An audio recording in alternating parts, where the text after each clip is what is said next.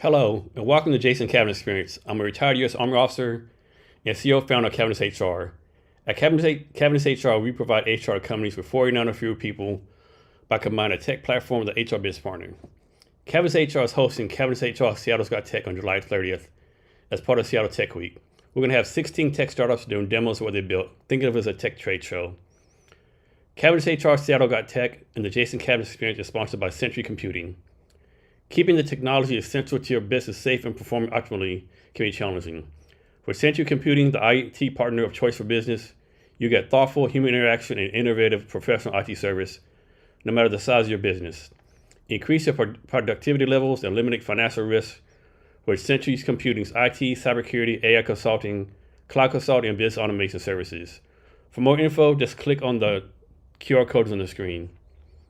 Our guest today is actually one of the judges for my tech competition coming up. Sierra, thanks for being here today. I really appreciate it. Thank you for having me. I've been looking forward to this. Yeah, it's been a lot of fun. It might be too much fucking fun. There's no such thing on this show, right? Yeah. So I always start with like a softball question. Tell us like how you take care of yourself or what you do for fun or what your hobbies are. Ooh, for fun. I love to cook.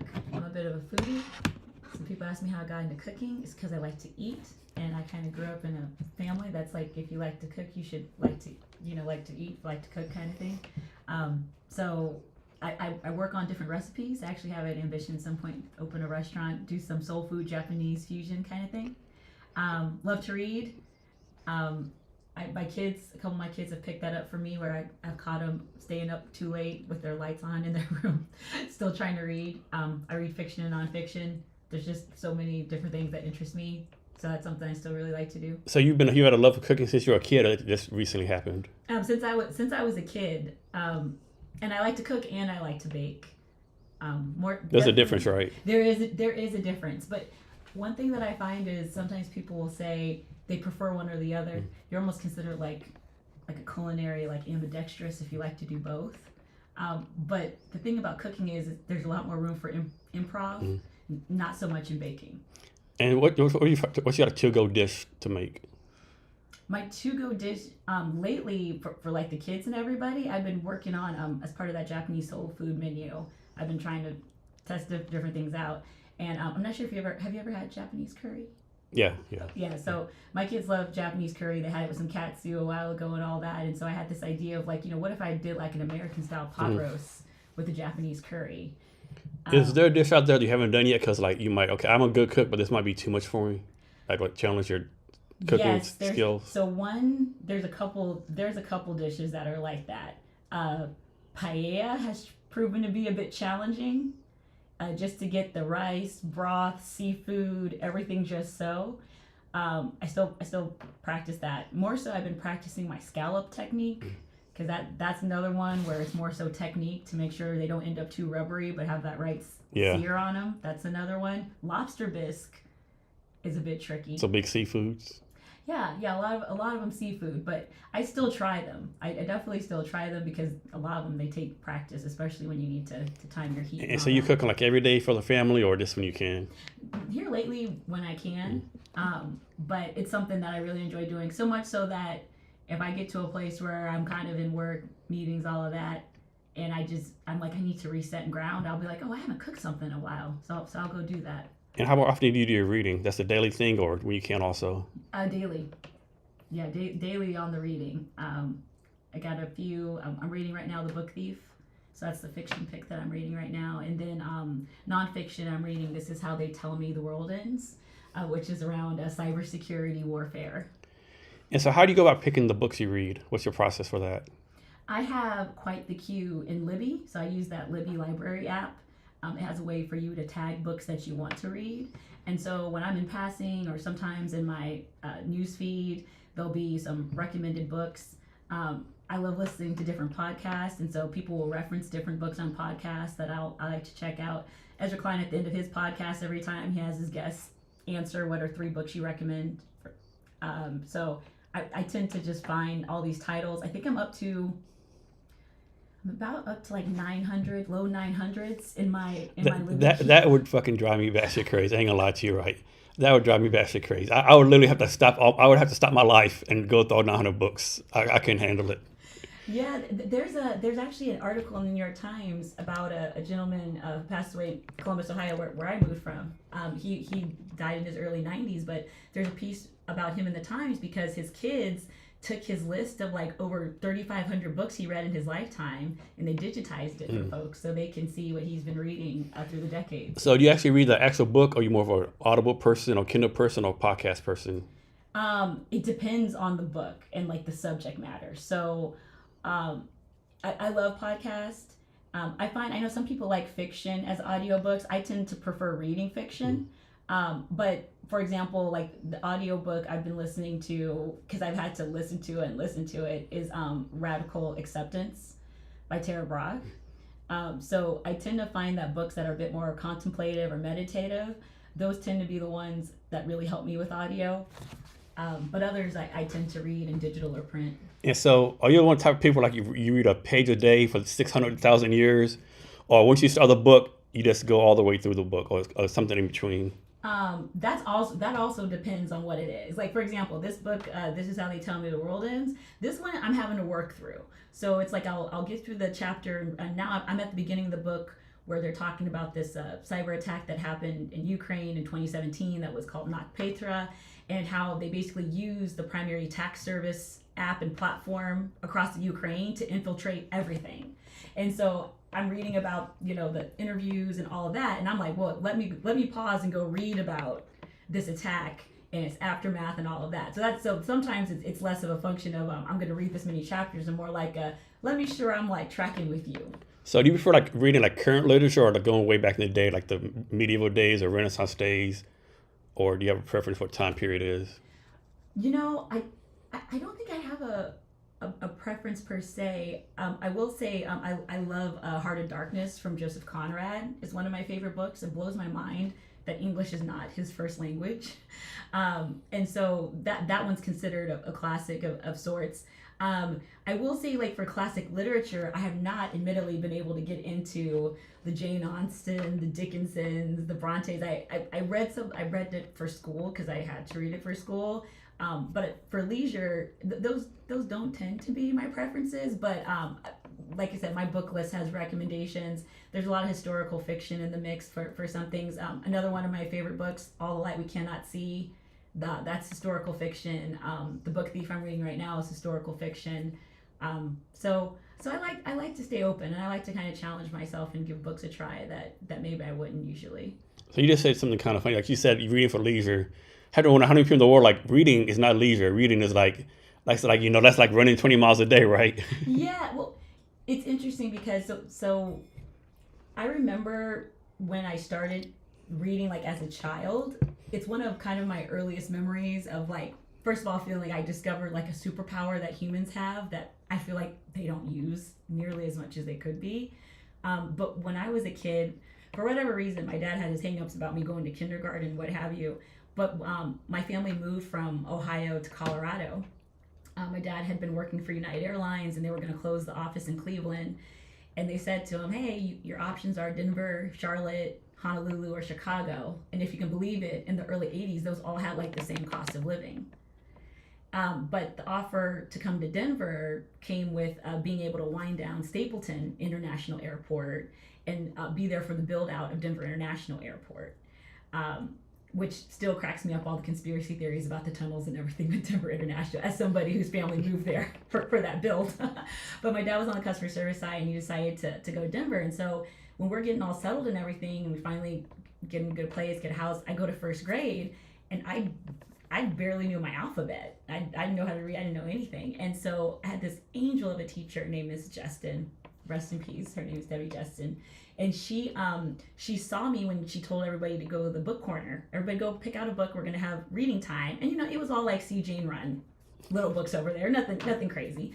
And I think maybe the most advanced book over there that day was like Rainbow Fish, something like that, right? And so all the other kids went rushing and going to pick up a book, and I just froze. And she saw me freeze. And, I think a lot, especially as a parent and around other parents and other adults, about how sometimes you can discern that kind of make or break moment and like a child's confidence and how they see the world and how they see the adults around them. And to me, I think that was like such a fragile moment. She recognized with me feeling like embarrassed, feeling frozen, feeling overwhelmed. And she comes over and says, "Hey, would you like some help picking out a book?" And I told her, I was like, "Well, it's just I don't know how to read any of the books over there." And she said, "That's okay. We'll read one together."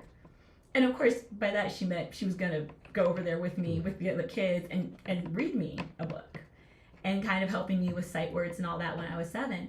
And because she was just so gentle and so helpful, and because I realized at that young age that, like, wow, there's a way where people can take what's in their brain, put it into words on a page, and now what was in their brain is in your brain. I thought that was magical. I thought that was like, and maybe that's just my childlike wonder at it. And I was just like, wow, you can travel the world this way. You can look into people's lives this way. You can travel into space. You can time travel, all because of the words somebody puts on a page. So I have a friend. So his daughter, a few years ago, his daughter was like 10 years old, and she actually wrote a book, right, went on Amazon, whatever. And so I sent this book to my cousin's daughter. My cousin's daughter at the time was maybe 11, 12. And my cousin's daughter, like, kids can write books. And my cousin, yes, you can write a book if you want to. And she just like, whole world opened up, like, I can do this. Like, I didn't know I was allowed to write a book as a kid, right? Yeah, that exactly. It feels like a power. It feels like, wow, I can, not only can I read these books, but I could put something out there. Now that part never occurred to me, but I went into first grade basically completely illiterate. And then I think I was reading at a 3rd grade reading level by the middle of the year.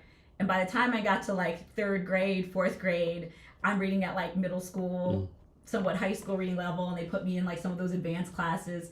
I played my first stock market game when I was like 8 years old with the Denver Post and all of that. And then, and by the time I hit middle school, I'm reading like Mary Higgins Clark and that kind of stuff. I used to read a book a day, like a real book a day. I used to be a real, like, read all the time. Then suddenly, I don't think I ever read a book maybe a year now, a year or two, right? Suddenly I just stopped for some reason, right? Yeah. And it's like, I was reading, and then suddenly I just like that just stopped. I haven't read a book like a long time. Yeah, it's definitely one of those things where if you haven't done it in a long time, it just kind of, you kind of lose track of it. And I had moments like that too, where like just life, I mean, when I had my kids or just work, and I was in work and school. And to your point, there was a period of time where like reading was my word. It was like I was addicted to it. It was like my crack for a while. Like I couldn't go to bed without reading a book. Oh yeah. It can get that way. I used to travel when I had to do a stint in EY as a road warrior, and my client was in Albany and I was in Columbus, Ohio, and so I was on 4 flights a week for pretty much the whole year, just kind of going back and forth to New York. And I just took that time to read. So during that period of time, I was reading 1 to 2 books a week just in transit for my commute to Albany. And you talk about being addicted. After that, and after I stopped traveling, having to travel as much, and relocated here for a role and all that, it was I was like, man, 1 to 2 books a week was really something, right? 1 to 2 books a week, and mostly because I kind of got hooked on all of the different lives and experiences I got to like have through those books, and then those went away, and I was like, man, I'm not sure if I'm ever going to get back to 1 to 2 books a week, but I'm like, and most people don't read 1 or 2 books in high school when they're supposed to read, you know. Yeah, and that's the ironic thing, right? I think I have a greater appreciation now for reading for leisure. I'll be honest with you, it is a trade-off, right? Because in my interest in more so reading and anime, people are asking me about Succession. People asked me a few years ago about Game of Thrones. People ask me about all these different TV shows. I know them in passing. I have heard about them. I even see their memes. I like am a bit of a pop culture black hole when it comes to TV and movies, and I know it's because I chose to read and watch anime. So I'm kind of the same way. Like whenever a show comes on, right? Like for Big Bang Theory, Game of Thrones. Like I'll make the suppose Game of Thrones started 2011, right? I'll start watching like 2017, right? I'll be so fucking far behind, right? Because I'll watch. Oh, there's TikTok clips. What's your show? I asked somebody, what's the show going on? Jason, that's like 20,000 years old. Where you been at, dude? Like, okay. Yeah, that's me. Like, I'm going to like tap in on Succession, and everyone's like, "You haven't seen Severance," and I'm like, Yeah, it's gonna go that way. That's definitely me. So I got some quick stories about how cold it is in Denver, Colorado. Yes. So I was in the Army, and I would have to go what is the name of the base there? I can't remember the name of the base right now. The one off Buckley? Yeah. Buckley Air Force Base? No, the Army base. Fort Carson. Oh, Fort Carson. Okay. I have to go on the funeral route. So one time I went there, And you know how you look at the weather reports? It just said sunny. Okay, it's sunny tomorrow. It's like May, June. Okay, it's sunny, right? Yeah. Look out the window, man. It was bright as fuck, right? Went outside, man, like instant frostbite. It's like 25 degrees. Like, what's going on here, right? And another time, it was so cold, right? They put me like in this like, the hotel rooms, right? You to stay overnight over there, like do business. The heater was on full blast. I basically had everything, all my layers of clothes on me, right? And I was still freezing. Mm-hmm. And the best or worst story, depending on your point of view, it was like middle of July, and we got stuck there for 4 days because of a blizzard. There's a blizzard like July 10th to 15th, 4 days. We're like, what's going on here, right? Like, what in the world? Yeah, people have no idea how cold it is there. Yeah, and you can't let that sunshine deceive you, right? Because the sunshine is because you're a mile high. Yes. Right. That it's because the whole sky is in bright. high definition. Yeah, it's high, bright. Yeah. Yeah, that doesn't mean anything for that temperature and that wind change. I mean, I grew up in blizzards, and well, first of all, it's funny kind of going back to Ohio. I mean, I was born in Cleveland on a Friday the 13th in a snowstorm. And so, and with that crazy lake effect snow, but the cold and that powder that gets measured in feet in Colorado is different. It's a totally different. It's different. It's hello. Like you think you know cold, you might think you know cold. Yeah, cold at a mile high is very different. I remember. Well, here's a back in my day story. When I was in elementary school, growing up in Colorado, back in my day, you could get a ski lift ticket, go on a school trip up to Keystone, up to Breckenridge, have a day of skiing, have lunch, your lift ticket, all that for $50. $50. That was like 1998. Are you a good skier? Do you still ski? No. It was just fun. It was fun to go. I mean, I wanted to just check it out. I remember my mom bundling me up in all the layers and showing me how to put them on and take them off just so I could go to the bathroom.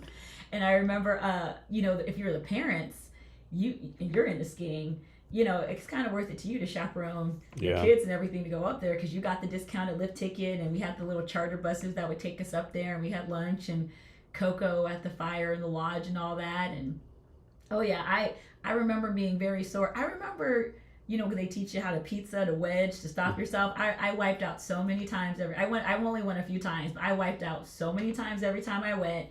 And I remember feeling so like sore. Because I never like. It's a workout. It's a workout. Yeah, you don't. You think you just rolling down the hill. You're not running the energy, but man, that shit kicks your ass. It really does. I just remember being like 9 years old and feeling beat up like it. Like I was like, is this what getting old feels like?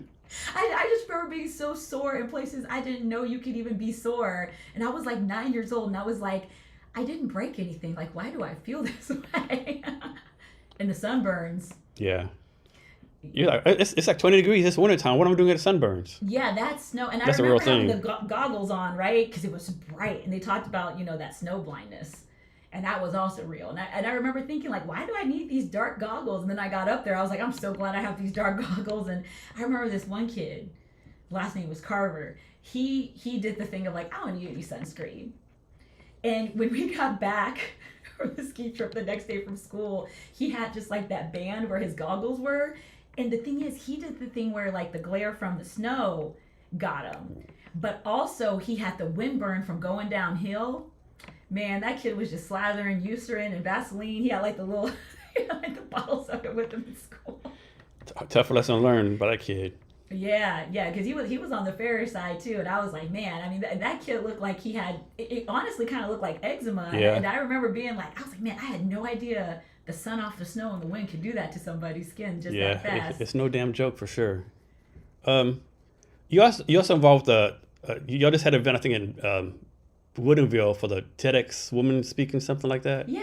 Can you talk about that? Yeah. So I'm part of an event team. Hi Liz, hi KB, for TEDx Belltown Women. So this is our second year organizing this event, and Liz Galloway is our event chair and licensee. And so TEDx as an organization, they're affiliated with TED Talks. TEDx are the ones that people can kind of do locally and all that, and you work with their organization to do that. And what's really nice is that they offer these things called salons. And what that basically is that you can have these networking get-togethers outside of like the day of Red Dot event. And that's proven to be a really great opportunity for our community here because last year when we did the TEDx Belltown Women, it was all the talks, and we had 2 panels, and we had an after party. But it was because people really wanted to be social. Like, of course people wanted to see a TEDx talk, but they wanted to process what they heard in the talk, and they wanted to bring their friends, and some people could come for some of the day and not another part of the day. And so we took that as like a lesson. And we really need to maybe not put all the pressure on the runner show for the day for people to connect and network. Let's work with this TEDx framework to allow more of this networking throughout the year. And so we're having 4 of these different salons. Our next one is coming up next month at Fogo de Chao here in downtown Seattle. Our last one was at a winery in Woodinville, and we had a great turnout. Had a bit of a panel there, some really good networking. So yeah, that's just been a really cool thing to be a part of. We sold out the event last year. We applied, and Liz went through all the steps to get approved for a bigger event this year. And we're working on venue, logistics, sponsorships, all that good stuff to make that happen. That's going to be on November 8th. So talk about the process of someone applying to speak. How's that work? Yeah, so that's a great question. That's one we get a lot. So I'm on the speaker selection committee. That's like one of my kind of like working team member roles. And what we do is we open up speaker applications, and we have basically like an application and scoring rubric process. So the thing about TEDx and TED, both of them, is that they've been around for so long that like the cumulative effect of years and years of talks across so many topics and regions is that it's starting to get harder to have an original talk, right? So what we've really been doing is we always select a theme. Every TEDx has a theme. Last year was reimagining reality. This year it's our hero's journey. And so we put the call out for speaker applications. It's ours is simple. It's in a Google form. But what we do is we have folks really talk about kind of that personal element as it relates to the theme, because that tends to be the thing that really connects audiences with the storyteller. Especially when you think about TED Talks, they're about 12 to 15 minutes long. That's a long time to be up there, right? And so we also have people put down 3 different types of talks. So what we'll do is we'll say like, hey, what are the 3 talks aligned to the theme that you would like to bring to the red dot? And then what do you want your audiences to really connect with and get out of them? And so sometimes what people will do is they'll have like, they have the same life story that they want to speak to, and they just kind of bundle it 3 different ways. Because as you could probably think about some life experiences where there was a lot in there. It's just a matter of what you want to share and how you want to share it, right? Particularly on this hero's journey theme. So that's one thing that we do. And then when we look at all of the 3 proposed talks, we look at the application as a whole. We also ask if people have previous speaking experience. Not necessarily because you need to be like a paid professional speaker, but because sometimes if you're a paid professional speaker, that format is very different than the TED Talk. Or for example, there are people who are researchers, and to defend their PhD dissertation that they wrote their book about, and then they want to give a TED Talk about the book, that's like 90 minutes. So like those folks tend to really struggle getting that down, if they've written a book or it's their life's work. And so we try to get an understanding what that is, because if you are selected, we go through this workshop process.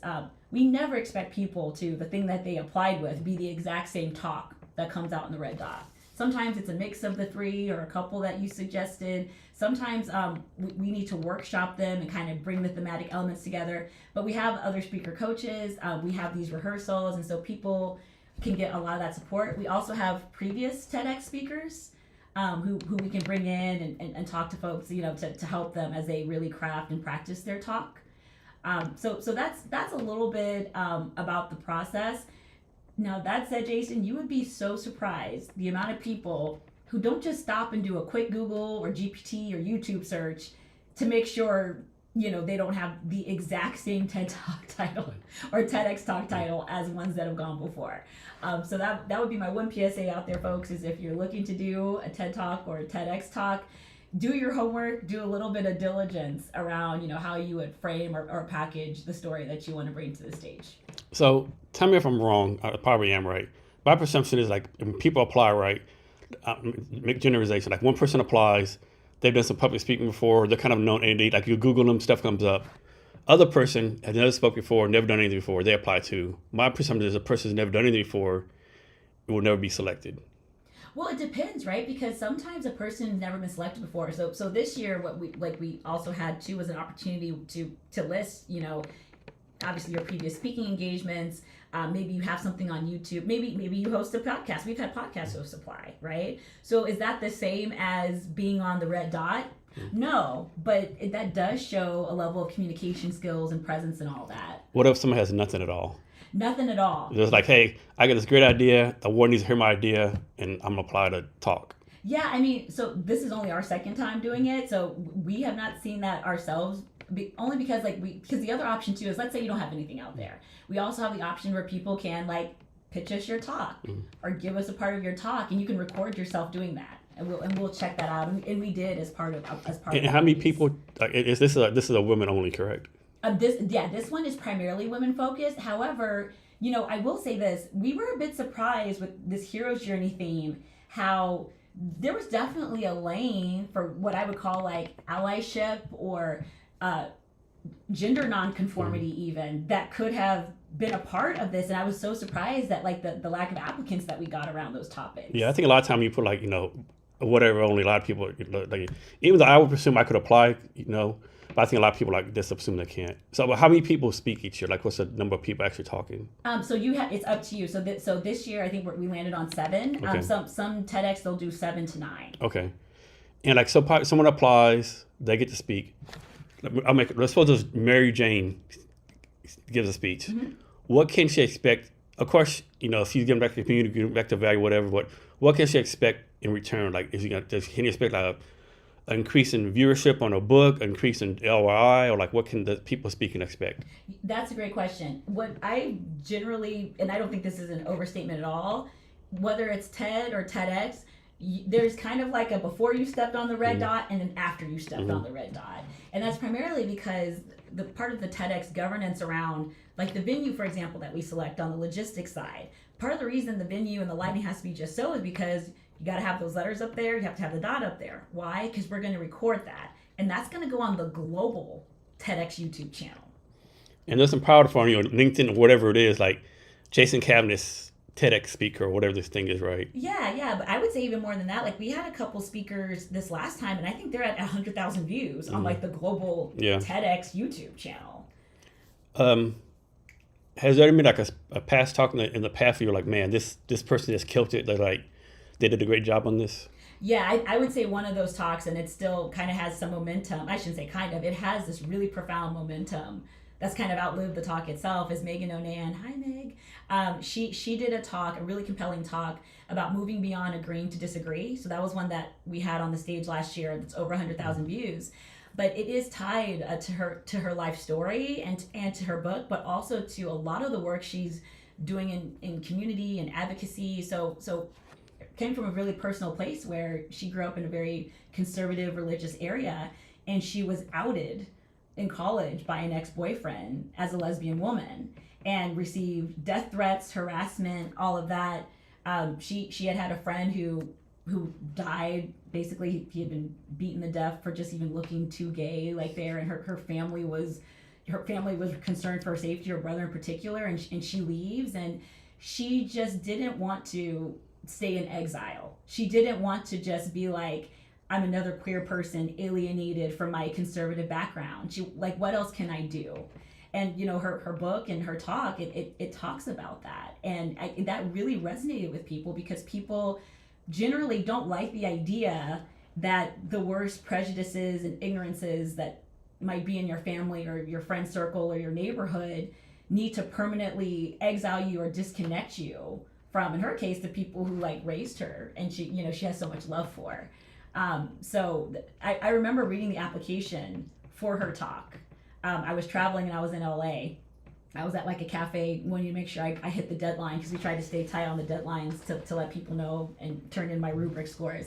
And I just remember crying in the cafe reading her story. I just remember literally just thinking to myself, here's somebody who is really trying to get a message of love and moving forward out there, but really helping people become more fluent in the language and like the art and the capacity for like having the kind of like mature and resilient connections that I think all of us are really looking for. So I think that's why that talk is really stuck with people. Is there a subject that is not allowed to be talked about? That's a good question. I'm not sure like within the bylaws if they have like anything like explicitly is Like I would assume like, nothing illegal, maybe. I would say maybe nothing illegal, but what someone had a great story about being a drug addict or selling drugs and had a better life, that would be a good talk. So maybe nothing would be depending, I guess, how you talk about it, Yeah. I think like to your point. Like I would assume like drugs, maybe for pornography, but depending on how you spin it, whatever, how you overcame something, I guess. Yeah, and even like, if people were to talk about, like you said, like let's say they were incarcerated or they struggle with addiction, or I mean, you can go look these up. I mean, there's a lot of TED and TEDx talks about all kinds of things that from a censorship perspective, just topically might seem air quotes unsavory, but it's a part of their life story or it's a part of their research or something like that. So yeah, it's definitely, I think for some subjects, less of the what and more so the how it's talked about.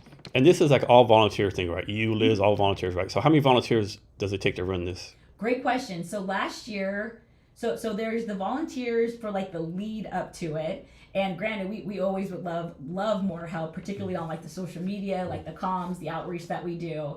But like our core team has usually run about 3 to 5 people, like in the core planning team. And then we have like the day of event and like the day before. I think last year we had 3 shifts of about 25 volunteers. Yeah, so and then we kind of had them all on different things. So we had some folks on like mics and green room with the speakers and making sure the speakers had refreshments back there, and like the blocking and everything from on and off the stage was good because I mentioned the panels and like there's that coordination. And then there were folks obviously at guest registration and check-in. We were assembling swag bags, so we had folks on swag bag assembly and then also on distribution. As we transitioned to like the after party, like we had folks for that. Of course, there's stuff with your tables, your chairs. Starbucks sponsored our coffee and refreshments, so there's folks had to go do the Starbucks run to come back. Just all those things that you do behind the scenes to make it a good experience. I know. Whenever I hear someone say doing an event is easy, I just want to fucking choke the life out of them. You've heard someone say that? I've heard people say it before, yeah. I've literally no one's ever said that to me before. Yeah, I've heard that before. So, of course, you, Liz, all the volunteers, that you do this to get back to the community, whatever. Having said that, I'm sure there's something you get out of it too, right? So when you volunteer for these type of things, what do you expect out of it? Yes. Yeah, not to make you sound soft or anything, but there has to be some kind of ROI. Your time's too valuable. Yeah, I mean, I think for me, it's more so it's this idea of lifting as we climb, right? It's like people say. I think for me, I guess the selfish thing is like. It's an opportunity for me to like contribute in a way where I don't live in like this dissonance of I want to empower people. I want to see other people's dreams come true. Like a lot of people have it on their bucket list to do a TED Talk or a TEDx talk, right? A lot of people, they do all this research, they've gone through so much in life, and they just want one person, somebody somewhere, to hear their story if it can make a difference in their life. And my thought is, so TEDx and TED, they have these rules around conflict of interest. So like, if you are on the volunteer team, like you can't speak, or if like you're a sponsor, you can't like plug in like all these people, right? Like so they have like that. So, but for me, it's like the math of, because someone has asked me like, well, you organize the TED, why don't you just do a talk? Like you don't need to like organize it. You could just go up there. And to me, it's math, right? If I help with Liz and KB and our team of volunteers, that's 7 people per year. So this year I can get up to 14 people, and 14 is more than my one, right? So it's kind of to me like the mathematics of like the impact, and just recognizing that Seattle still has, and this kind of surprised me like moving here. I moved here in 2019 before things just got crazy and weird really quick, and then coming out of that, there's kind of like a side of Seattle and the ecosystem here like I never saw like pre-pandemic. I wasn't here for that, but I couldn't help but notice that like after the pandemic, people were really hungry for these sorts of opportunities and events and connection points.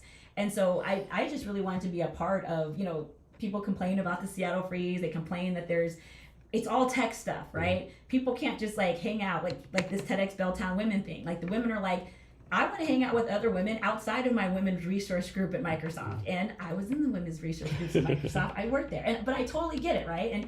And when you do that, you're like, and when I do that, I want to go hang out with a women's group. That's not the women's group with Microsoft and Amazon and et cetera women. Like, I wanted like just hang out with people, with just other women in general.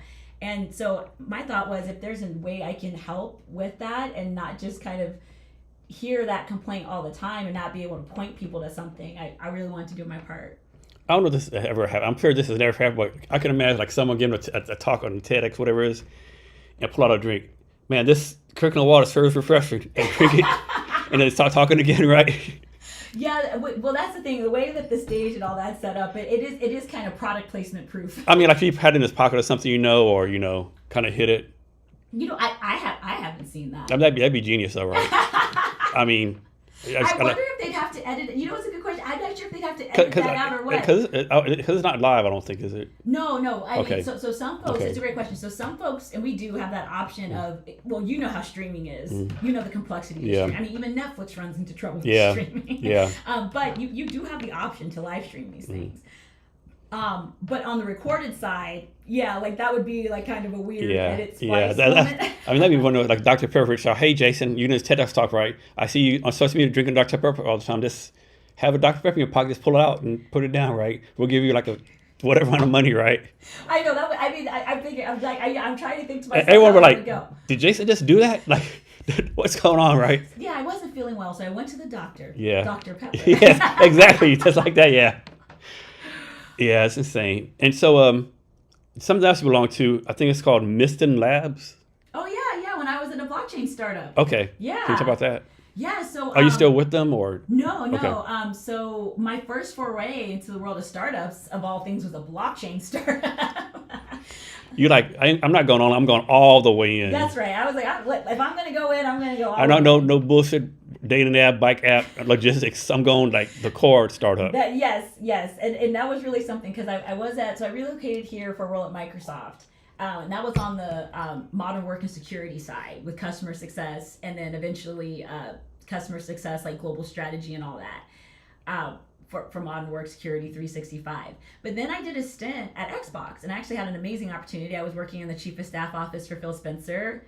Hi, Phil, Chief of Staff team at Xbox. And it was a great experience. It was at that time, though, that I had been interested in like blockchain and crypto and things like on my own, like on the side. And one of my friends, and those little alpha groups and everything, they were like, I think Miston Labs might be one to watch. And for those who don't know, maybe you're not familiar. You remember when Mark Zuckerberg wanted to have his own cryptocurrency, right? Libra? Yeah. Diem? Yeah. And it was supposed to be tied to the metaverse. Yep. And then he pivoted with Meta and was like, we're going to do metaverse without the token, right? So there were two startups that came out of that. One was Miston Labs, and their token's called SWE, and the other one is called Atos. And the thing about it was that by the time Zuckerberg and the leadership team at Meta made that decision to pivot, they had already invented a brand new coding language to address like low latency, high throughput, all these different things, particularly around gaming. Because part of the idea was like, the way that people, remember how, this feels so dated. Remember Farmville? Remember when Farmville was doing really big numbers? Okay. So the idea was that like if you have these things like Farmville, and then later kind of like Animal Crossing, right? If you had games like that were kind of like casual, but people were like regularly in them, if they had like a token or kind of cryptocurrency thing that was like tied to that, and then you expanded that, like there could be a lot there, was the idea. And so so here I am at Xbox, and I see like this amazing opportunity, and they raised their Series B successfully, and so I end up transitioning from Xbox to being one of the Series B hires at Miston Labs. And yeah, to your point, I'm at builder houses in Denver and Dubai and Paris and Hong Kong. I'm in Bali, and throughout my time there, and I learned a lot. It's the kind of thing they tell you, like there's. You really cannot substitute that kind of like experience with anything else, like being an operator and being on these teams like within startups, especially in these kind of unique seasons. So I was there like their pre-mainnet, I was there like post-mainnet. I was doing ecosystem, and then I moved over to grants. And grants was fascinating because I was literally there was really only a couple people, we were running Lean and Mean, and between like the 2 or 3 of us on that team, we're looking at thousands of grants from all over the world. And I think just even that kind of chop wood, carry water of like looking at those sorts of pitches and looking at different milestones and looking at things across like DeFi and gaming and Oracle data sort of solutions and public utility SDK proposals and like all these different things. It's one of those things that's very much an on-the-job training that really sticks with you and can really apply to a lot of other things. So, do you think 6 or 5-year-old Sierra who couldn't read would ever imagine doing this kind of stuff you're doing now? No. but that said, if you told 6-year-old Sierra she was going to read these things about future technologies, and she was going to read these things about how some future technology could be crypto and blockchain, it could help people like this, or some future technologies would be big data Hadoop, and what does that mean? And that basically, like, if you would have told young Sierra that reading superpower would be her passport to discover all these amazing people and amazing things they were doing in the world, I think she would believe that part. I don't think she would have believed how far the rabbit hole went, though. So, follow-up question. Do you think young Sierra would ever imagine submitting a poem? Actually, yes. Yes, because I used to write poetry when I was younger. Okay. And I only recently got back into it. But when I was younger, to me, there was, without anybody talking to me about it, because, you have to keep in mind, this is the 90s.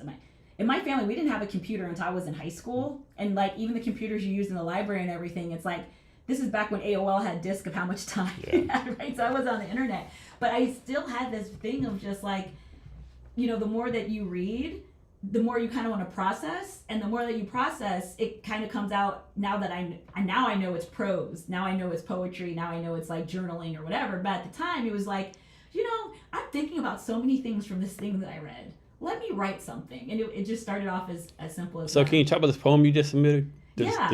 It's like some kind of quantum poem contest. Yes. So this year, quantum2025.org. So this year is celebrating 100 years of quantum with UNESCO, IYQ. My fund partner at Barclo Ventures from Qubits Ventures, his name is Nardo Manaloto, and he was on the working group that was like, hey, we should do something for 100 years of quantum to showcase like not just the science, but the industry solutions, technology, private-public partnerships, and all of that. And so people can check that out on quantum2025.org. But about a month or so ago, I had got back into writing poetry and decided to like post something on Substack and all that. And then I had happened to see on my timeline that the International Year of Quantum folks were doing this poetry contest. And they were extending the deadline to June 30th. And I was like, what an interesting coincidence. So I decided that I would go ahead and write something. I put it on my Substack, and there's a lot of, and this could be where we get very philosophical. If you look at everybody from like Albert Einstein to somebody like Dr. John Hagelin, who's somebody I have tremendous amount of respect for, and he did a lot of work around string theory. They all kind of talk about, people think about like maybe even like New Age religions. It has its grounds in metaphysics. And the whole thing about metaphysics is that when you start to look at the nature of nature, as some people call it, or like the fabric and forces of reality and the universe itself, it's very hard to not have this kind of existential transcendental experience of like whatever your puny human awareness can offer you on this mortal plane. it can be profoundly humbling and humbling in a way that kind of resets not just like your ego or like inspires your soul, but like I am constantly in this dynamic state of life and atoms and quarks, and all these things are happening around me and inside of me in the physical world, what I can see and can't see, what I can explain and can't explain, and that's happening all the time, not just to me, but every single living thing and bit of matter around me. And when you start having that awareness built in to how you see the world, of course it changes you. So how should people balance this? On one hand, like, man, I'm Jason, I'm important, I matter, blah, blah, blah. On the other hand, I'm a rocket in the middle of fucking nowhere. I'm a tiny speck. My life's insignificant. Like, when I die 2 generations later, no one's going to know who I am, Like, that's a big balance, right? I think that's one way to look at it. I think that gets into binaries and dichotomies and polarities of significant or not significant, right? Humanity or other life forms, or not inorganic or organic matter, right? It gets into kind of like that polarity. I think for me, one thing that I'm learning, and kind of like that idea of like witnessing this kind of idea of the unified field and like these bigger forces, is that like when you think about all of the infinity and all the different permutations, I mean, even like, they talk about like the sperm and the egg, it could have been any sperm, and there is kind of this inherent miracle that whether you're significant or insignificant, you're organic or inorganic, the fact that you exist and you can be conscious about your existence. I think that's like a 1 to trillion odd whatever. Yeah, I mean, like if you can just really bask in that, it's kind of like, whoa. So this is totally random. I saw this cartoon the other day, maybe a while ago, right? And so the cartoon was what I could have been, right? It was like a bunch of sperms, right? And the sperm was like, this is the sperm that got my, it made me, right, dumbass for my life. And behind it was like one sperm, President of the United States, another sperm, genius, like all the great things they could have done, but the dumbass sperm won out. Well, that's one way to look at it. But another way is, I was talking to a doctor, work in future tech, biotech, lots of things. I really been leaning into, and my Strength Finders top 5, I have futurists in there. And so I've kind of been leaning into that more. Let's go up just a little bit. Oh yeah, I've kind of been leaning into that more because it's really helping me navigate so much out there that I think a lot of people have kind of told themselves is sci-fi. I'm guilty of that. But more to the point of what we're talking about here is like she was talking about some of this stuff around IVF, and she said a lot of people don't realize like with IVF it's not just about helping people overcome fertility issues. She said that like we have data and techniques within IVF that can eradicate genetic cancers, disorders, and congenital disease in 2 generations. Like that's one thing. Like I'm gonna ask you this question later on. Like what excites you about tech? What scares you about tech? The thing that scares me about tech is that right there, the genetic engineering, right? Like I think this is a slippery slope, right? Do you have like rich people? Oh, make my son 6'5", blue eyes. Yeah. They're 250 pounds, and like like for better term, poor people don't have access to that. This. I don't know. Can you imagine like if Hitler had that shit, right? Yeah. I mean, it's scary to me. It is scary, but what we're talking about here is not that, right? Okay. I think that's the thing is like this is one thing I'm so glad you bring that up. This is why I'm leaning more into my futurist strengths and realizing like this idea of future fluency is so important. In America, and like I said, I'm guilty of this too, there's this idea of like what happens when you prioritize entertainment over education. And what happens is we entertain notions of the future through sci-fi and all that, and it's all dystopia. It's all dystopia. So we're primarily being entertained and letting that kind of be a placeholder for education about the future in the direction of dystopia. There's been some recent writing on that's very interesting. Because just then you were just like, oh my God, like you went right to the Ubermensch scenario. But what this doctor was talking about was like, if you're black and you have sickle cell anemia that runs into your family, or like in my case, I have cervical cancers and all that. And we can't do what, the 6'5", all that thing. But what we can see is like, hey, this is the allele, this is the genetic sort of RNA, DNA where that disease lives that causes like these cancers. But if you don't do that for everyone, doesn't it give that one person like an advantage? I mean you could say that, but it's kind of like this idea of like it's the idea of like with chemotherapy, right? It's like if some people can access chemotherapy, which is a whole other thing we can get into, right? That's a valid point, right? Because it's kind of like I'm not sure about you, but I've always kind of had a lot of heartburn around all the ribbons, and like somehow that doesn't go to people's chemotherapy, somehow that doesn't go to their treatment, somehow it doesn't, I used to work on some nonprofit boards. I'm looking at joining some others, and we're always asked about donor impact. And I remember when I was like a young and maybe a bit naive board member in some nonprofits, I remember thinking to myself, how come we have to do all these donor impact assessments about how we're directly helping around, in my case, water access or anti-human trafficking impact in education, and these folks can just collect all kinds of roundups and wear ribbons and everything, and people are still on GoFundMe trying to get the cancer treatment. Yeah. Did you hear about this? I'm presuming it's true because I heard on Joe Rogan's podcast, right? But suppose like 5 or 6 years ago, a Chinese scientist did some genetic engineering where this little Chinese girl would never have HIV no matter what. Mm-hmm. And of course he got blasted for it because we didn't meet the scientific peer reviews and stuff. But the child would never have HIV. And those big like scientific or science, back and forth, right? It's like ethical and stuff like that, right? So like, is that ethical? Like, cure someone from disease forever, right? Like, how is that not a good thing? You know. Yeah, and that's the, I think I that, bet their little girl's gonna be happy. well, yeah, and I think too that ethics is one of those things that kind of reminds me of, like, how there's like classical economics and behavioral economics. Yeah.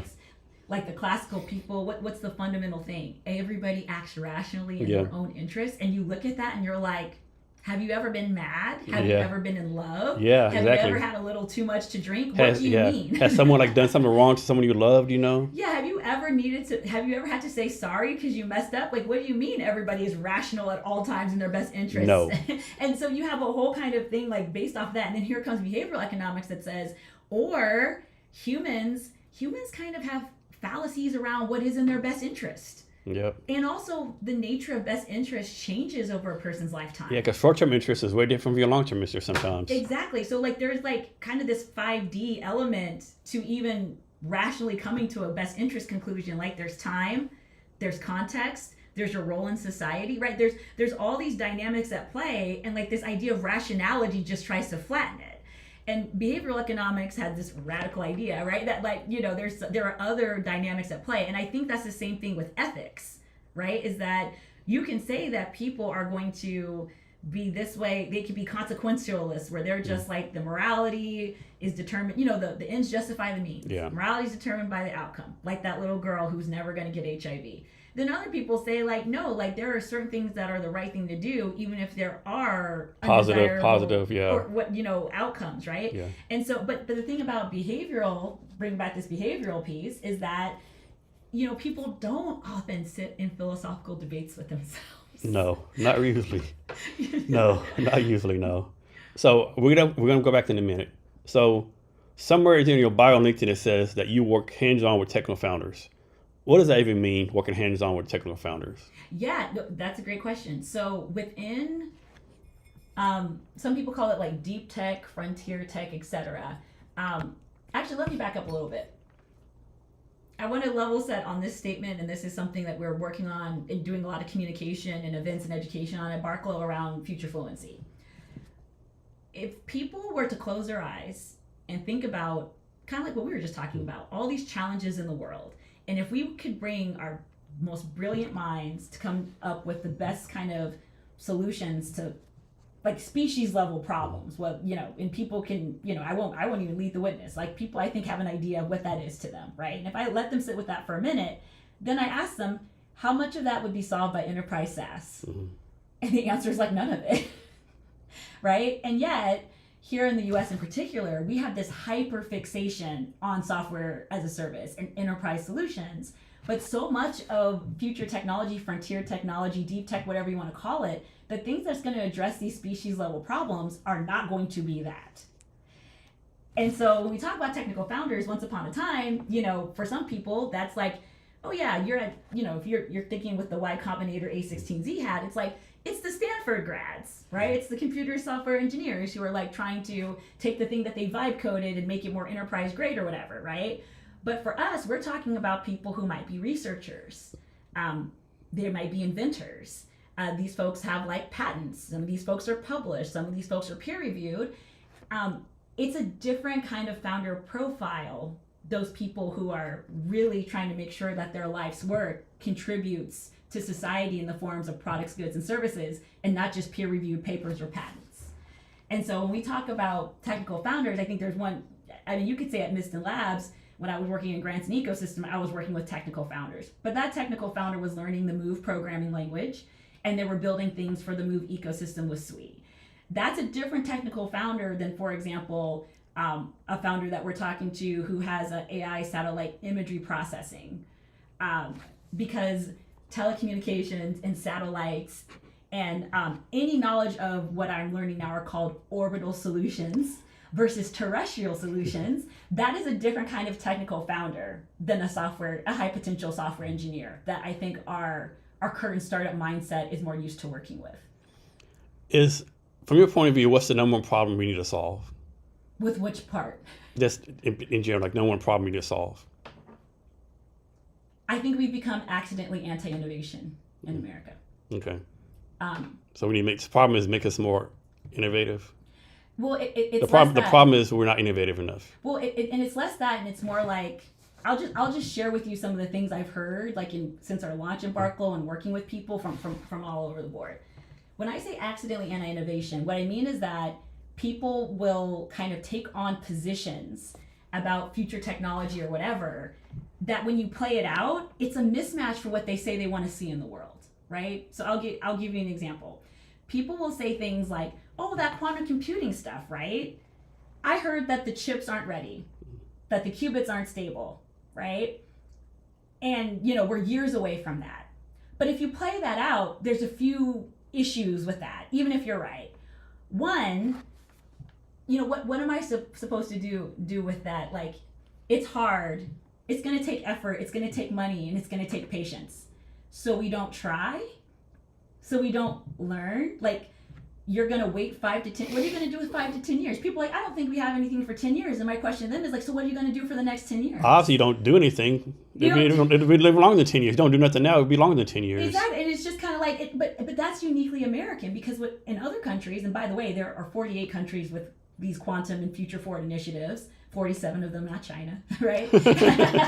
And there's 9 states, and not Washington State, right? And so I hear all this can't. It's expensive. It takes a long time. And it is everything from climate solutions to water desalination to quantum computing. There's just this big thing where it's almost like Americans have let their convenience mindset make them anti-innovation. I'll give you like a concrete example I saw just like yesterday, I think it was. There's this Forbes article talking about the 3 main challenges that quantum computing needs to overcome to go mainstream.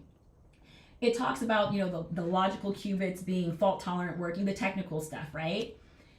It didn't mention that, future computing and quantum computing and all that, there's 10 types of compute. Quantum is a type out of 10. Within quantum, there's 18 different data architectures. And so it's all of this, like the chip, the this, the that.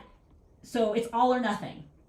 And it's like, well, what are those 48 countries working on? They know that, right? You're not gonna be able to microwave your way to addressing these challenges. And so it's like, it's going through all these challenges. There's no Cliff Notes version, right? Well, yeah, and I'm kind of like, well, yeah, there are challenges, and yeah, there's competition. But my thing is like, if you do the thing where it's like, wow, look at how hard this is. Guess we shouldn't work on it. Guess we shouldn't learn it because I saw this thing in Forbes, and then somebody else says that the stock price at IonQ is coming down. Guess we shouldn't try. Guess we should wait 10 years, and then you have 48 other countries. They're not stopping. Like, they're not stopping. And even like from a competition perspective, it's like, oh man, there's going to be all this competition. I'm just like, of course. So is that what your way of saying you're going to forfeit? That's crazy. But I don't think people can hear themselves when they say that. And that's why I say, what do you think is the problem? I'm like, I think that's the problem, is that we are now encountering technologies like quantum, which by the way is more than just computing. We're encountering these things that are going to change the way we see the universe. We're actually looking at technologies where it's not about the technology itself, it's about the realm of discovery they're going to open up for us. And other countries are treating all these different things as an imperative, and we're treating them as an investment class. Like, oh, does that match my time horizon? Oh, do I understand? Oh, this was my worst subject in school. Can't be real. And there's also a very weird thing that's like, I'm not a quantum expert. I don't read about future technologies, but I'm sure none of this is happening. And you're like, so you don't know anything. You're not going to learn anything, but you also know nobody else is either. It makes really no sense. It's really weird, right? And it gets into kind of Daniel Kahneman's work. The economist, I guess he was more of a psychologist, blending economy, and he won the Nobel for this. He proved people are not as rational as they think they are. No. So a lot of these investors and stuff, that's not as rational as they think that. Is there a way to solve this? Curiosity, I think, is important. But I mean, most people lose curiosity at the age of 19, I think, right? How do you make people be curious? Well, I think that's the thing. What I would argue is that a lot of people live in the shadow side of curiosity. That's why we're into dystopian fiction and sci-fi things. I think, or like, why do people like Love Island? Morbid curiosity of some kind, right? Like, so people are curious. People are still nosy, right? I think that's the thing. Is I think sometimes like the mechanisms that we have to be involved in other people's lives or trends, whether it's movies or TV or fashion, all of that is driven by our curiosity. People would not follow trends if there wasn't curiosity at the core of that. It's just directing that to something probably a bit more relevant and significant and making it like match what I truly believe people do want to see the world change for the better. I just think that they're not aware of some of these mental traps that I just shared with you that make them that way, right? Like people don't like change, but like better is change. What's that meme? Are you ready for change?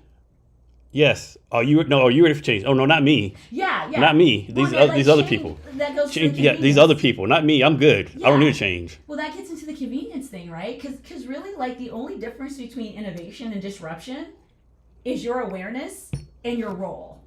That's it. Because people say they want innovation, particularly out here. We want innovative solutions. Innovation is change. But the thing is that if you don't tackle change with that awareness and clarity, to whatever extent it is that you're going to participate in innovation, we're living in a time where to not participate in innovation is to sign up to be disrupted. Yeah. Is there such thing as a problem that cannot be solved?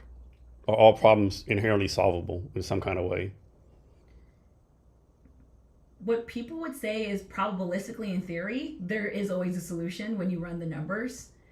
Just kind of like there will eventually be a Powerball winner when you statistically, probabilistically run the numbers. Now, can you, I don't know, it's kind of, I think this to me is just kind of like theory and practice is kind of like science and engineering.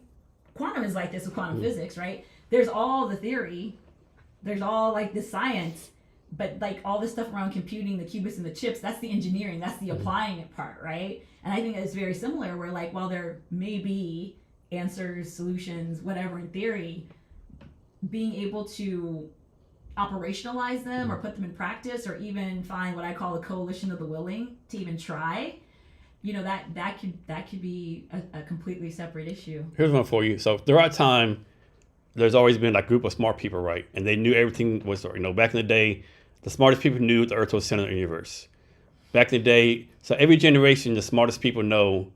Like back in the day, people knew leeches cured your disease, right? But now we know they're incorrect, right? So the people were smart at the time, and now we think they're not so smart, right? Mm-hmm. So what do we know now today that in the future, people are like, what were they doing in the year 2025? Like something we think is like completely true right now that you think is going to be like become a falsehood in the future? I think it's less of a scientific one and more like what were they thinking one is going to be like, people are going to inherit whatever planet we give them and whatever kind of like epigenetics and stuff we hand off to them from what we put in our bodies and how we operate today in some ways, right? And I think the one thing they're going to look back on and say, wow, like people like basically volunteered for all these destructive things to their health and our resource health and the planet's health for money. Yeah. I think that's going to be... That's a good one. I think that's going to be the one. It's just like, there's just going to be a huge shock at like, in some ways, how much we've sold out. Like, there's going to be a desire to be like, oh, but they didn't know any better. Yeah, like 92% of the food they ate was processed. Like, yeah. all the vegetables or the fruit had like pesticides on it, Yeah, I think that there's going to be a future where somebody's going to say, let me get this straight. People were fundraising, like I said, for ribbons and cancer. Yeah. And, American life expectancy was collapsing. And people were getting cancer younger and younger, and they were having all these stomach problems and, all of that. And they were eating things like Oreos and Pop-Tarts where you need a chemistry lab to even make them. Yeah. And then they wondered why something was wrong. Yeah, I think that's a good one. You're the first one to answer like that. I think that's the best one so far. That's very good, yeah. I'm cheating a little bit because I think my kids are the ones who kind of push me on this kind of stuff. Because I think that... kids, especially my kids are they're 15, 13, and 12. And, their questions about why get more sophisticated as they get older. And I think especially for my daughter and my middle son, I'll give you a basic example. The grandparents' questions when you're this age? Oh, how's school, right? How's school? You're in high school. What are you thinking about college? Or what do you think you want to study? And my daughter laughs and she's just like, I mean, are you grown-ups going to make sure we have an education department? She's not being a smart aleck. She's genuinely like, do you know if we're going to have that here? Because it's like, young people are asked a Like, lot. I can't vote yet. You Yeah, can. exactly. She's just like, I mean, she goes, I'm hearing stuff about college. You know, she's an objective observer, right? She's 15. You know, she's hearing stuff about, you know, it's on YouTube. It's everywhere. Where it's like, to my daughter's mind, it's like most American can't go to college without signing up to be in a debtor's prison. Yeah. She's like, what? I mean, what Like, do you it makes no economic sense to go to college now. Yeah, and so it's like my daughter in real time, and this kind of ties to that future thing, is like my daughter in real time is like, why do you grown-ups keep asking me questions about like me doing things the way that you did them when it didn't even work out for you? Yeah. Like, that's weird. Like, why are you asking me about college and like this thing is going on with my cousin, my friend, my this older sister, and you guys are asking me if I want to sign up for that? Yeah. So that's, to me, is just kind of a microcosm I think is going to happen in the future, where people are going to look back and be like, wow, so much of this was self-inflicted. Yeah. So change the subject a little bit, something kind of personal, right? So you're a parent with 3 kids. Talk about balancing the importance of being a parent with like all the other stuff you're doing. Like, how do you get that balance going on? I don't believe in balance. I believe in harmony. And I say that because, and I don't say that as like a cop-out. I mean, like, I noticed that the balance question does primarily come from kind of like men in the workplace. Because like, to be a mother is to know there's no such thing as balance. Like, you know, your introduction to motherhood is 9 months. I mean, imagine somebody's like, how do you balance growing a human inside you? It's like, you don't. You have morning sickness. Your feet swell up. Like, there's no balance, there's life.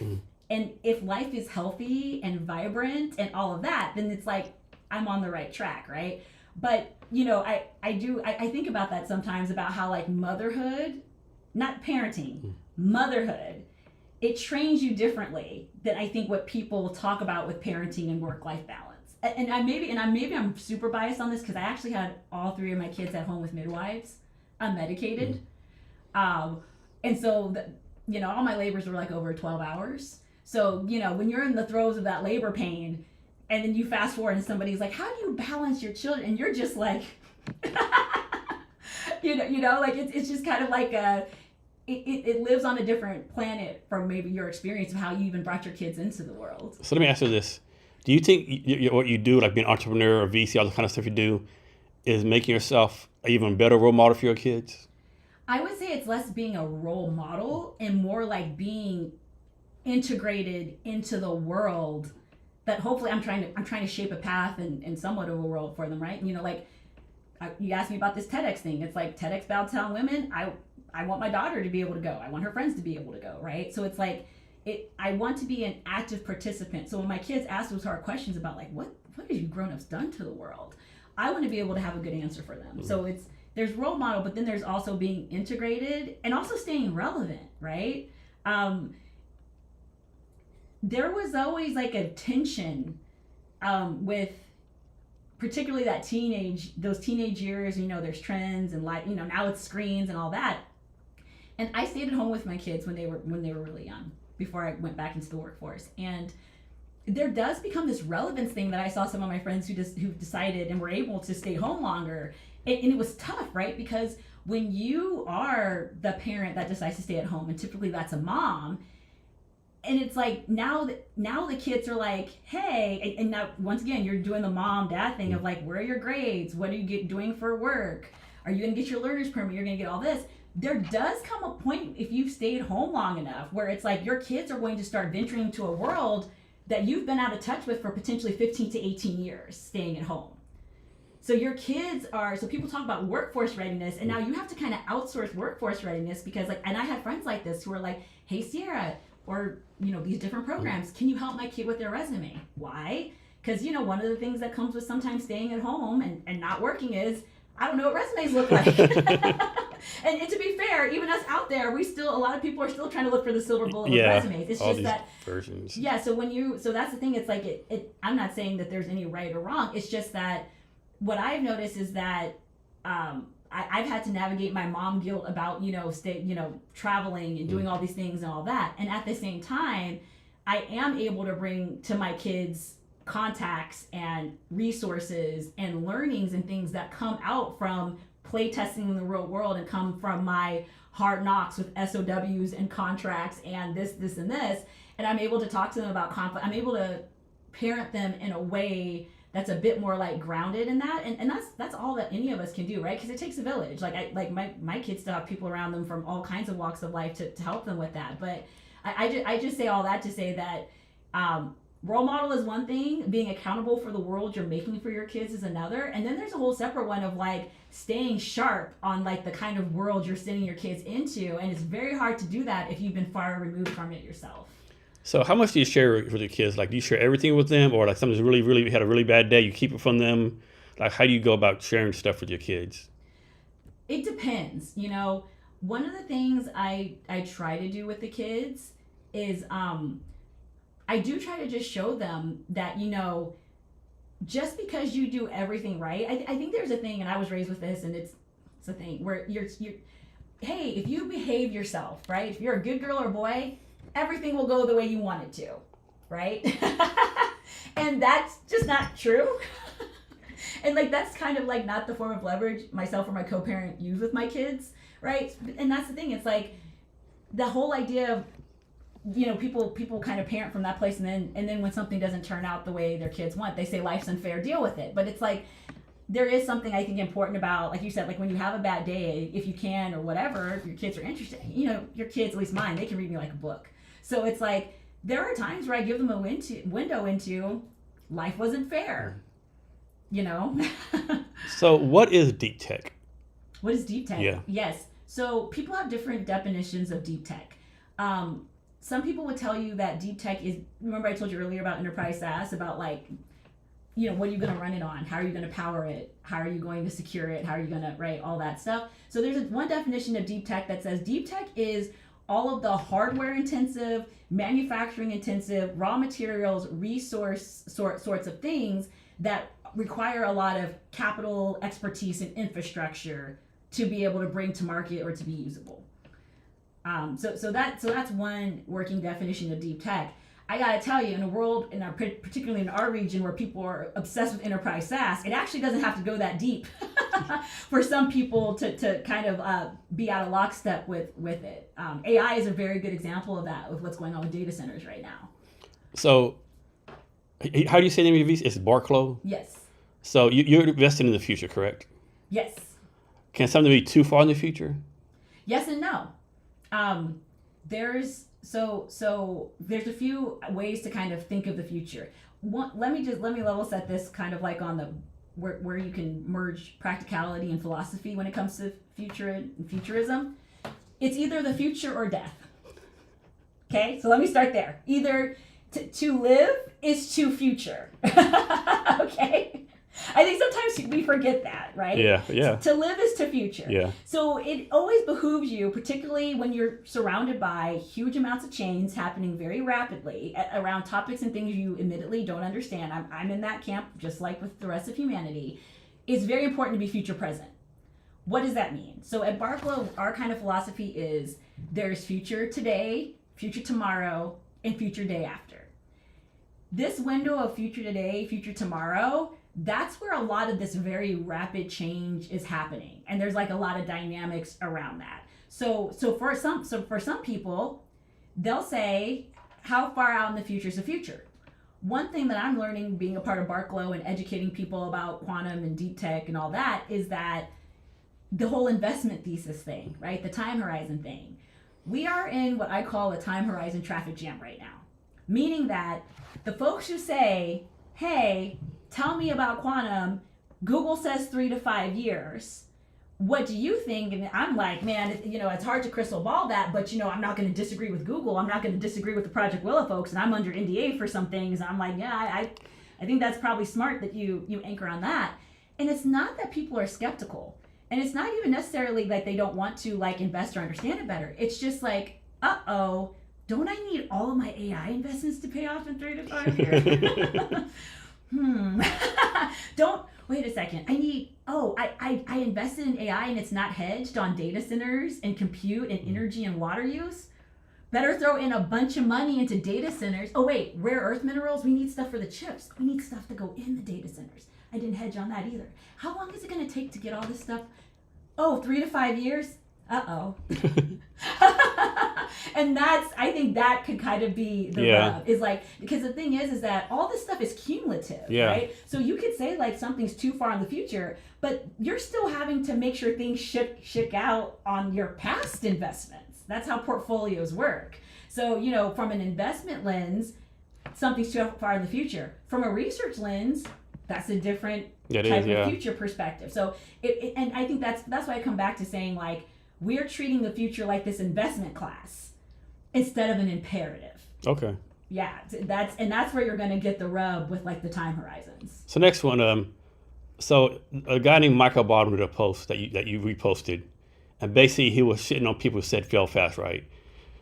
And like me, that's my pet peeve too. Like when I say someone's fail fast, they talk to me, you're talking to Stanford engineers, the people that have privilege, whatever. Like most people can't like take 90 days and do that, right?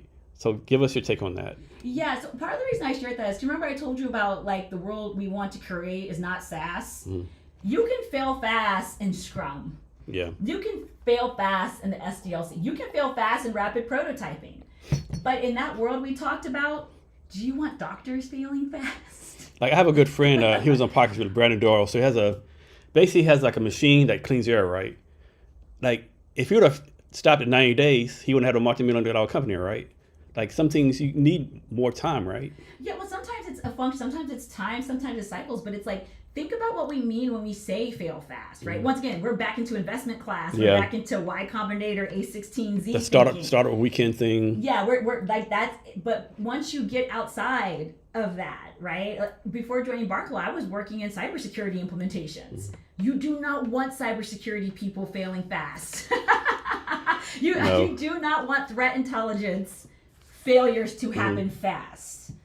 You do not want incidents to happen so fast, especially when it already takes us so long on average to detect an incident, right? So I think when people say fail fast, this is an example of what I mean of like, you're not hearing yourself. Yeah. You're not hearing, and you're also not holding room for like, when you think about people's life's work across all these different disciplines, like in power plants or like the medical field, or like, I mean, there's so many examples of this. It's like, you would never want those people failing fast. No, you don't.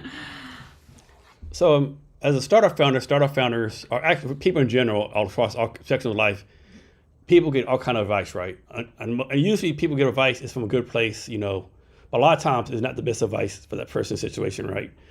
Like something worked for you like in 1999, probably isn't relevant in 2025, right?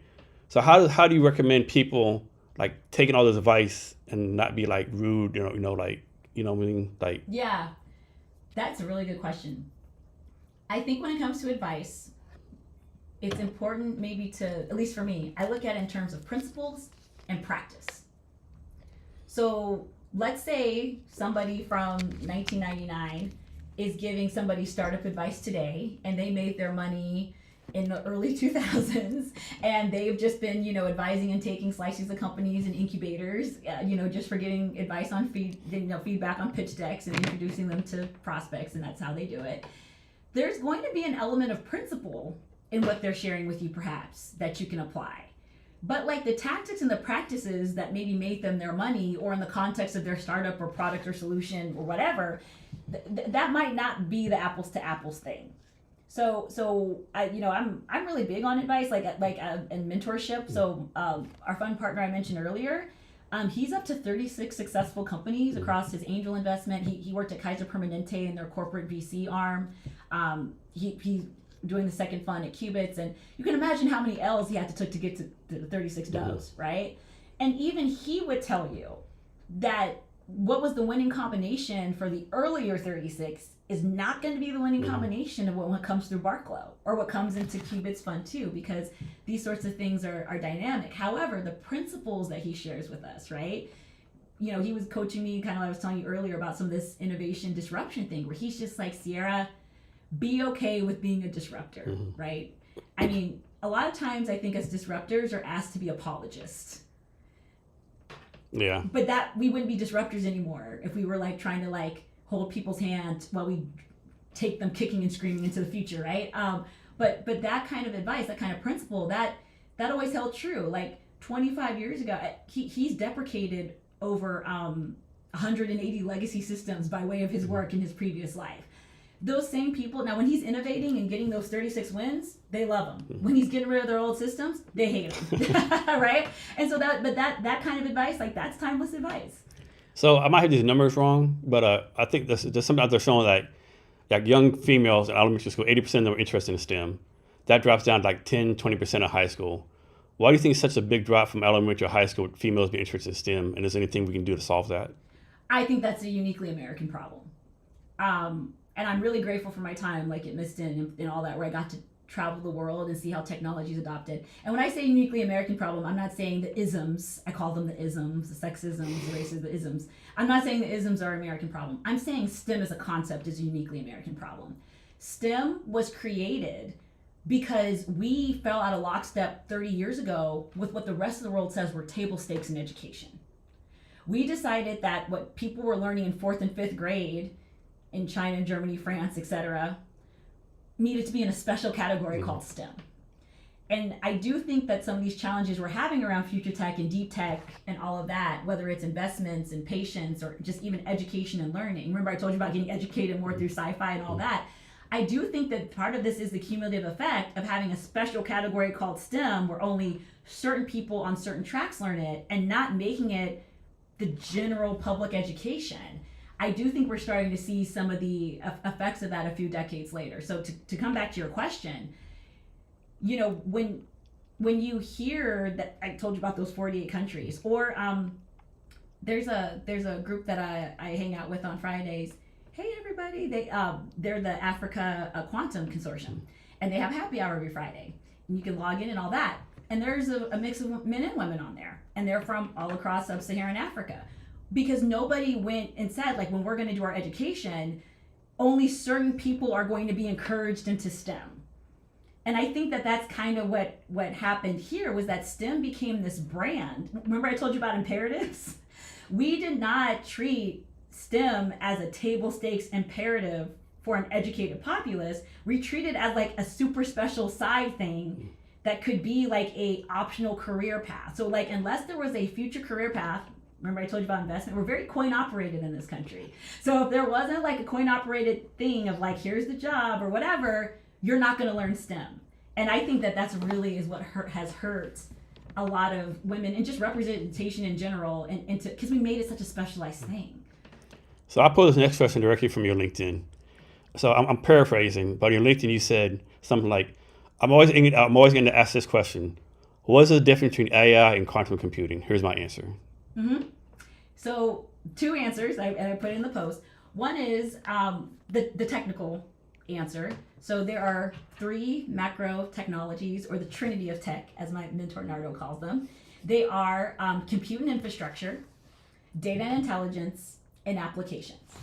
When it comes to quantum, I think because it's shiny or confusing or whatever, people tend to forget how technology works. So people will be like, oh, quantum computers, like, they're not ready, there is no quantum. And it's like, oh, remember, there's compute, there's data, and there's apps, right? AI, artificial intelligence, that lives at the data intelligence layer. AI needs compute, hence the data center crunch going on right now, right? So AI lives at the intelligence layer, quantum computing, and that's just one type of quantum, lives at the compute level. The other answer, and this is kind of the more philosophical one, is that AI, in my opinion, I think there's a lot of evidence to suggest this is man trying to make machines in his own image. We're trying to get AI to be smart enough, trustworthy enough, effective enough to make decisions and take actions agentically, basically become our delegates across all kinds of tasks. Quantum is the nature of nature. Quantum is humanity trying to wrangle these forces of entanglement and superposition to run simulations, to have more precise sensing, to do more compute. It's operating on, once again, that idea of the forces and fabric of reality. And the forces and fabric of reality kind of lead to that age of discovery and like all this possibility, whereas AI is only going to do what we can make it do. What's your take on simulation theory? You know, simulation theory is a very interesting one. You know what? I'm going to ask you a counter question. Okay. Which might hint at my answer. Okay. What do you think is the overlap between simulation theory and dead internet theory? I'm not smart enough to answer that question. Okay. I'm not going to fucking attempt to try.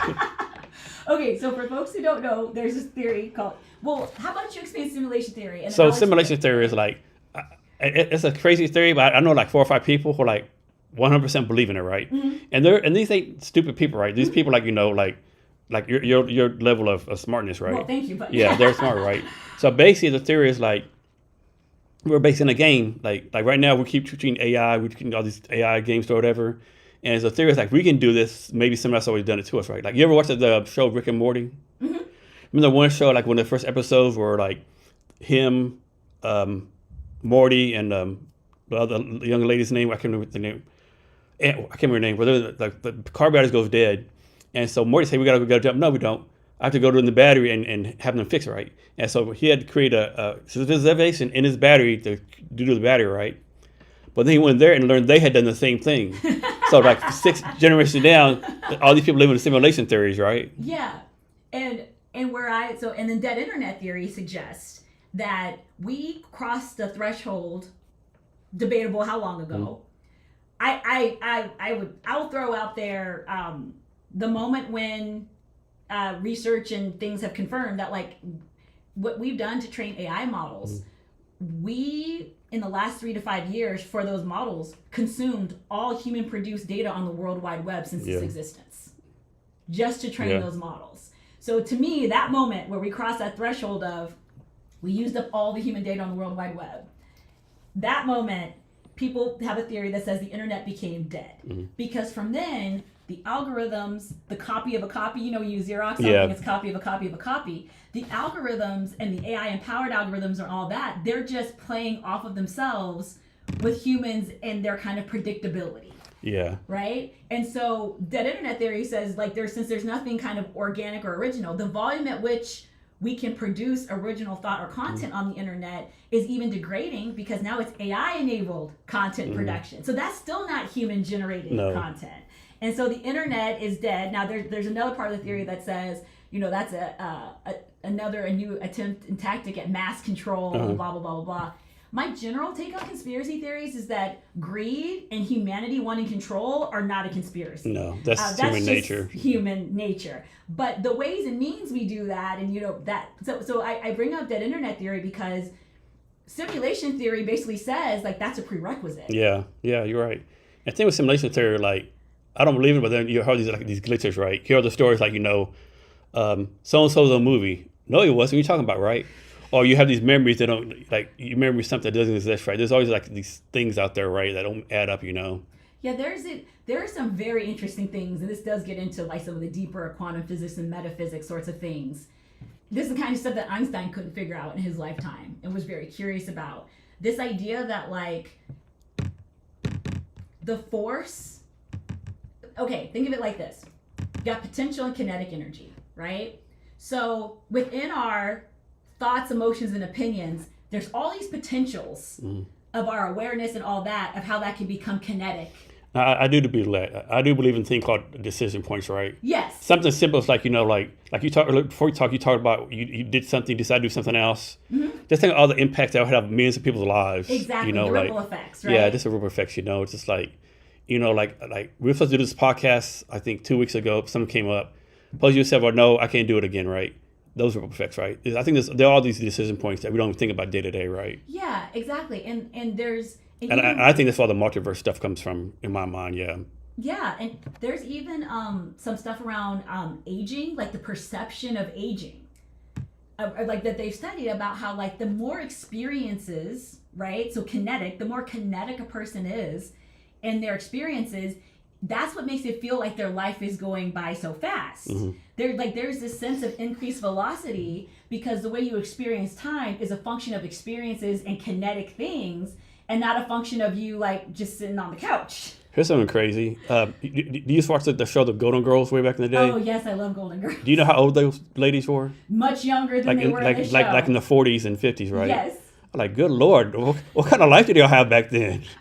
Yeah, and there have been people trying to answer that question too Yeah. about like when I'm not sure if you see, but people have been showing the camcorder footage of like high schools in the 80s. Yeah. And it's like, why does everyone look 40 years old with a mortgage? I know, right? Yeah. Junior in high school with a letter jacket. It's because we all played outside and fucking, didn't have no home training. I know, everybody's trying to figure out. Yeah, they were like, that's the stress of being a latchkey kid.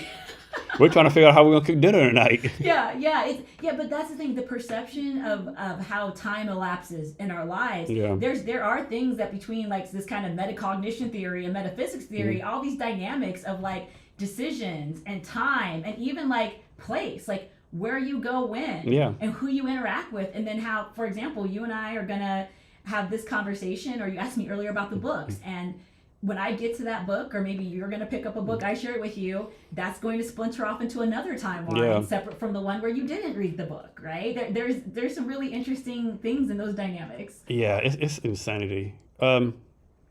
So we talked about this earlier a little bit, but do we currently have the energy or the resources required to do quantum computing? It depends on what kind you're talking about. So for example, remember earlier I was talking about future today, future tomorrow, future day after. So particularly with quantum, there's like you're asked about quantum today. So quantum today, that's what we call a lot of things that are quantum inspired or maybe quantum adjacent. So for example, like there's a component of DocuSign that uses quantum enabled random number generation. I'm still learning about the mechanics of this, but like your flash drives, that operates with kind of the side effect of like this thing called quantum tunneling that makes like flash memory possible. Nobody has to be a quantum expert to use DocuSign or to use a flash drive, right? So you kind of have that. You also have this thing called quantum annealing. And that's when you don't have any quantum hardware and you're able to run quantum simulations, et cetera, like on your MacBook. So like that's the kind of stuff that we have today. And the reason I think this is important to talk about is because there's this thing around quantum supremacy or quantum advantage. And that's when you have enough qubits, and I can talk a little bit about, like, in layman's terms, I've learned those to basically get to this level of compute power, right? There's this concept of Q-Day. This is where quantum computers become strong enough to run everything that they need to break Shor's algorithm and therefore break all the primary encryption of the entire internet. So that's called Q-Day. It's very interesting because remember I told you earlier there's this camp of people that are like, we don't have the chip, the computer, we don't have to worry about it. I got 5 years, I got 10 years. Next week, as part of Tech Week, we're having a Barclo event, and one of our speakers is from JP Morgan Chase and the Quantum Q-Day Readiness team.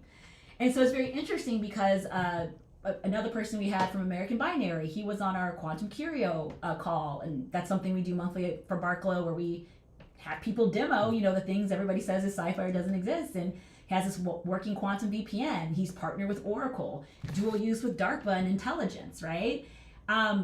That kind of stuff, that's today, like that's right now.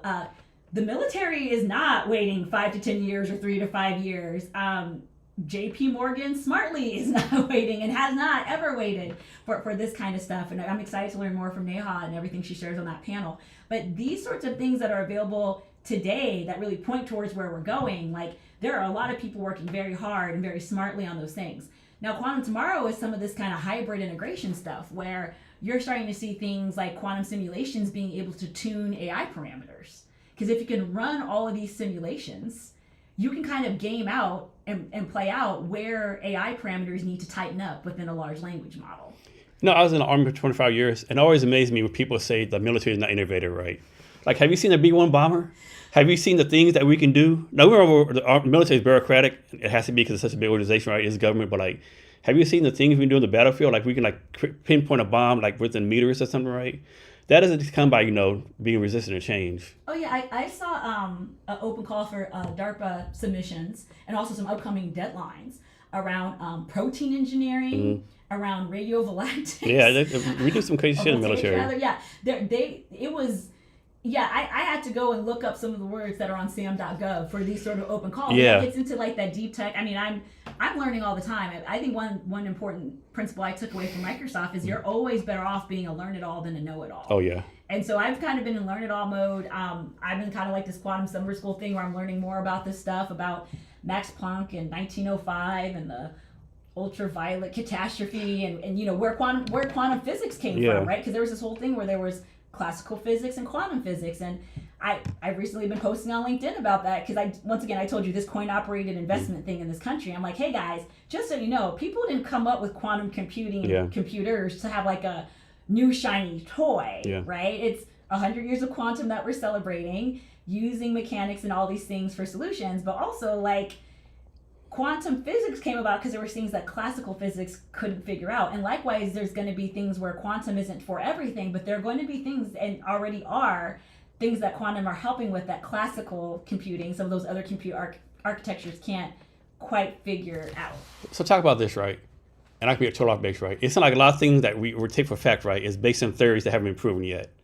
So how much of the stuff we're like think is true, where the string theory, whatever it is based on theories that have not totally been proven yet. So we're like 2 + 2 is 4, but for this it's going to be 2 + 4 is 8, and based on this is true, right? Yeah, I think that's the thing is like, I think what a lot of people don't realize, and it's something I'm learning because I had to really, brush up on my physics and all that, is that a lot of this stuff we're talking about with like the DocuSign it's like thing, theory, but no, it's not theory because it's workable. Yeah. I mean, that's what, come back to the whole thing with quantum supremacy or quantum advantage.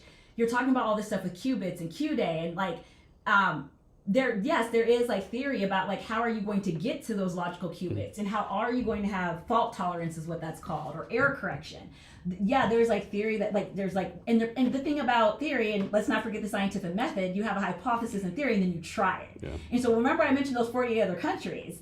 That's what a lot of this money and effort and these brilliant minds are going to, is taking those theory and figuring out practice. Because the truth are these 48 countries sharing lessons learned, or is all like 48 countries doing it on their own? Some of them are. So like the EU is a great example. Right. I mean, hopefully they're sharing it with us and they're with us with them. Oh, you mean with us? Yeah. Oh, I mean, where would they share it? I mean, I think that's the tricky thing I'm learning about from like a transatlantic ecosystem. Yeah. That is something we're trying to figure out. I mean, it's not to say that like the states who are pursuing quantum initiatives like Maryland and Colorado, it's not to say that there's not a corridor for that collaboration. I mean, I've been talking to folks in the UK and Africa, as I mentioned, but what I meant was that like within the EU, you have all these different EU countries like France and Belgium and all of that. And they're on a really interesting. And I think more like the EU, most of them belong to NATO. NATO's our allies, shared information, Well, yeah, but there's also, and I'm not saying like that's not happening. I don't know enough to say that, but there's also this really interesting and important, I think, movement happening in Europe around this idea of sovereign computing and confidential compute and sovereign solutions. Basically meaning like, even if there's redundancy or whatever, I'll give you an example, right? There have been some European countries who are either rolling back or considering rolling back Microsoft solutions within their government. Why? Because Copilot for 365 is admittedly, you can talk to folks at Microsoft, it's a bit of a black box, right? And because they can't say explicitly what it's taking from SharePoint or not taking from SharePoint, or have like a granular control about what is in the model or not in the model from their Copilot within their Azure instance, people are like, I don't feel comfortable with that. And moreover, Microsoft put out a statement about that, about sovereign computing. The question of sovereign computing is not a technical one. Of course, Microsoft can partition and put controls and all these things in place for sovereign compute. The question of the word sovereignty, it's a political question, right? And it's less that the EU or whoever's questioning 365 or any American's tech solution right now. It's less that they're saying that they don't have the technical chops to secure and govern something more sovereign. What they're really saying is, are you going to let your current administration throw you in jail for protecting my data? Yeah, that's a good one. So next, talk about energy, right? I don't think most people realize how energy intensive AI is. I think Microsoft just bought 3 Mile Island to do nuclear energy for it, right? Which we'll talk about that in a minute. So my question is like, how intensive is quantum? Is it as intensive AI? Is it more energy efficient? Or what's the take on quantum and energy? It's a good question. I think, once again, we're back to it depends. So 10 types of computing, quantum is one of them, 18 types of quantum architectures, and then within those 30 different programming languages, right? So annealing, like we talked about, like the stuff you can run on your MacBook for some of these kits, these SDKs that are out there, that's running on your MacBook, right? And on the back, and to your point, like we still haven't, in my opinion, like seen a lot of like data at scale for some of this stuff because so much is in the research environment, right? I will say this though, inherent in kind of deep tech and quantum, I think more so than AI, because remember, like we said, a lot of this stuff lives at the compute infrastructure layer. One thing that, the reason we say we're quantum and frontier technology is we're also thinking about new types of architectures. We talked to startups who are thinking about like things like direct to chip cooling. They're talking about all kinds of different cooling systems. They're talking about modular energy systems. So this is what's considered like the deeper tech, right? But these are all things you have to start thinking about with infrastructure. I think my concern is that, well, there's a few. One, going back to like AI and energy, a lot of AI bets are unhedged. I think it's fair to say right now, right? And when I say unhedged, I mean in terms of like a lot of AI startups are actually wrappers or APIs. They don't have any proprietary foundational model. So if the foundational model that they're based off of or whatever, if the price goes up for rent, right? If they can't train their model for free on whatever, they have a lot of constraints and dependencies that really determine their cost and pricing model being profitable. I was at an AI happy hour group just like this past week, and they were talking about how they're starting to see some startups go under because the total cost of ownership around the solution, it's not that the solution isn't real, right? The solution is real. It's just that they did not price in all of this kind of like the economics of like the data centers, the energy costs, the compute costs, the foundational model, the care and feeding, like all that stuff that they're built off, right? So there's that thing being unhedged. There's also, like I said, this. I had this conversation with some of my team around diligence, right? So diligence as a service is kind of becoming a thing for us at Barclo because what we're realizing is that if people even want to get into deep tech or like some of the stuff we're talking about, the reason I bring up diligence is because what you just said about quantum computing and the world that I'm a part of and all these brilliant people I learn from, that is part of diligence. What I learned in the last 2 weeks is that for AI, that is not a part of diligence.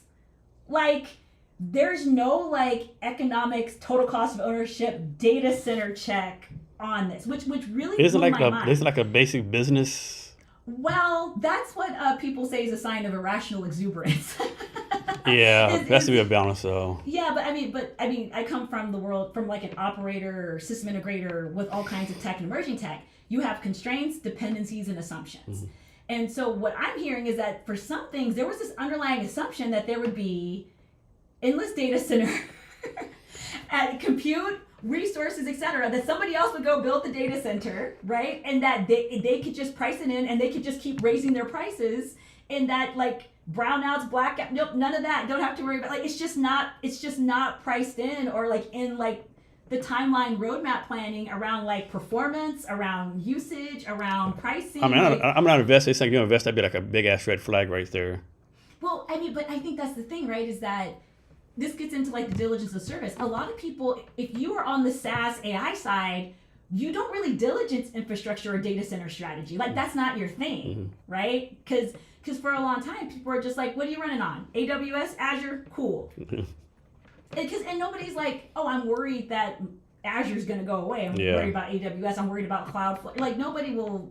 That's not really the concern. Yeah. Right. But then even so, like you see, like people are like, yeah, we're fine. Like we're steady. Like, and then you mentioned Microsoft, and you mentioned like all these folks are trying to build out data centers. What's the other assumption? That the price isn't going to go up for Azure. Yeah. Which is kind of crazy because like I used to work at Microsoft, and I'm just like, guys, pricing for renewals, like if you're at Microsoft, you're like, of course, pricing and renewals, just like deprecations and and just because you have one price of this amount of resources you need, but if you're pulling double customers, you need double resources, you have to presume that price is going to increase for Azure and stuff for AWS, because you have more stuff in the cloud, or whatever you want to call it, storage class, I guess. Yeah, and that's what I mean by some of this is a bit unhedged. I'm not saying all of it. I'm just saying like I bring this up because you asked a really great question about quantum and like thinking about these things, right? And feasibility and viability and scalability. That's all part of like kind of like our diligence framework in a specific way that includes energy and all that. I get a lot of questions about quantum that people don't ask about AI. That's a very good point. And I think that's my primary concern, not because like I'm like a quantum apologist or because I think quantum is or that I even believe in quantum supremacy. I believe in quantum utility just like anything should have utility. I believe in utility over supremacy because people don't care what kind of lab and research breakthroughs you get on qubits if it's not like helping them solve something, right?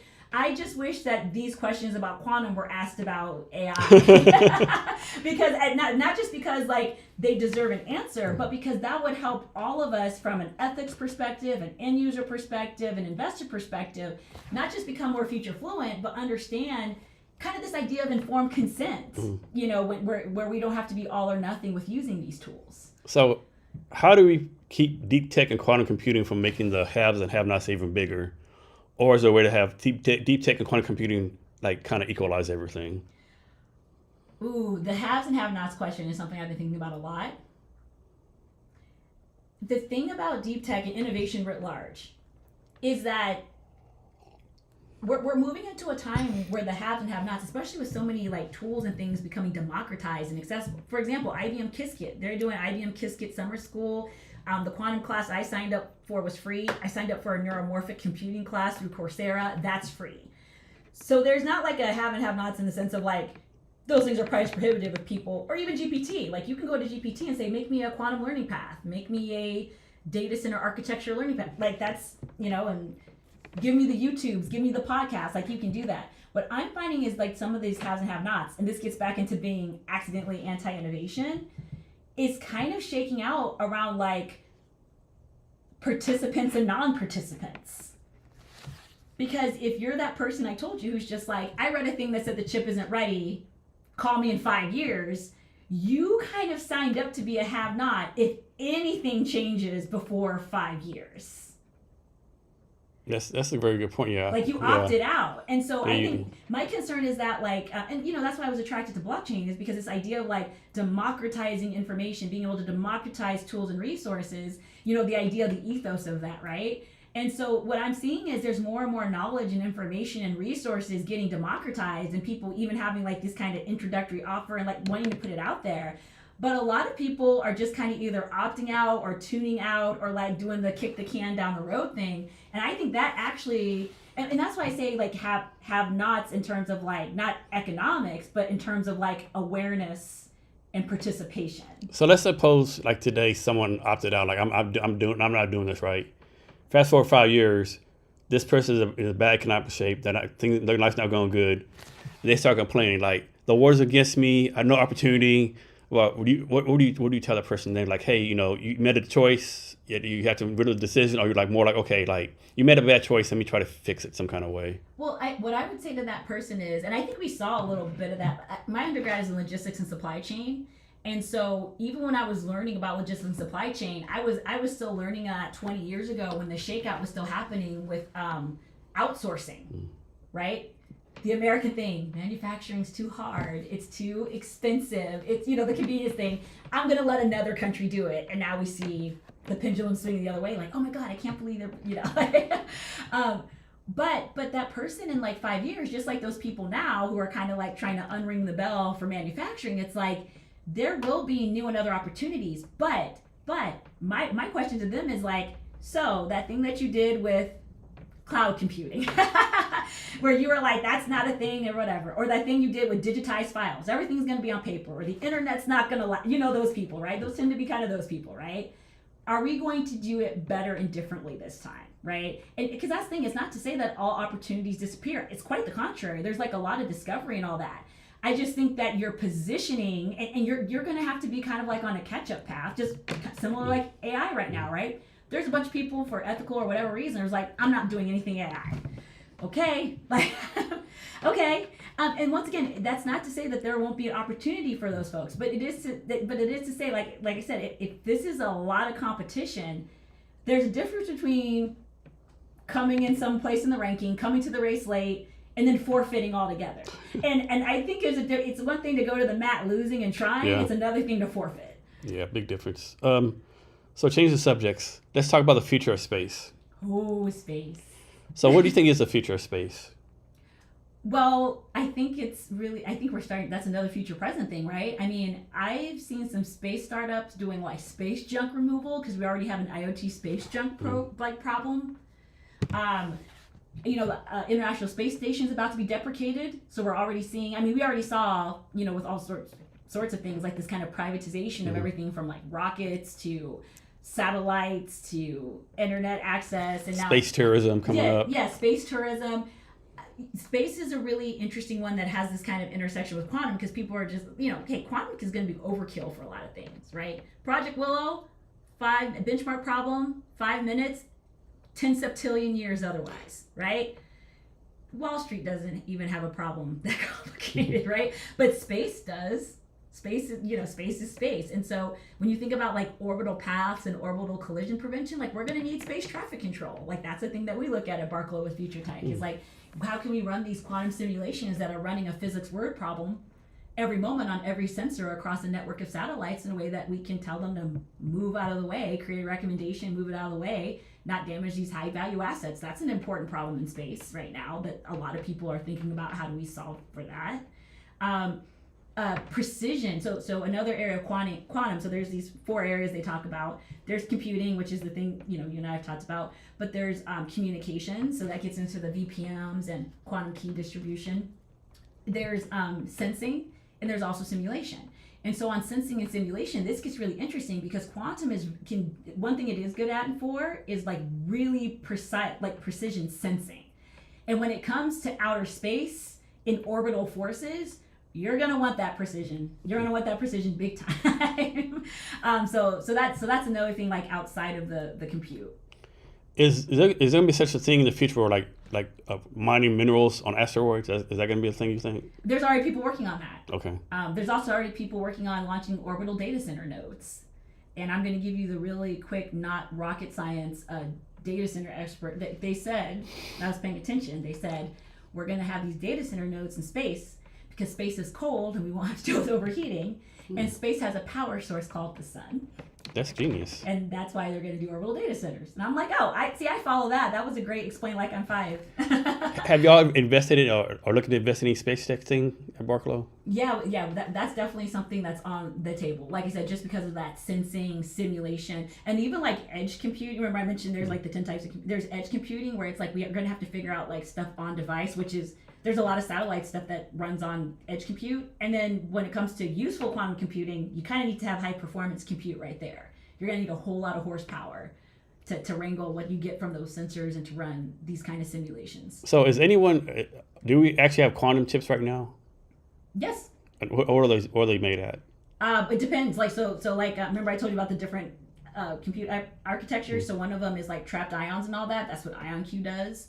There's superconductivity ones. But what countries though?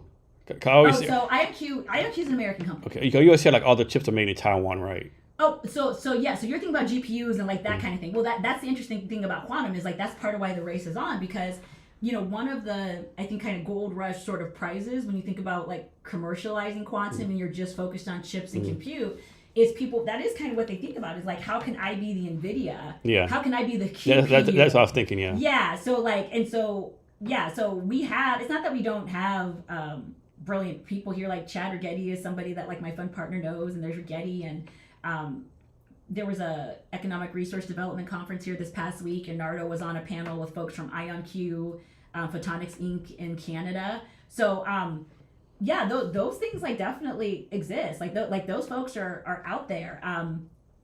I do think it's interesting that people who are in that camp of these are the challenges, it's hard, it's expensive, like don't pay attention for 5 years.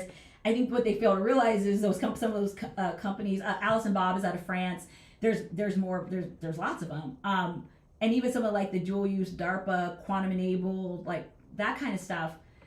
I mean, we're talking dozens of patents pending right now. And so I do think that it's interesting to hear people to be like, oh, that's in the future, that's not here. And I'm kind of like, well, there's a lot of NDAs, there's a lot of patents, that's a lot of architectures for there to be like nothing here.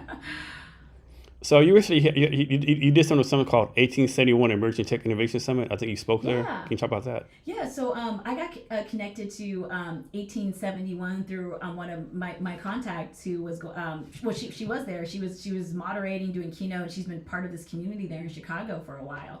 And she had asked me if I'd be available to come out and do one of the keynotes because they had these different tracks on blockchain and AI. And so I did a talk around innovation, around like the myth of the next big thing. And it's basically just like one kind of like what I was sharing with you is that like this idea of like the S curve of innovation, it fails to realize that there's multiple S curves happening all at once.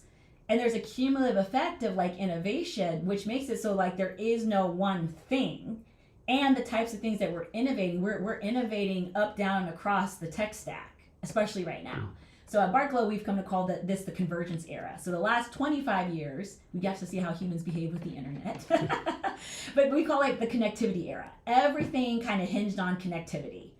And whether it was like infrastructure, compute, it was all because humans could connect. Like what else could we connect to? What do we do with the data? How do we secure it? How do we make it faster? How do we sell solutions now that we're connected and we can work remotely? Like all these different things, and everything's digital, right?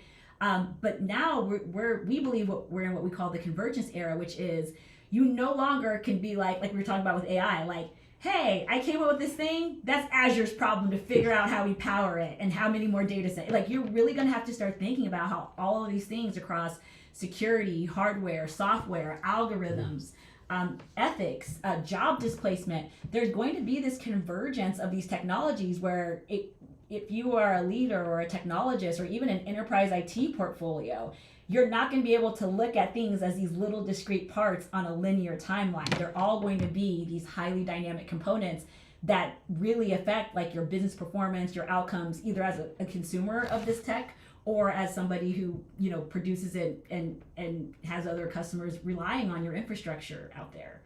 Does Barclo mean anything, or is this a random name y'all picked? So it's a combination of my co-founder Johnny, hi Johnny, and my last name. So his last name is Berrigan, and my last name is Clouse. Okay, cool. So next, I guess for your LinkedIn too. So you said this: classical computing is like the canoe in the jungle, and quantum is like a drone. Yes. So this gets into the deterministic nature of both classical physics and classical computing. So that basically just means like the answer it's going to give out is going to be related to how you programmed it, right? So when you program, the screen from the Matrix with all the zeros and the ones, right? When you program the Matrix or whatever it is that you're programming, you're going to get out according to what you programmed in, right? So just like a canoe, you got the river is the route. That's what's kind of been encoded into the landscape, and you're going to follow the canoe. And there's different paths you can take with the canoe, just like there's different logical branches and trees and the zeros and the ones. But ultimately, like you're going to go on the canoe where the water is. But with quantum looks at possibility.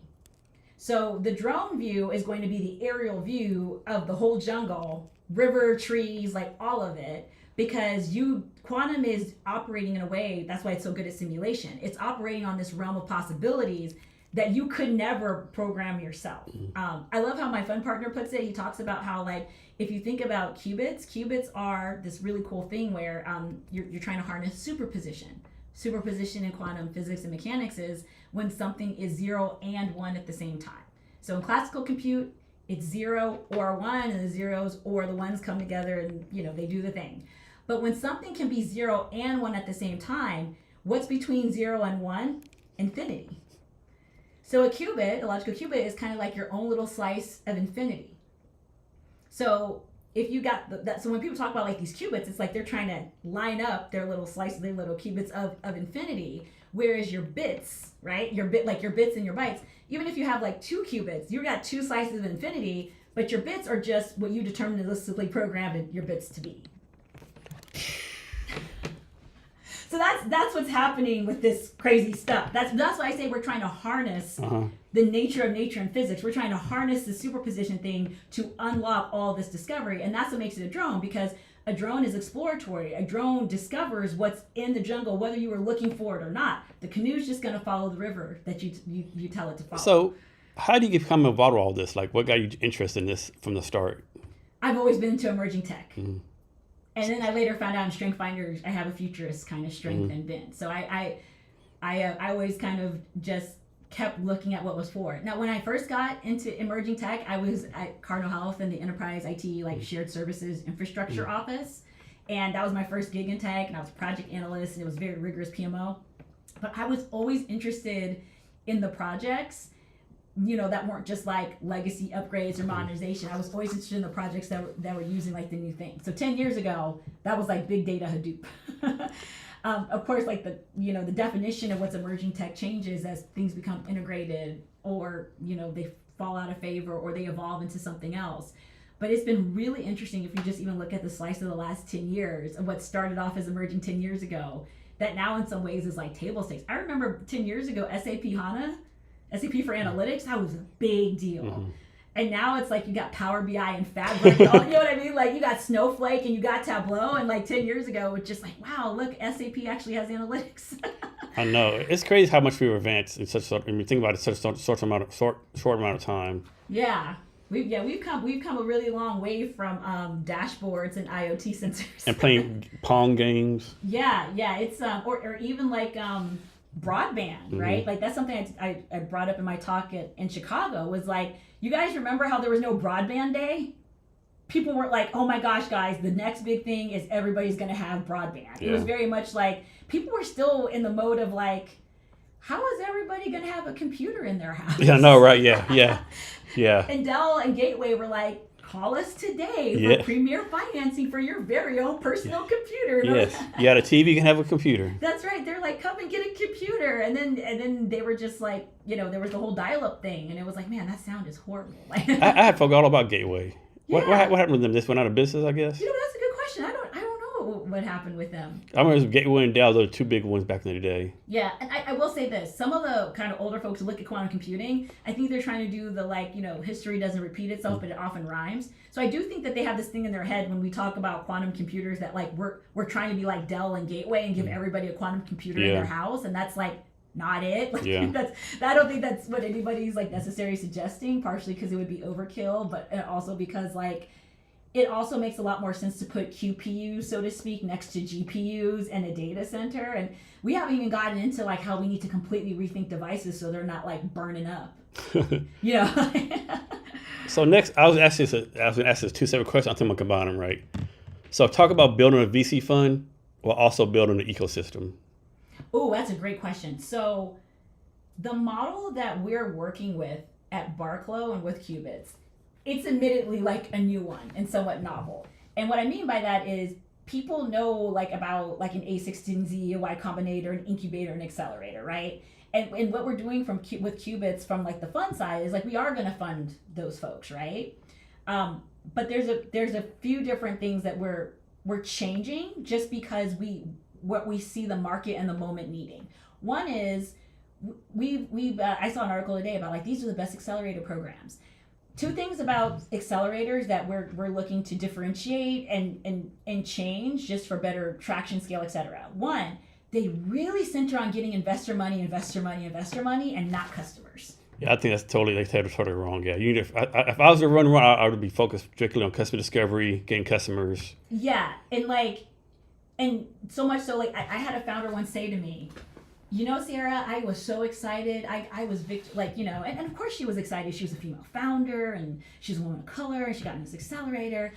And she did send the feedback to the program of just like, if I would have spent half the time that I spent in your accelerator trying to pitch investors to give away more of my company, if I would have just spent half of that time going to customers and revenue, I wouldn't have needed the accelerator at all.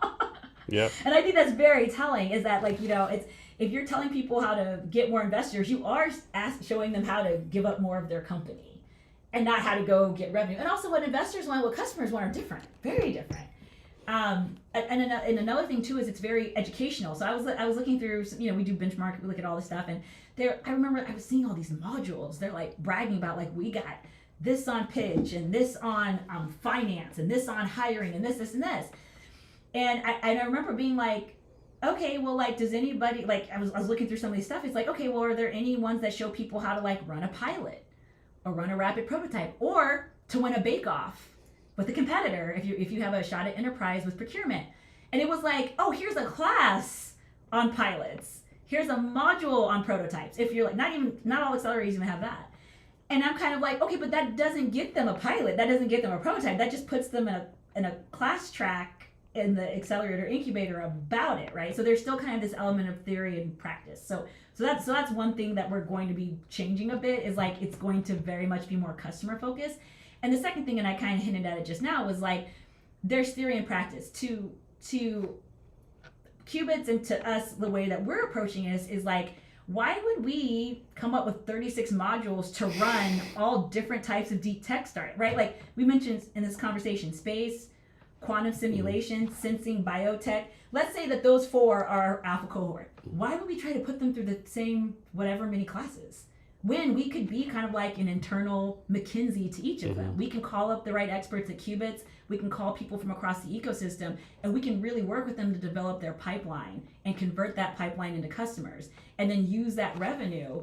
And that's what we want to go back to investors with. When they go to do their next round or whatever have you, we come back with like revenue, we come back with LOI, with MOUs, with case studies, not use cases, right? And that's going to have a path to traction way more than just kind of working along these modules and hoping we can pitch more and more investors to move from A to B to C to IPO. So y'all going to start like a internal incubator accelerator then?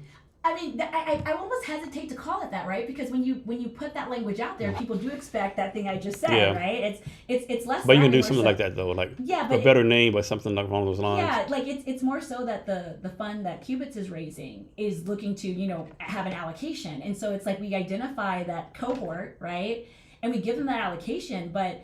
You can call an incubator an accelerator, but like I think it's going to be a bit more. Well, it definitely will be. I mean, go to market's a contact sport, and so is customers and revenue. Maybe that is what we could call it. You go to market, whatever. Yeah, it's definitely more of like a traction engine. I like that word, traction engine. I think it's the more Barclo traction engine. Yeah, it's more of a traction engine than it is an accelerator or incubator. So when you think you're going to start this, it's still all like in the planning phases right now. Well, so it's part of, it's all tied to the Fund 2. So Qubits is in the process of the Fund 2 raise. And so one of the things we've been doing, feet on the street, is looking to identify potential alpha cohort companies. Okay.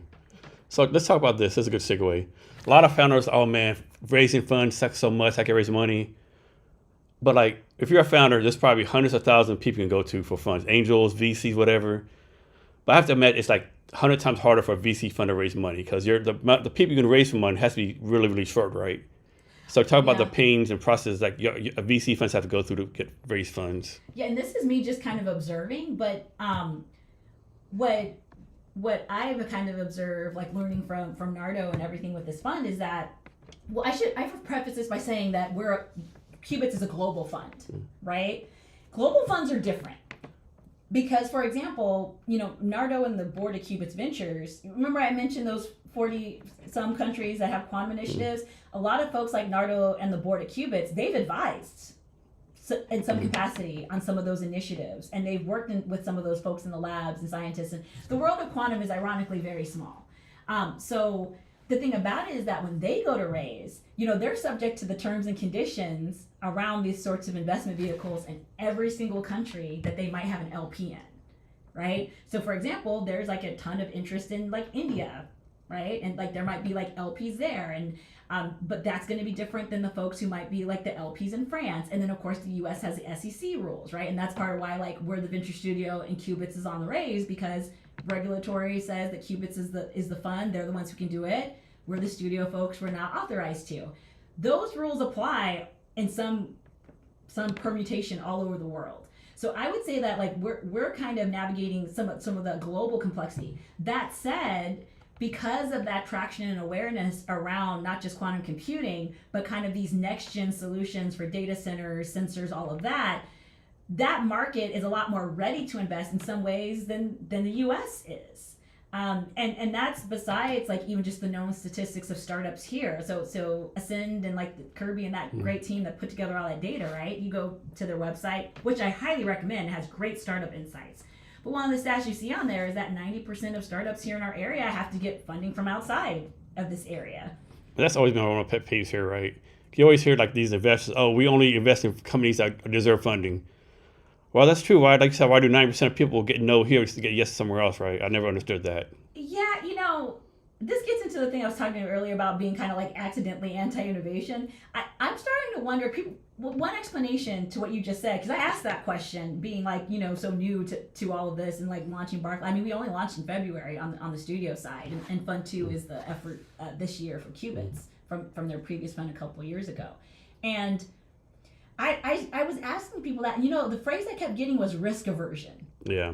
I kept getting like risk aversion. I use like a small business banker mentality. Yeah, and the thing is that like, and obviously risk aversion and venture, It's not like it should be an oxymoron. yeah, go together like like vinegar and water, Yeah. right? Like that's not it's not, even if you can mix them, it's rough going down, right? Like and I get it, but I struggle to see, like, They split up a little bit. yeah, I struggle to see like where that's a satisfactory answer for what we say we want to see in this ecosystem, right? So this is the best answer I got on that, right? So I had a friend in San Francisco. He's a VC. I said, can you explain your take on like the Bay Area, Seattle?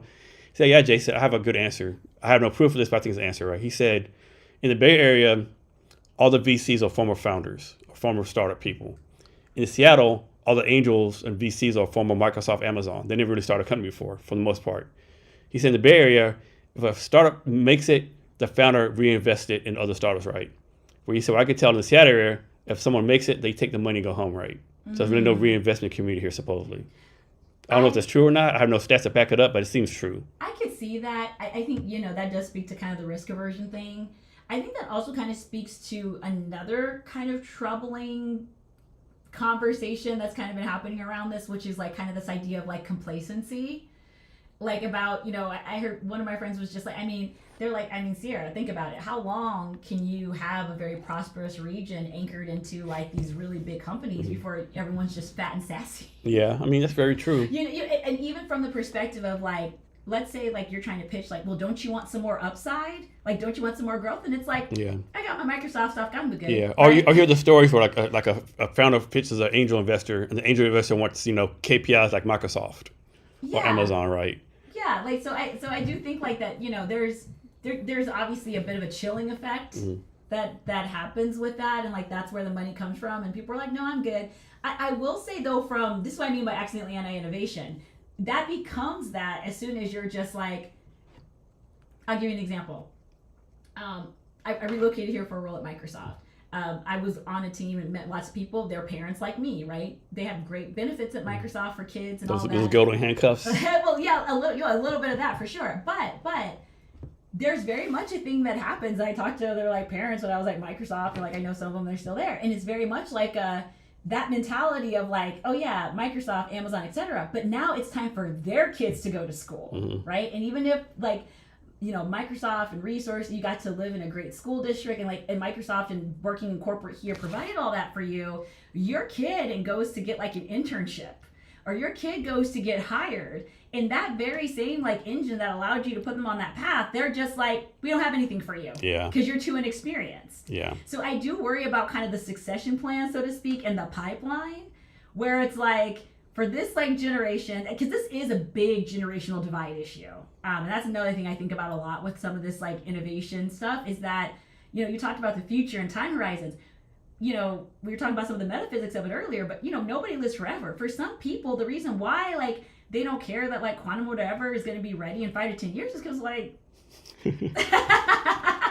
like they're going to be retired, they're going to be out of the game, they're planning on going to glory. So in that way, it's like, they're kind of telegraphing like, on my timeline, this is irrelevant, right? But like for a younger generation, where like, you were a part of a group where it's like all of this was awesome, but you need an innovation ecosystem. You need all that stuff to hire your son, your daughter, your niece, your nephew. Then what? Exactly. So don't tell details, but like as a VC fund, how do you decide how much money to raise? How does that work? Well, so that decision is actually not up to us on the studio side. Because we're part of like this global strategy. So what they decide to raise is a function of what they're looking to fund for the studios, but also in terms of the direct investment in the portfolio companies, like across these like global LPs, right? So those folks get to deal with that, while we get to focus on like, let's find these companies, and moreover, let's find products, goods, and services that are worthy of a company. Because that's another thing that kind of happens in this weird startup ecosystem thing. People will have a solution. People will have a product, right? Doesn't mean you can make a whole company out of it. No, it doesn't. You also took part in something called Pacific Northwest Economic Region. Yeah, that was this week. That's like a trade import thing, right? Not quite. So this is a really interesting group. They've been around for a really long time. It was actually considered like a transnational kind of like somewhat global thing. So that group, that Pacific Northwest economic region, that's considered to be like these 10 US states and Canadian provinces here in the Pacific Northwest. And so every year they have this conference, but they also have different events and working groups throughout the year. It's primarily policy focused. So there was a lot of policymakers at the federal and state level, but also folks representing from different Canadian provinces. And so they had topics from housing to energy. Of course, the topic of the two topics that kind of loom large in the background of everything. Would you like to guess what they were? AI and tariffs. Yeah, tariffs. Yeah, you're a speaker there, weren't you? My fun partner was. He was Okay. on the quantum panel. Okay, There was also a space panel there. nice. So how do you find about all these networking things you go to? Yeah, it's interesting. So sometimes we find them. Sometimes they find us. Um, I was speaking with a recruiter who's worked in quantum and deep tech for like the last 5 or 6 years, and he was telling me that there's like only like 10,000 quantum people like in the whole wide world. I don't know if I would like believe that though. It seems like people way more. I'm not saying like millions and millions, but man, 10,000, that seems like pretty small. Trust me, in his line of work, he has been looking high and low for more. Yeah. I used to be an IT recruiter myself, so I know what he means about the database and all of that. And then once again, this is like 10,000 people across like all these different disciplines, so it actually gets fragmented even further because some are in research and some are in clean rooms and some are actually more aligned to photonics, and like it gets into like these really kind of like that long tail of things. And so when it comes to these events and all that, if people are looking for quantum people, we've been so surprised how people can find us. Yeah. Meanwhile, Nardo, I jokingly say Nardo is like the Kevin Bacon of quantum. Like I've talked to people from probably like a dozen different countries, and they'll be like, "Oh yeah, I know your fun partner." So how did you and your fun partner like come about doing business with each other? So that was actually primarily through my co-founder. So Johnny had been looking at building his own privacy startup and solution. And he had looked at a quantum-enabled confidentiality and privacy tool. And at the time when he was looking into it, 8 or so years ago, there really wasn't a lot there. But as he was looking into it, he would just ask people in passing, like, "Hey, do you even know somebody who's working on this, or who has like a demo or prototype who can explain this to me more?" And most time people are like, "No." And then one time he was in LA, similar thing, like a rooftop hangout soiree, and he was like, "If you do know anybody, I'm still looking into this for my startup concept." And they said, "Actually, I do know somebody who's a quantum expert. He's actually here tonight. Do you want to meet him?" And it ended up being our fun partner, Nardo. And Johnny and him had just stayed in touch over the years. And about late last year, when Nardo was in the working group for Quantum 2025 and all that, they were looking at how they're going to structure their second fund and their raise. And they're like, this might be the fund to do the venture studio model. Because this was something that they had wanted to do, was to have kind of these like, traction engines, these innovation engines across the world to help commercialize the speed of all this like discovery and research breakthroughs. And so it's something that they wanted to do. They knew it was too early in their first fund. And so they're like, maybe we do it this time. And so Johnny and him had happened to get back in touch. And then in pretty short order, Google had released their findings with Project Willow in December. The UN went ahead with the quantum2025.org initiative. And it was like, you know what, let's do this. I think this might be the time. And then of course, like, you could see the patent pipeline building for IonQ. They were also working to acquire a bunch of different companies. And so there's a lot of like general signal that the timing would be right. And it's proven to be the case for sure. What's your take on vibe coding? Anything that can be vibe coded can be vibe hacked. This is my take, right? Okay, I could be totally wrong. I'm not a tech person. I joke around. I'm the most non-tech person right? Like, I think my point of view, what I can hear and tell, like vibe coding is good if you want to get a schematic MVP. But you actually want to build something, it's like you gotta have more than just vibe coding, I think. Yeah, like that. And plus, I think vibe coding like lends itself like lots of technical debt. Yes, and I think too, like that's why I bring up about the vibe hacking piece is like, people talk about Q Day or the chip or whatever that's gonna. I told you it came from cybersecurity. I mean, Microsoft just had hacks around SharePoint. Like, you don't need Q Day to have some pretty nasty hacks. And moreover, if you kind of have that lack of governance around some of these IT tool or AI tools, that can kind of increase the attack surface, as they call it, right? But to your point, I think that security aside, like you said, if vibe coding were presented as like dynamic wireframes, that doesn't sound as cool, right? No, it doesn't. But actually, that's what it is. What it is, though, right? Yeah, I mean It's wireframing. Yeah, it's at the basic level. Yeah. Yeah, if it's like a more like souped up wireframe that better than you can come up with in Figma, okay. Like you said, if it's a rapid prototype, cool, right? Horses for courses. I was a little disappointed to see the way that like vibe coding, like instead of being that, or even like when I used to work at Microsoft, I used to work on low code, no code solutions, right? AI enabled low code, no code templates, like that's also very cool. But this whole thing of like, I vibe coded this thing, somebody invest millions of dollars in my startup, or I vibe coded this thing, let me go get customers and hope it doesn't break. Yeah. Or get hacked. I think we're on the same page on that. Yeah. Yeah. But like you said, horses for courses. If it was like, if you just like managed expectations and you had the plan to evolve it, mature it, put it against a proper roadmap, stress test it, you know, have some proper user acceptance testing, that, you know, I think it could, going back to being like democratized solutions, I think that so could be a good when do you think the hype of vibe code is going to die down, if ever? That's a good question.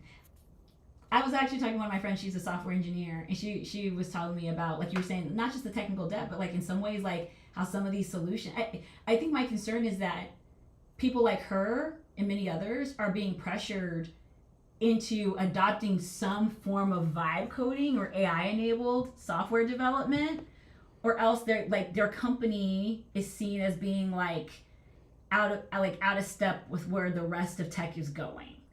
And so that kind of feels to me like a bit of a forced fit.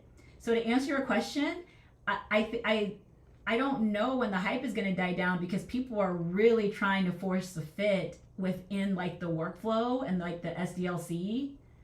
And until that stops, I'm not sure you're going to see the hype die down, because people are really trying to make this work. I mean, I think this gets back to what I said about the time horizon traffic jam. When people invest in these things, when I say invest, I don't just mean like startup, I mean like when companies buy these tools, like not even just from startups, like just in general, it's like they gotta make that work. I mean, Gartner, some people were shocked to see like this report, I think from Gartner for a few weeks ago, that said like a majority of these AI pilots that are out there right now are gonna just like not make it to enterprise production, including some of this like software engineering enabled tools.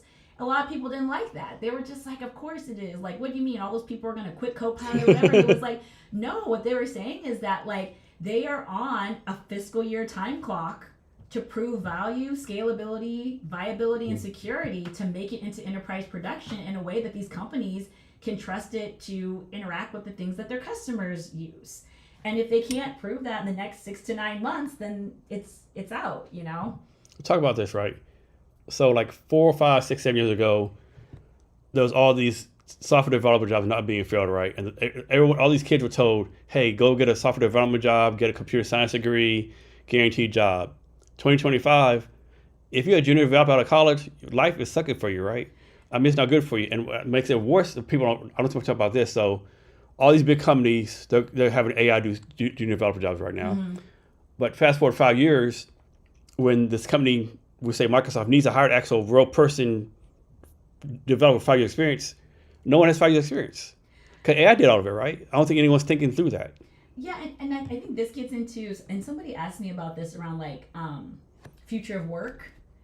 And I think the thing is that when you think about future of work, you have to think about the role of work in people's lives and their identities and in communities and society, right? And to your point, that there's something really interesting going on.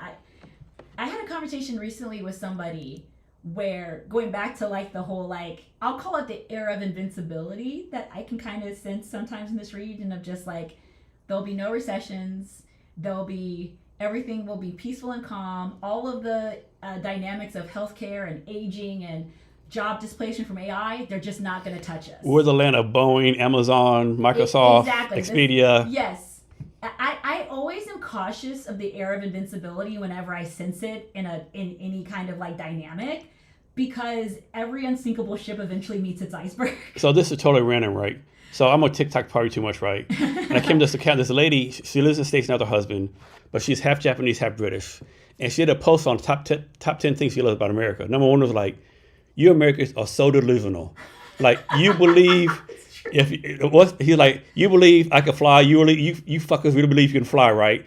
There's no, I can't do it. None of this, there's no shame. Like, if you have in your mind you're gonna do it, you can do it, right?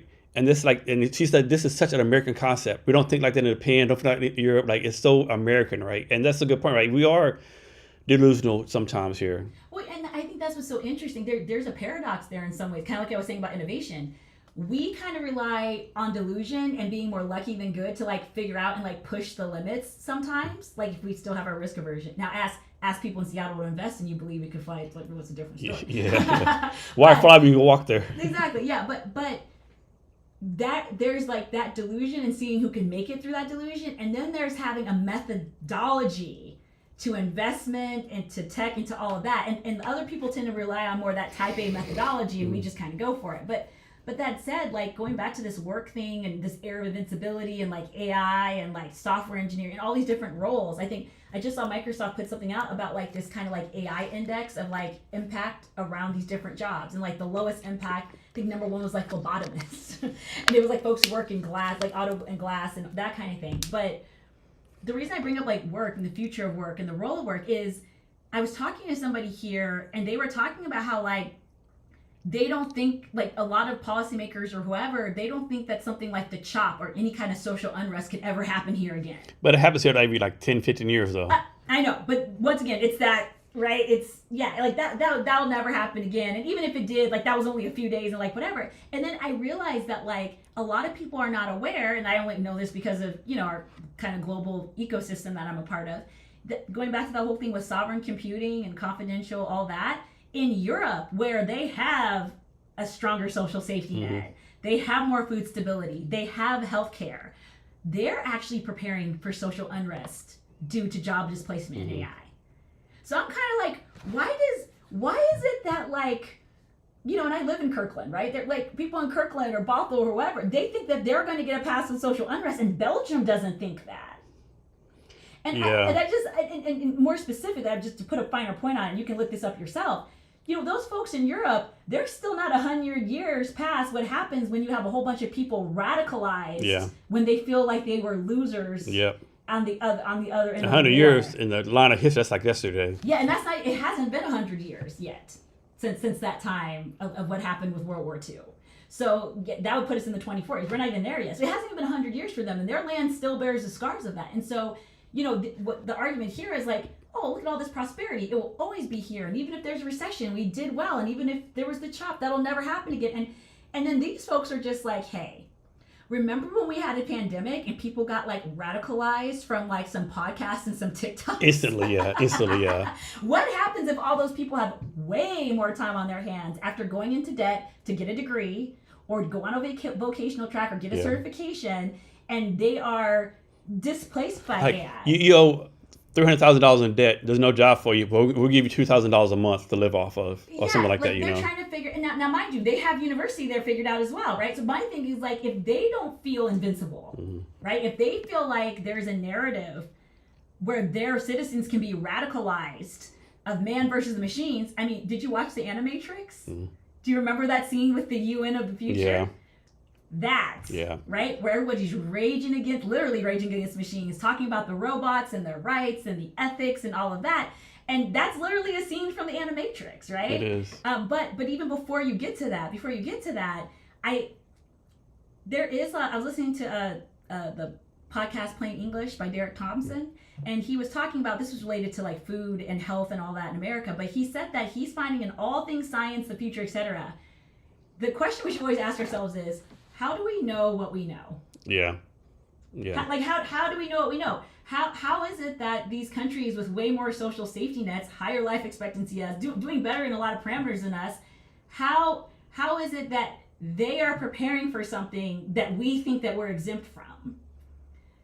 How do we know that we're exempt and they don't think that they are? I mean, I think that that's a very fair thing to like ask yourself. Because we're the United States of America. Because America. We're America. And once again, that's not to scare people or whatever, but it is to say like, it kind of reminds me like in school, how there's that student who's like, you say to them, you always get good grades, right? Why are you studying? They're like, well, That's how I get the good Exactly, grades. yeah. I study, right? yeah. and we're kind of like the kids that are like, yeah, it'll get Whatever. graded on a curve. Yeah, we got a curve. Yeah, we're on the curve. The teacher likes me. Yeah. No, my big brother got all A's. I'm good. There'll be extra credit. My grandparents got all A's. I'm good. Yeah, there'll be extra credit. They grade on the last name, not the actual work. Yeah, and that's what I'm saying. Like that mentality, that's another version of that like anti-innovation thing. Because like if you're just phoning it in and like thinking like it's all going to be fine, like that, the flip side of that is like, why innovate? Why invest? Yeah. Like. So this is an interesting post. So this lawyer, he's a lawyer, like one of the big law firms in New York City, right? He did a post like, it was like, say, I'm not doing this. I'm anti-AI, pro-AI. But people like tell me like AI's not gonna affect me. Well, I'll tell you my personal story. At our law firm, we're a pretty known law firm in New York City. We have like, I think he said 200 junior lawyers, right? 200 junior lawyers. We probably hire 50 every year, right? So we hire them, and we know 150 of them probably leave in like 4 years, right? 50 stay on, right? Well, we did an experiment last month where we did some case with junior lawyers so that they do all the research for the cases, right? We had the junior lawyers research the cases, and then we had ChatGPT research the cases. In every instance, ChatGPT and AI did way better. He said, so we're not going to fire everyone now. When the lawyer leaves, we're not going to replace them. Yeah. So he said in 5 years, we would have no more, that's going to be 200 junior lawyers' jobs gone. Mm-hmm. And he think about the ripple effect across all industries, right? Yeah, and that was actually one of the questions that came up at the regional conference at one of the sessions I was in. Somebody had asked the question of, how do you get, it was related to this, like the entry-level roles being automated. And it's like, okay, how do you get mid and senior level people if there are no entry level people? Exactly. How do they get experience? Yeah. They spend time on YouTube for 5 years? Yeah, like what happens to the pipeline? Or are you like trying to grow the models and everything to then come for the mid level and the senior level? Or That's like, probably what they're doing. You know, and there is another interesting part of this that I had a conversation about, similar like the AI working groups, that there's so many smart people around here. I think that's one of the things I love that about this place. Is like, there's so many really smart people around here. And I learned so much from them. And one of them, and we were talking about within legal and just all these things with job displacement. And what they were talking about was like, there are these use cases like that one where AI performs better, but then there are ones where it performs worse, like way worse, right? And, you know, that's not to say that this is a fixed point in time and it's always going to be bad and there will be quality improvements. But he was saying like, you know, people said that the cotton gin was going to do this and this, and the steam engine was going to do this and this to horse and buggy and this and that. And the thing is that like, yeah, we don't primarily travel by horse and carriage anymore, and all that, but there were other means of transportation was the point, right? And so it's this whole thing of like, even if the thing goes away because of this big, large scale innovation, that doesn't, you know, we had steam engines and now, well, not us, but Japan has the bullet train, right? So it's this idea that like things will get better and they will evolve, and then there will be an entry point and opportunity for people there, even building the infrastructure, whatever. So you still can be a train conductor today, right? You big point. Like, I don't think most Americans realize how advanced the rest of the world is, right? Well, that's a whole other thing. You know, I tend to notice that the ratio of thoughts and opinions and passport stamps in this country, they tend to be a little bit skewed sometimes. So I was in Vietnam in January when the TikTok got banned for a day, right? And so a lot of Americans went to a tiny social media app called Retina, right? And all the Americans like just amazed, like, China's doing what? They have this, they have that. A lot of Americans like, we're a third world country. Like, but I wonder what, like, you know, keep this, you know, this is a communist country. They only show you what they can show you, right? But China, Vietnam, South Korea, Singapore, like, it's crazy how advanced they are ahead of us, right? It's insanity. You land in that Tokyo airport and you see how clean that public restroom is, and you use that bidet. Yeah. And you feel like you've been living like a savage. Yes, you do. Yeah. just the Japanese bidet will have you feeling like, yeah, what am I, like a caveman? Yeah. But I mean, but this now I will say this, going back to this innovation thing and displacement thing, right? You know, he made a great point. Another thing I talk to people about is like telephone operators. Okay, once upon a time, the ladies, you know, it was mostly women. Telephone operators. Ma Bell. Yeah, that's right. Ma Bell, and they pushing and plugging. Please hold, your little operator voice, right? And then after you get away from the telephone operators, you have these assistants, you know, and they are like taking phone calls, and they got the little appointment book, and they got the Rolodex, right? And they're doing all that. Well, then there's this thing called voicemail. And now you just listen to the voicemails, and you still, and now there's these things called computers where you can put your calendar and your emails, and now you still have your voicemail. It's like, okay.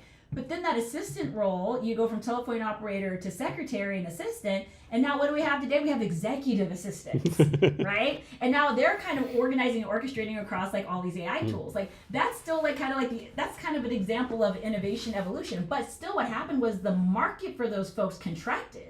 Because now I can't afford to, I'm not Don Draper, I can't hire exactly a pretty little assistant Yeah. from my office, right? And I have all these tools. So the market, so those solutions get democratized for people who can afford more of this administrative assistant support in their tooling. Some of it's built right in. We all get calendar reminders. That used to be a secretary for everybody, right? That's great. At the same time, what I am more concerned about is less what happens previously in innovation curves and AI being able to do everything for everybody and replacing people, and more like AI being used as plausible deniability and cover to cut the roles and the rates and the responsibilities in a way that you can kind of refinance the entire workforce and just blame it all on AI. Yeah. I know. Here's one for you. Like I see this happening, right? So in the future, you're gonna have this AI robot do everything for you, cooking dinner for you or whatever. And so you get home from work and you tell the robot, hey, I feel like, some fried chicken and, macaroni and cheese. Jason, your current blood cholesterol is 2.1, blah, blah, blah. You will have a salad. AI robot, I want fried chicken. According to your health stats, you will have a salad and you will like it, right? And so what you do, you'll turn the robot off, you make it yourself, but then you forgot how to make a salad because it does it for all your time, Well, who programmed your robot? Primera? Probably so. Probably so. Because that's all those parameters and thresholds. It's like kind of like, and I think that's the thing is like the question is like, who has the remote control? Oh no, who made it? The Kraft Ranch salad dressing programmed it.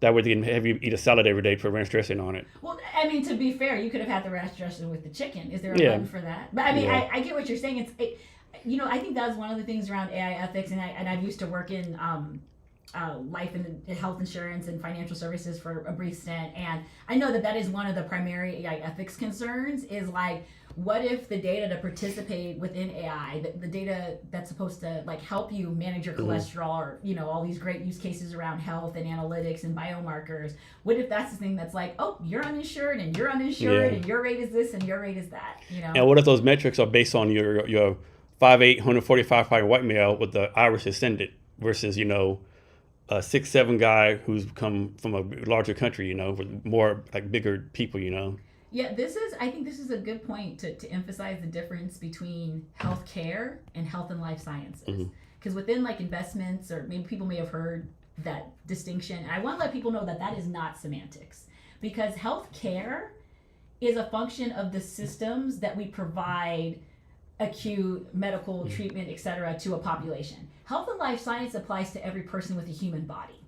So health and life science is if you have a circulatory system, if you have key critical organs, if you have DNA and RNA, that's health and life science.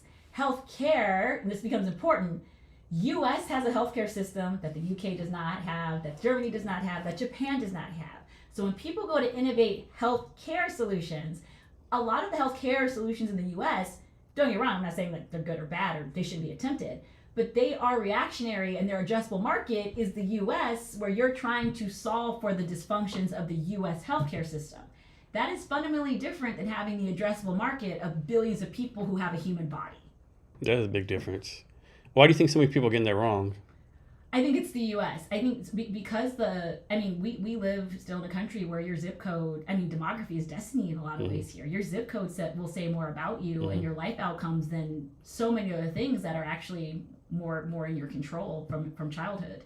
And also, we're taught that we want technology to solve problems. And U.S. healthcare tends to be a very big problem and pain point. We tell people, solve for pain points, solve for problems. But what we fail to realize is that some of our problems that we're trying to solve are self-created in a way where, and once again, it's not to say you shouldn't try, but that's only going to be a U.S. thing, right? I've talked, it's kind of like this, like STEM we were talking about earlier. When I was traveling abroad, you tried to explain the concept of STEM to people, and they're just like, so you have to go somewhere special to learn like what we all learn in school? And they're like, yeah, well, there's STEM for girls. They're like, are the girls not allowed to be in the math classes? And it's like, no, it's just that and they're just like, I'm very confused. Why is there something separate, right? Yeah, I never thought about that. That's that's a very good point. Yeah, there's no concept of STEM. And similarly with some of this healthcare stuff, there's no concept of bankruptcy for medical debt. Yeah. There's none. People are very confused. And like, so, aren't you America? Yeah. Aren't you America? Yeah, and it's just very confusing. It's like, so if you were to say like, oh, I have a U.S. healthcare startup and it's to use AI to process electronic medical records, and they're like, well, what's wrong with your medical records? It's like, all of them have a different billing code, and they're like, what's a billing code? Mm-hmm. Yeah. And you're like, oh, well, each of the insurance, and they adjust it for this, and then some people are insured, and some people come through emergency rooms, and hospitals are losing money, and they're just like, and then here, this was a problem when I was in Ohio, and sadly sounds it's going to be a bigger problem. We have rural healthcare deserts where hospitals are closing in rural areas, and people, even pregnant women, have to be life flighted when they go into labor. You try to explain that to somebody in Greece or Germany or something. I've tried. They're just like, you have to call a helicopter because there wasn't enough money from the patients. So those people just don't get help. They're like, what if someone has a heart attack in the ambulance and you're just like... Or they're like, damn, America's so rich, you can helicopter everyone to have a baby? Yeah, exactly. Well, that's the other thing. So that's why I make that distinction, because like within the VC addressable market, right? Addressable market for U.S. healthcare is who is subject to the U.S. healthcare system. Addressable market for health and life sciences is people with a human body and whatever condition or medicate, whatever you're trying to solve for. All right, so I'm asking you the next question, but I have to go to the bathroom. So I think it's a good question. So talk about what type of founders y'all are looking for. Oh, good question. So kind of founders we're looking for. I guess we should start with our approach on how we think about future and deep tech. So if you are somebody who is working on something where some of these frontier technologies are going to make things, and things can be different things, faster, cheaper, better, or possible, using quantum-enabled solutions, using next-gen data center approaches, using different types of compute or intelligence architectures, those tend to be the kind of founders that we're looking for. So the goal isn't to be like, oh, you're working on something, let's throw some quantum into it. I will say that said, like our baseline and in working with us, a differentiator and a perk for you is that we're going to make sure that you are quantum secure. We're going to make sure that you can't be a part of that harvest now, decrypt later sort of situation that's on the horizon for Q-Day. To us, that's just security and table stakes around your readiness.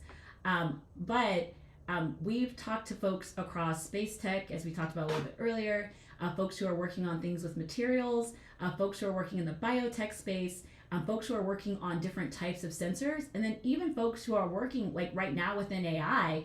Maybe you're one of those folks and you're like, I'm looking at different types of language models. I'm looking at small language models. I'm looking at large concept models. I'm actually looking to like evolve the foundational model architecture itself, but I'm going to need a different kind of compute, or I'm going to need some simulations to help me maybe with digital twins or to accelerate discovery, checking feasibility, checking scalability. Those are the kind of founders you want to work with. Not just from the funding side for our cohort, but also from the design partnership side and what we do in the studio. So when I think about, people say, what's the difference between a venture studio and an accelerator incubator, besides the fact that, you have a cohort and then you do all this other cool future tech stuff. Well, the cool future tech stuff is things like pilot as a service, case study as a service. We also offer rapid prototyping. We would love to talk to founders who can assist us with contributing to those.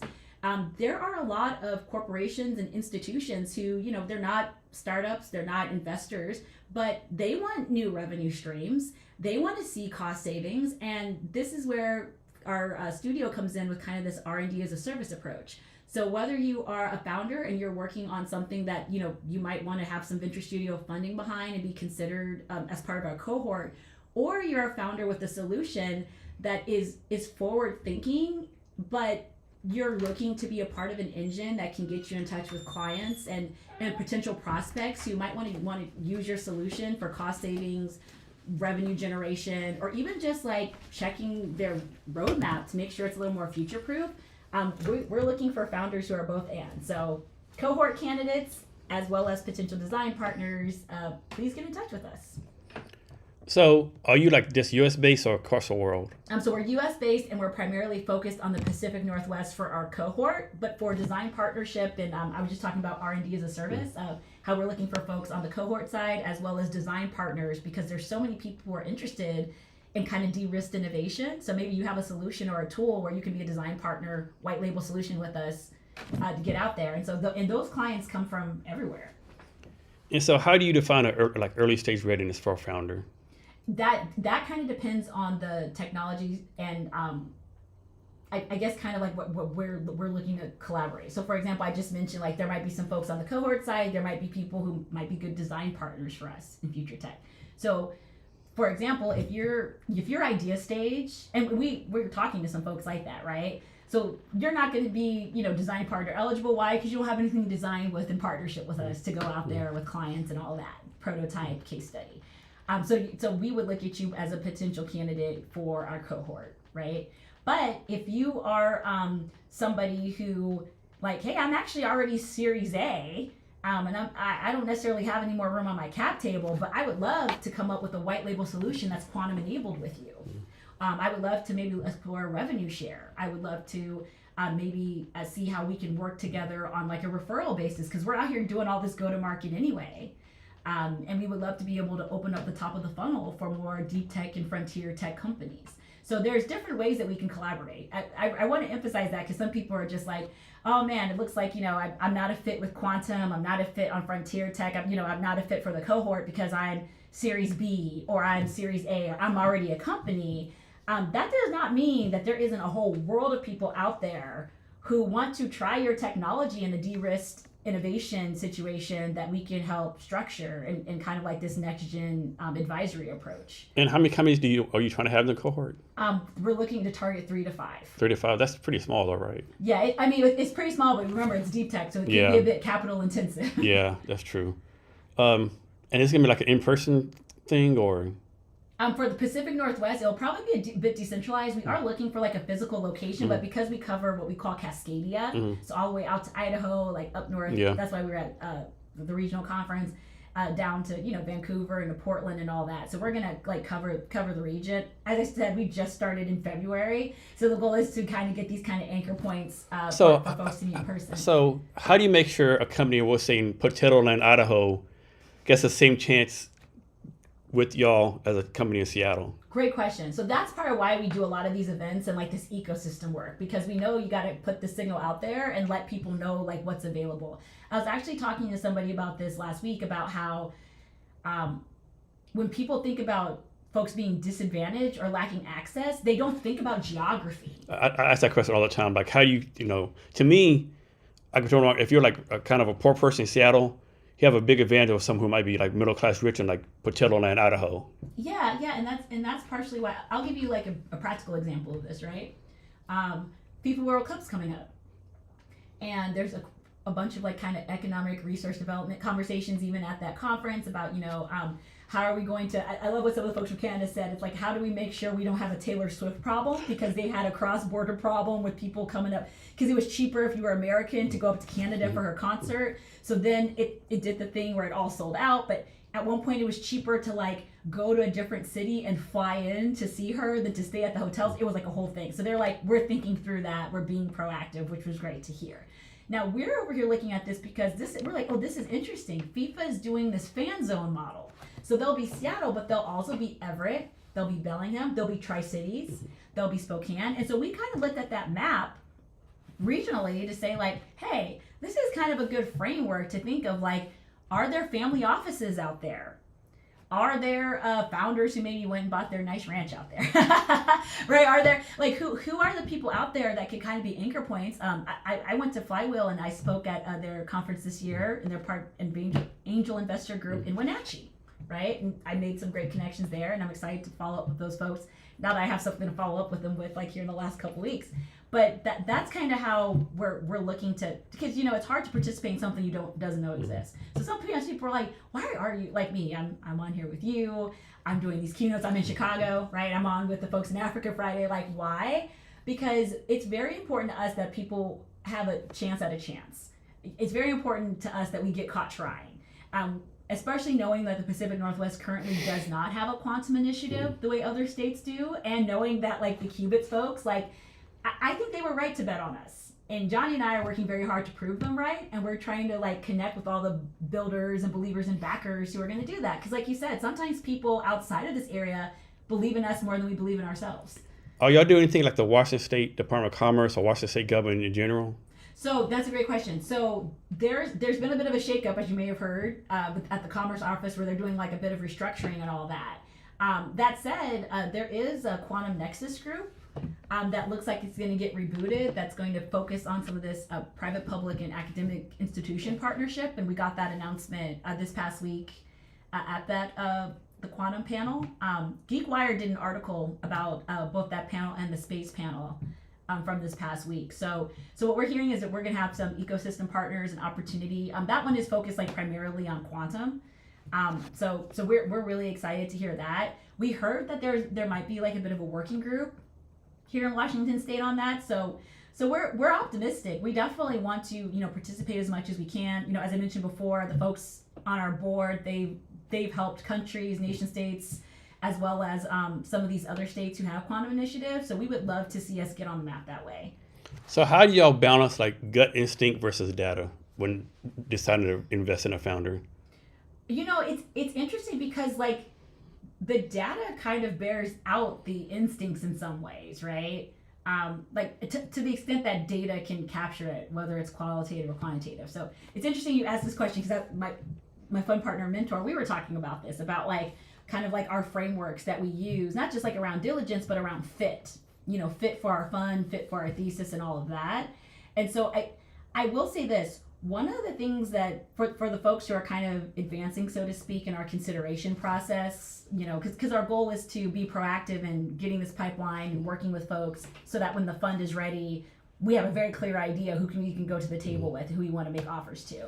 And one of the things that seems to be the through line is that the data rooms for these folks and like their tenacity around their subject matter is really solid, but they're very like humble and honest and clear about what help they need on the business side, right? So they'll be like, I know this about biotech, or I know this about space, or I know this about whatever.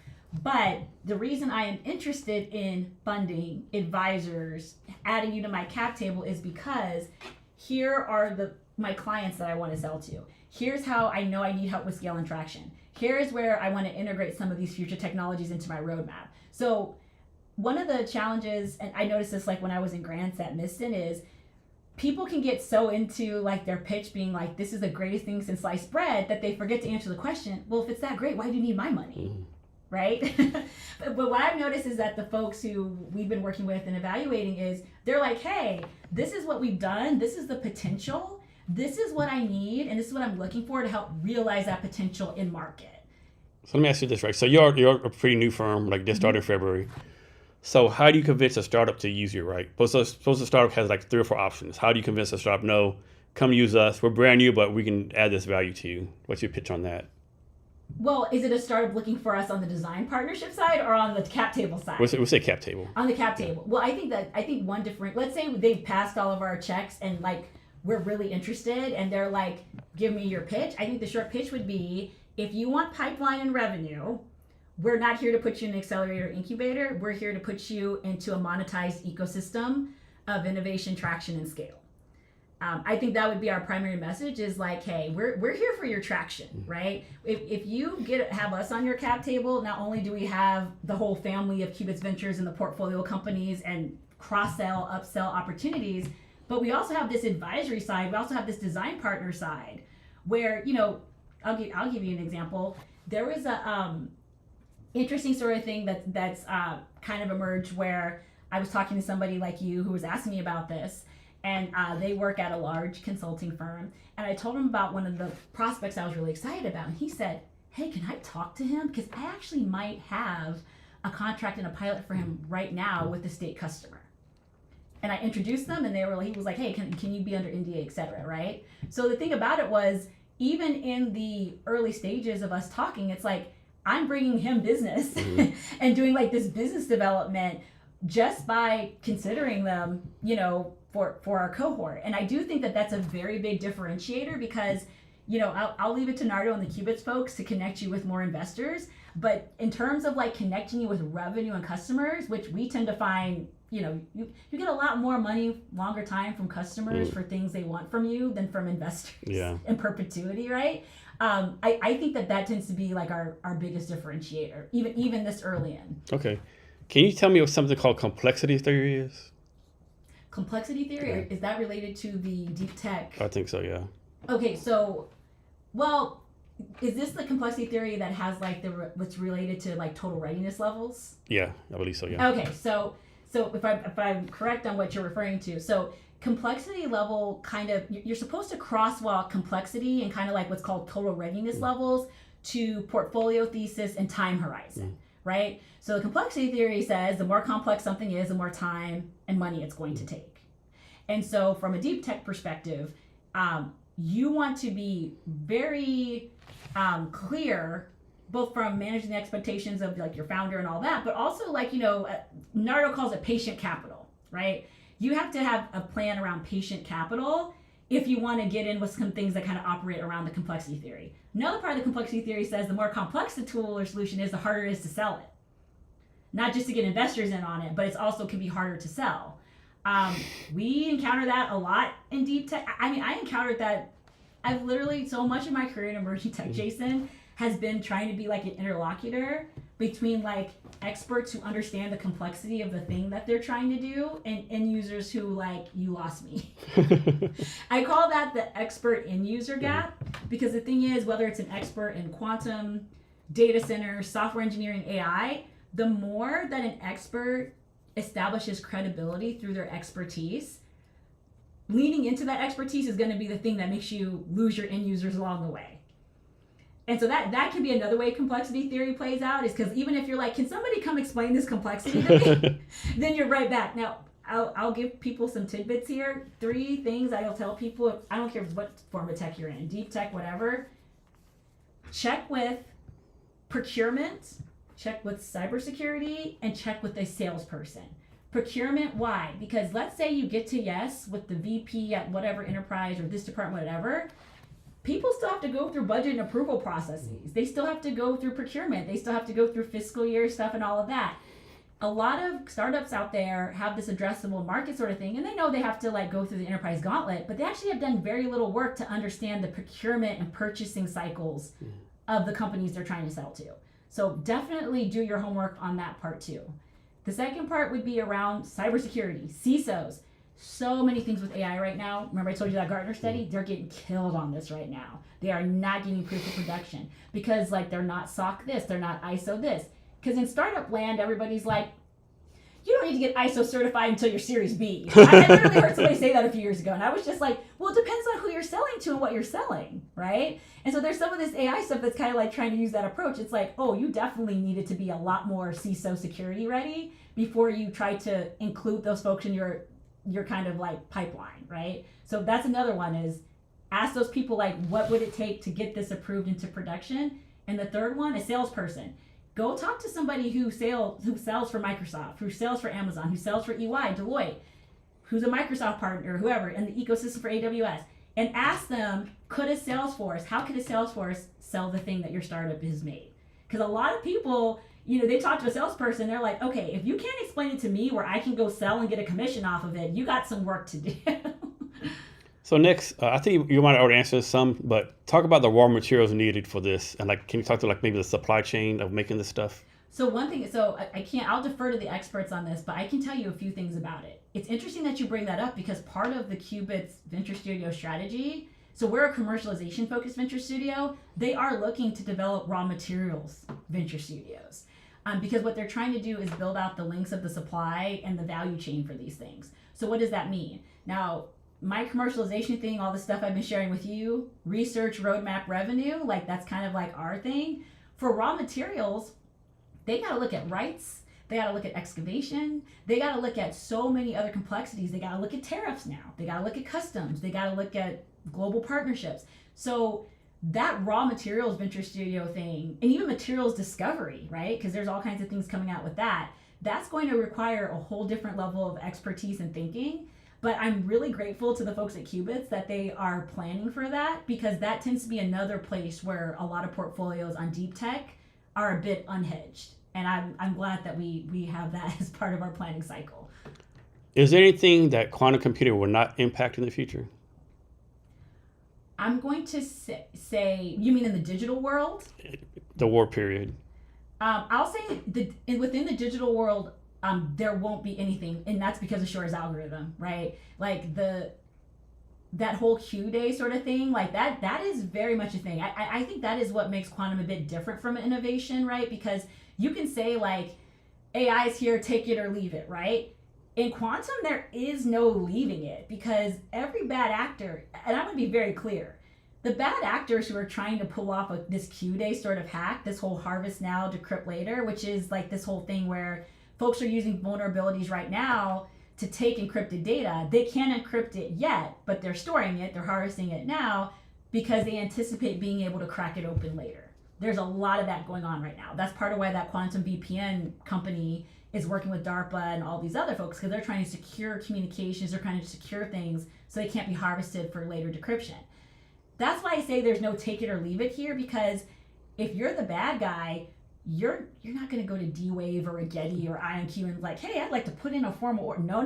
What you're going to do is, like, even before Q-Day, you're going to run quantum simulations on how to mess with these AI tools. You're going to see like where data is leaking. You're going to mess with this stuff that's been vibe coded, right? Because you're a bad guy. You don't care about people's roadmaps and what they believe about quantum chips, right? Like, if there's something out there for you to hack with, you're going to go hack with it, right? So that's why I say, like, in the digital world, there won't be anything, because if there is any sort of prize, any sort of monetary value tied to your data and your privacy, which there is, in a way where people can kind of have these next-gen Trojan horses, next-gen ransomware, all of that, they're going to go for it. And so, and I still don't think we talk nearly enough about how AI tools are also being used for hacks. Yeah, definitely. How scared should the regular person be about getting hacked every day? You know, I'm not sure if that's a fear thing or like so much of a savvy thing. Like for example, like car accidents. It's less that I'm concerned that there could be a car accident, so to speak, with your data and privacy in the digital world. My main concern is that we don't have seatbelts. Right, like, you know, we're still driving around like we're driving around the 1950s, 1970s. Yeah, and that's, once again, I'm not saying that, like, you know, all these platforms don't have a baseline of security somewhere, but what I am saying is that, like, there's this. I go back to cars, right? Because cars have safety features built into them, but typically the American end user, and particularly the American end user, so the car company put a seatbelt in there. That doesn't mean people wear their seatbelt. Yeah. They put a turn signal in there. Definitely not in the state of Washington. People are not using their turn especially not in the signal. Seattle, Washington area. Right? So there's a degree of this where, like, the car maker themselves, just like with cars, they need to put in a baseline of safety, airbags, or whatever. Yeah. And then there's the thing that the driver needs to do. And so that's kind of my concern with cybersecurity, is that, like, should you be, like, worried about the cybersecurity boogeyman? It's like, I would say, like, know how to drive your car, you know, don't volunteer all this information, right? Know how to put on your seatbelt, know how to use your turn signal, know what that means for yourself in the digital world. I talk to parents a lot about this, because they talk about their kids' screen time, and then, like, you look at their screen time app, and it's like, yeah. Or they're like, I'm worried about my kids' security filters, and, like, their Instagram privacy filters are a wreck. There are people on Venmo who still don't have private transactions. I don't understand that. I use Venmo once in a while, and some random person I know, like, hey, I paid $12 for a 6-pack of beer to Bob. You know, like, I don't want to know this. I have a whole queue of creative projects that I would love to get to someday, and kind of like my poetry. I dabble in all kinds of things, but I've literally said to myself, maybe I should do like a Venmo improv set where we just take all of the silliest things we've seen publicly in Venmo, and we all just, and that's the improv prompts. That would be good. That might be a lot of fun, because people still somehow, I know who's getting Brazilian waxes. Yeah. I know who's paying child support using Venmo. That's insane. Yeah. And you know, they have to know it's public, because they see it on their timeline too, I would think, right? Well, yeah. Well, you know, yes and no, because, like, if you do the thing, this gets into like a bit of a UI UX thing. Well, I kind of did that experiment one time, because I like needed to pay somebody for dinner or something. I was like, I'm going to make it so this one's not private. And what I found was that in your timeline, once you click send and it verifies like success, you'll be at the top of your own timeline for that transaction, right? But then if you refresh the page at all, sometimes your transaction disappears. So if you log out of Venmo right away or you refresh the page, you might not actually see your transaction. But the rest of the world public. does. The rest of the world does. Yes. Oh shit, that's dirty. Well, that's how timeline refreshes. Yeah, it go. does. Yeah. So let me ask you this. So, what frameworks do you recommend founders use as far as like identifying like real traction versus the noise out there? Ooh, traction metrics versus vanity metrics. Yeah. I feel like this is the thing my mentor told me, like, you should make people pay for some of this. But I'll give you a general thing. I'll give you a general thing. How should you discern between vanity metrics and traction metrics? Basic example. You need to distinguish the difference between an end user and a customer depending on your pricing model. What do I mean by that? The freemium model, try before you buy and all that, is a very popular model, right? This isn't to say you shouldn't do it, whatever. But that is to say that you now have a different pipeline and funnel experience, because now you can have user numbers, but those are not paying customers. Mm-hmm. So you actually have multiple conversion points, right? So you have a bunch of end users, you need to convert those people into paying customers. And then once you convert them into paying customers, you need to retain them into paying customers. And ideally, you can do that not just flat, but you can upsell, cross-sell, or get a referral from them, right? So a vanity metric in this context would be users. A traction metric would be paying customers, retention, and upsells. Okay, so next one. How should founders think about profitability versus growth? Well, if you're growing in a way that puts you underwater, I would hesitate to call that growth. There are some very kind of weird models in monetization where you can do that. You can kind of be on borrowed time, so to speak, with either your investor runway or maybe you do have loans or other like forms of like people and companies, they find a way to stay alive in the name of growth. But if that like growth timeline is not like matching what you needed to like make those bets good. I mean, in this interest rate environment, just take like a small business loan. Like this isn't even startups or anything. Be an upstart business. If you take out a loan, in some ways with the interest rates now, you're betting on being able to turn that loan into what you need in your business to drive growth to outrun that interest rate and the principal, right?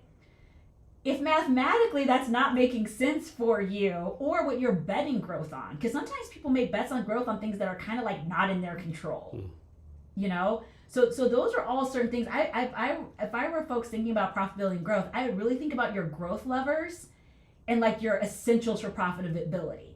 So for example, a growth lever, this is something I saw on blockchain a lot. A growth lever is not, we're going to go have more events. We're going to Token 2049. We're going to ETH Denver. We're going to ETH Paris. That is not a profitability growth lever per se, right?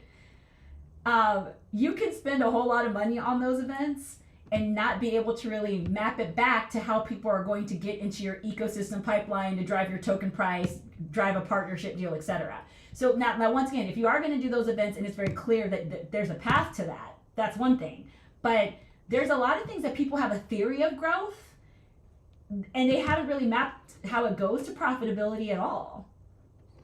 So from your experience working with founders and startups, what are some common characteristics you see in founders who are like, okay, I don't know this person at all, but based on what I can see his values, he might make it. Like a high potential. Yeah. Kind of high potential signals. I think one, I'll say maybe a more intuitive, qualitative one is like that kind of intellectual humility. I've met some startup founders who have attracted a certain kind of cap table that likes a lot of bravado. And that bravado that plays well, high conviction, some people will call that bravado, right? That kind of thing that plays well with that investors is terrible with customers because customers need convincing. And I find that type of founder really struggles with being persuasive because they have this chip on their shoulder like, of course it's going to save you money. Why aren't you buying? Like something is wrong with the market and something's wrong with customers. And like, it's like they kind of act like their thing is like a no duh, right? The people that I've noticed have really high potential is they're really good listeners. And they're listeners in terms of like not just letting anybody talk their ear off, but they're listeners in terms of they know that they don't know everything.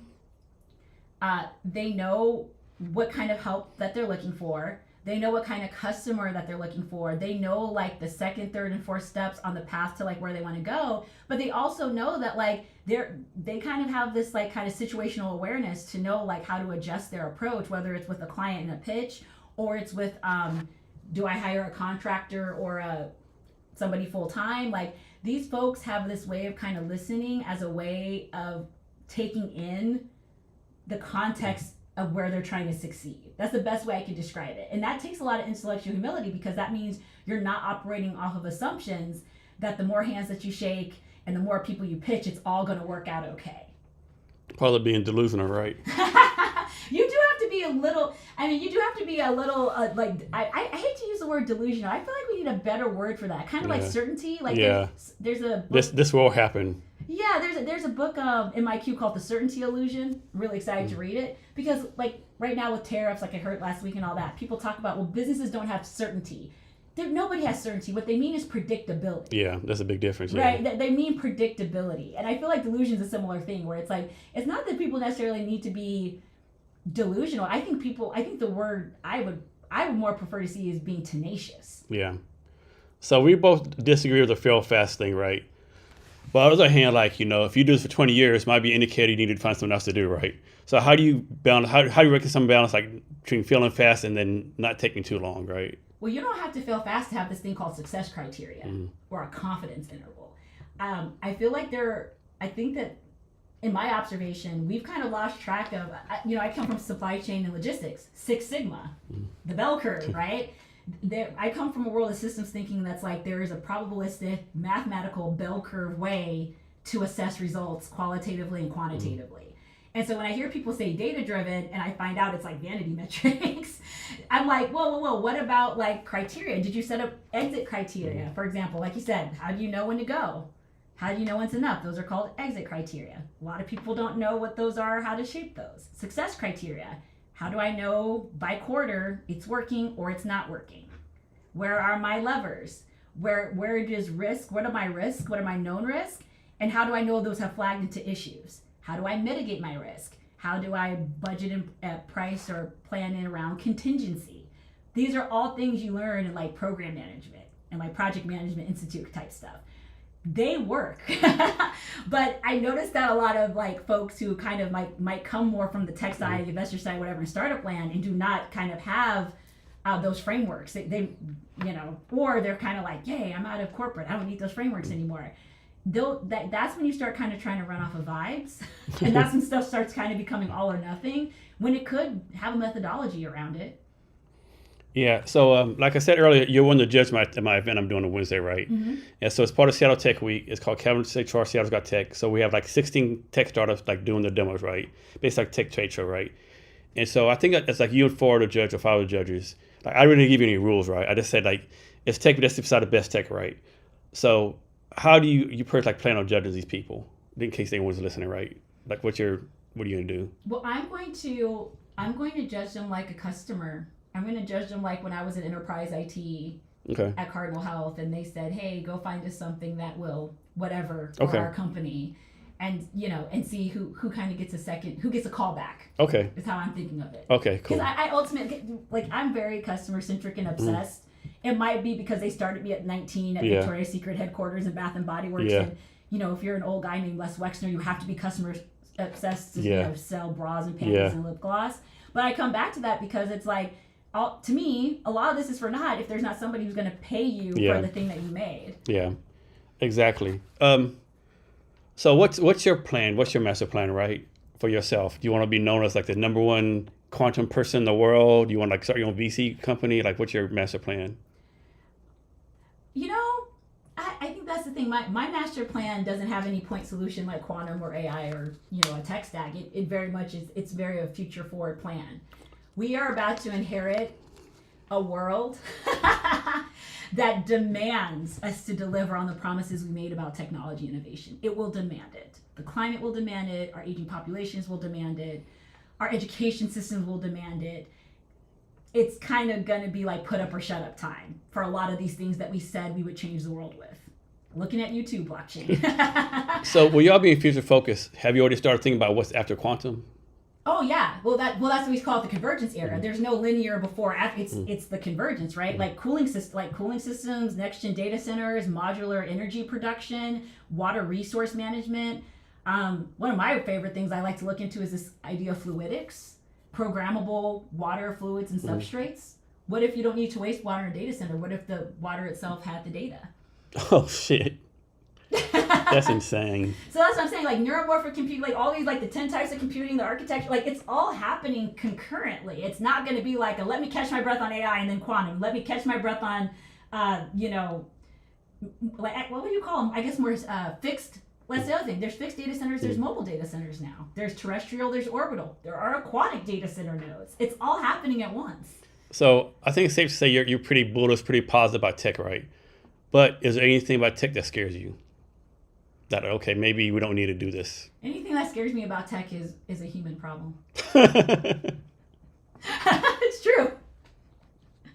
Remember I told you about how man loves to try to make things in our image? Yeah, it's anything that you'd be afraid of with tech, you're actually not afraid of the tech. You're afraid of what, because you know people. That's the thing. It's like, I've heard some folks who are even more bullish on AI and things tech, and they'll say things like, why is everybody so afraid? We've seen this movie before. People are afraid of the printing press. They're afraid of the steam, and they're afraid of all these things. And then like, calm down, everybody. And to that I would say it's like, the other thing they say is like, you don't even understand AI, which is fair. Mm-hmm. Like I was saying earlier, people are like, I don't understand quantum. I've come to this conclusion, because that's what fear does, right? Fear is like, fear's not rational. At the same time, I'm kind of like, well, those people aren't afraid of AI because they're concerned about retrieval augmented this versus like agentic that versus small, large. Like, no, people don't need an expertise to be afraid of AI. They're afraid of AI because they see the people and the companies and the nation states and the militaries and the surveillance infrastructures around AI. That's not because they're AI experts and they're afraid of the tech. Another thing too, like people would say, well, last time I checked, the printing press was not in the Terminator, right? Yeah. AI, Skynet was in the Terminator, right? And it was in the Matrix, right? Yeah. It was like, right? Like, that gets into like the whole sci-fi dystopia, because now, like, once again, you have a lot of people who are like saying, like, deal with it, and the only framework they have to process this stuff is through sci-fi dystopian entertainment, and not around like empowered education and informed consent and like different applications of these technologies, right? Like I think that's the thing. It's like, if all you give people is blockbuster dystopias to filter this through, what do you expect them to react like? I know. So you have any so to talk about the event y'all are doing this week with Seattle Tech Week, the one you talked about? Yeah, so we have this event called the New Next Gen. Where it's a smaller event. We're kind of just like many Seattle Tech Week events. We're kind of already at max capacity. But this is actually the only quantum industry event on the quantum2025.org calendar in our region. We're excited about that. Not necessarily proud, because we need way more going on up here. There is one other research event, but only industry one. Looking to change that. But this event is, we're going to have like some networking and all that. We have a monthly thing called the Quantum Curio. And so this is our Seattle Tech Week edition of that. It's called the New Next Gen because we're going to get into like all these different types of future technologies that aren't just quantum and are not just enterprise SaaS. And so y'all do Cascadia, right? How is that? Is Portland the farthest south? Does that go down to Northern California? How far south does a Cascadia go? Just through Oregon. Okay, Oregon. Yes. And up to Alaska, I'm guessing? Yes. And then east to Idaho? Yes, and east to Idaho and wherever that line is there in Canada, which, people are still like, they might want to put data centers there, I guess. I mean, it is cold up there, right? Yeah. So what's some metrics for success for y'all? Well, I would say on the studio side, there's a few. I can't announce all of them, but I'll give you like a few examples. Like one, we are looking to publish a case study around what we call next gen advisory and R&D as a service. We firmly believe that the era of like McKinsey and Bain and even EY, where I used to work, giving you a $50,000 slide deck that gives you like advice, and then you hire them back for however many hours and at this rate, like that model has to change. We're already seeing pressure on that model from DOGE cutting a lot of government contracts. You're also seeing some rightful lampooning of that model with what happened with HBO Max. Remember, they paid the consultants, they said to turn it into Max, and they paid them again, and they said to turn it back to HBO, right? from a next gen perspective, it has to switch to like rapid prototyping. It has to switch to case study. It has to switch to something that validates or debunks, right? Like it has to be something of substance for different companies, institutions, etc., to make those advisory services worth their while navigating all this rapid change. So that's going to be one success metric, is us rolling out that framework, that case study around next gen advisory. Another one is, of course, going to be when we're able to close, announce the fund close on the Qubit side and be able to announce like our alpha cohort of folks. That's obviously going to be a pretty big win. We have a few other things that we're doing more globally around normalizing quantum and quantum education and future tech more broadly that I can't quite talk about. But we're also excited to announce like our first kind of list of design partners and some work we're doing around what we call a next gen data lake. So basically, a lot of data lakes operate on like enterprise data. It cannot hold for sensor data. It can't even hold for visual data. And so what we recognize is a huge opportunity to upgrade data lakes where all these different things we've invented, even agentic data, AI data exhaust, what some people call dark data, how do we get all of that into one place to keep up with all these new technologies that we're generating data from, so then we can go from there when it comes to AI and simulations. For the announcement of the fund and the cohort, do you have like a timeline when those announcements will be made? Yeah, and we're thinking it's looking like it's going to be like official announcements. It looks like it's going to be early 2026. Okay.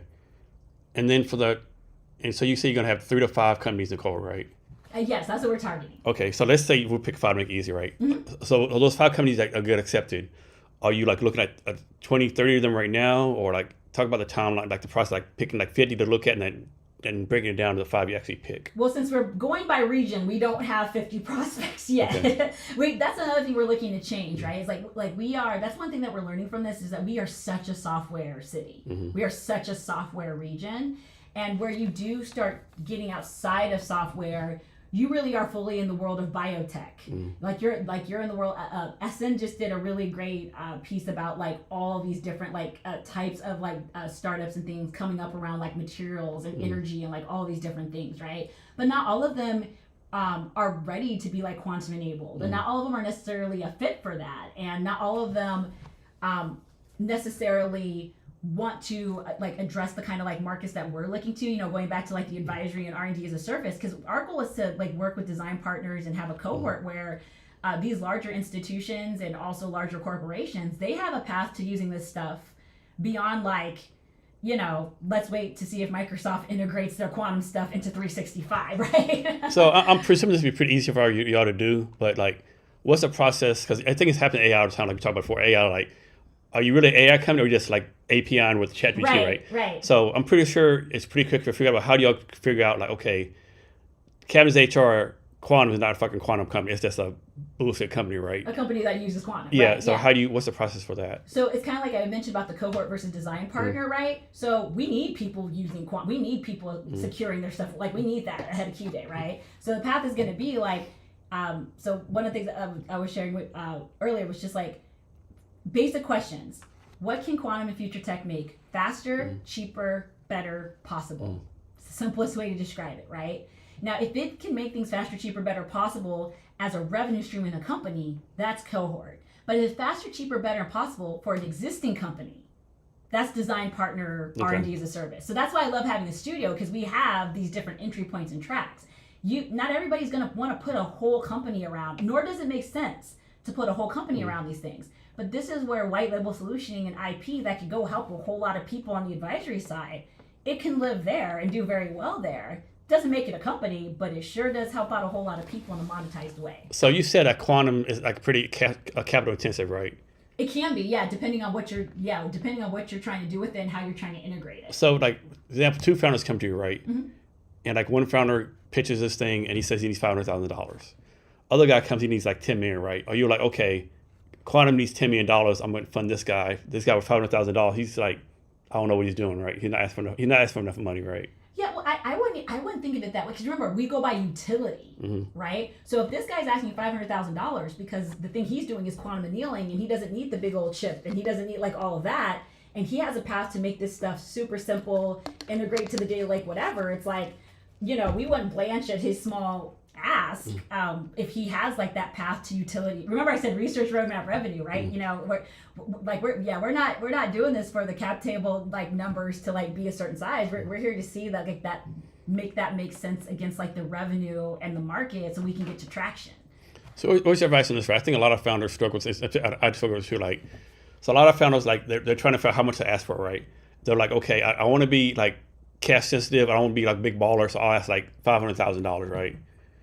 But what they really want is like $4 million, right? So how do you, as a founder, you balance like asking for the amount, right? That makes any sense? You know, yeah, I think. I know it depends. Like you gotta research. You know, obviously you don't ask for $4 million if a company only invest $25,000. You know, all the kind of stuff. You got to do that stuff. But well, I mean, this kind of gets into kind of like that Shark Tank. What do they say in Shark Tank, right? It's like, well, like, what are you valuing the company at if you're asking for $4 million, right? Is it worth like $12-15 million? Probably not. Yeah, so I think there's kind of like that that inherent valuation algebra that comes with your ask. Yeah, and I think a lot of founders are scared to give a number because they're like, okay, if I ask for too much, they're not going to fund me. If I ask for too little, they're not going to fund me, right? They're trying to find that sweet spot. Yeah, but I mean, like, let's say you want to ask for $40 million and like you can't even do the math on how many customers and things you need to sell for that, right? Yeah. I think that's some of the thing, right? Is like, obviously, like, some of this stuff needs some like upstart cost, whatever. What I tend to find is that people start talking about valuation and ask divorced from their revenue plan and their pricing model. Yeah. Because because at that point, and once again, I'm not trying to oversimplify this, but a very quick viability check on that valuation is just the napkin math of how many customers would I need to get. Yeah. Or how much would my IP need to be valued at? Or how much is the assets that I'm going to purchase with this money, right? Now we're back into business school, right? And if you're back in the napkin math, it's just like has this huge gap. I mean, that can kind of tell you a lot right there. Yeah. So next question. Tell us something about yourself that you're proud of, but no one knows about it, right? It's not on LinkedIn, not on your resume. Maybe you're like your close friends, your parents, like your close inner circle know, but pretty much like 99% of the people that know you don't know this about you, but you're very proud of this. I think I may have mentioned it earlier about how I had all my kids at home with midwives. Okay, that's it. Yeah, that would be the one. And mainly because, not because I'm like She-Ra, like I'm so tough, but because in 2008, 2009, when my then husband and I were expecting my daughter, I had just graduated from Ohio State. He graduated from Ohio State, top of his class in mechanical engineering, and we had both had internships, and we were like, we did we're the everything right people, but it's 2008, 2009. So he gets laid off twice our first year of marriage. And the second time he got laid off, I was expecting our daughter, and a lot of people forget that before Obamacare and the Affordable Care Act, pregnancy was a pre-existing condition. So he had made too much money. I had just graduated, but he had made too much money for us to qualify for any sort of aid, help, anything. And so the way I ended up having my kids with midwives, it was really kind of a failure of our system. And the reason I'm proud of what ended up happening after that, not just because like the divine providence of finding my amazing midwife, I found her on YouTube on accident. I didn't know she was local, and she was amazing. She had been a delivery nurse in the military for 17 years, mentored these other midwives and doulas. And of course, everybody called me crazy. I was like, well, I don't really. She had an out-of-pocket sliding fee scale. Then I watched the documentary, The Business of Being Born, and I was just like, ooh, yikes. And then, first time it had to be that way, but I chose to do it the second and third time that way too, because it was just such a powerful and transformative and, like, to me, like a truly spiritual experience. But then all this data comes out about the Black mortality and morbidity rate. And how, like, kind of my intuition that kind of felt like I was safer with these midwives drivable to a hospital. I was statistically safer than if I would have tried to go to a hospital. Serena Williams almost died. I'm not an athlete like that. Like, I am not a goat like her. This woman can serve at over like 110 miles per hour, and she almost died. I mean, she's married to the co-founder of Reddit. Best doctors, everything money can buy, and that still almost happened to her. So I say that because, like, I'm very proud of, people talk about listen to your intuition. People talk about, like, trust your path, advocate for yourself. And I did all those things, and I was called crazy in every which way. And not only did I have those amazing experiences that put me in touch with my power and resilience that, like, literally nothing and no one can take away from me, but I managed to be an outlier in a statistically a system that is actually very dangerous for people like me to give birth in. So I have to imagine you have a lot of people reaching out to you about different things, pitching, quantum, blah, blah, blah. And like, how do you like decipher like, okay, this person's batshit crazy, this person I need to talk to? Like, how do you do that?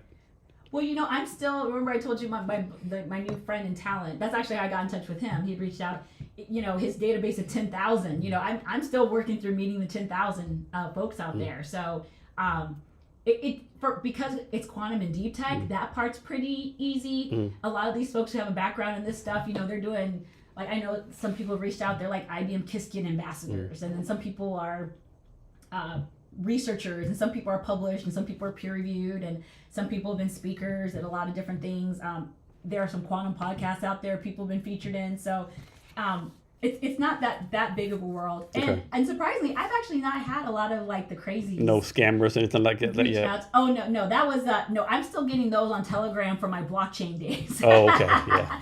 I've noticed that. I think it's the general rule. If someone reaches out to you on LinkedIn, they said let's go to WhatsApp and Telegram. That's, to me, it's a red flag. Yeah. Yeah. I was gonna say there's a lot more and I still advise on some things with blockchain and crypto. So I would say I'm still getting a lot more of that from that world than I have from what I do with Barclo and deep tech. Okay. So the University of Washington it's a pretty good product design school, pretty good computer science business. Is there a college out there that's going to be known as like a good quantum college? I think a lot of folks are still in the hunt, and what you decide as a good quantum college means different things to different people. For some people, it's like, did we get the computer and did we publish and did we, there's definitely like the more academic success metrics. And that's one thing I try to point out to people about like, when the next wave of innovation is going to come from researchers and harder science, those folks' incentives are different than us business people and different than the Stanford computer science grad, right? Because they want to work for CERN. They want to like work with the particle accelerator. They want to be published in peer review. They want tenure. They want grants and funding for their labs work to continue. They want a Nobel, right? Those incentives are very different in terms of like the source of like the IP that can come into products and goods, services, companies. And so like bearing that in mind, that's where this academic piece becomes like really, really important to the ecosystem. But once again, we might have a metric that says we would love to see founders or a volume of commercialized IP, but their goal might be like, we want to be able to boost the department, or we want to be able to like drive enough like revenue, investments, grants, etc., to get a new lab or a new clean room or to afford another electron spectrometer, right? Like you don't spectrometer. Like there's the academic goals and like the commercial goals around this space. That's one thing that I've been talking to some folks about. Like, how do you navigate that? So, how to ask this question? So, like, in order to do quantum, all this kind of stuff, I assume you have to be kind of smart, some intelligent, right? Because someone like the average intelligence, being in quantum and being in physics and being all this kind of stuff, or do you have to have some kind of like, super intelligence? You mean like as an end user or as what part? As like actually putting together. Well, it depends. So for example, like think about laboratories, right? So there were folks who are absolute geniuses working on CRISPR and genetic editing and sequencing the human genome. Then there was a bunch of lab technicians that were working in the clean room that were handling the samples. You have to have a baseline of intelligence to handle the samples and follow the lab instructions, but did you need to be the CRISPR people who sequence the human genome? No. Yeah, okay. It's kind of like that within the supply chain, if that makes sense. It makes a lot of sense, yeah.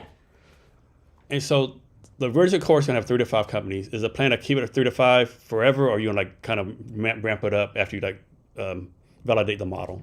Yeah, I think the goal is to ramp it up. The goal is to be able to have a playbook to use at other venture studios. The goal is to be able to have other venture studios in other places. And the goal is to really, like I said, normalize innovation in these areas here, like in our region and in the U.S. more broadly.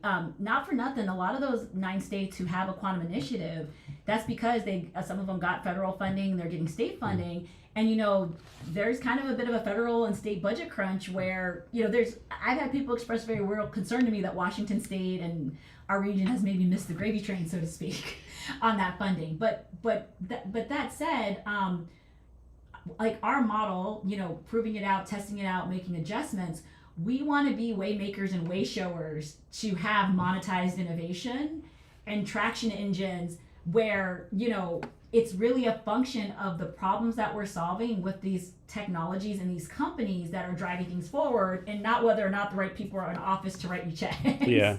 So we talked some about government contracts, SAM.gov. Are y'all going to do anything with SBI contracts or anything like that? Well, you know, it really depends. I think one thing that's been really interesting to me is how even just our venture studio model, it is because it's like different and it's a bit novel, it doesn't quite check the boxes. So I'll give you an example.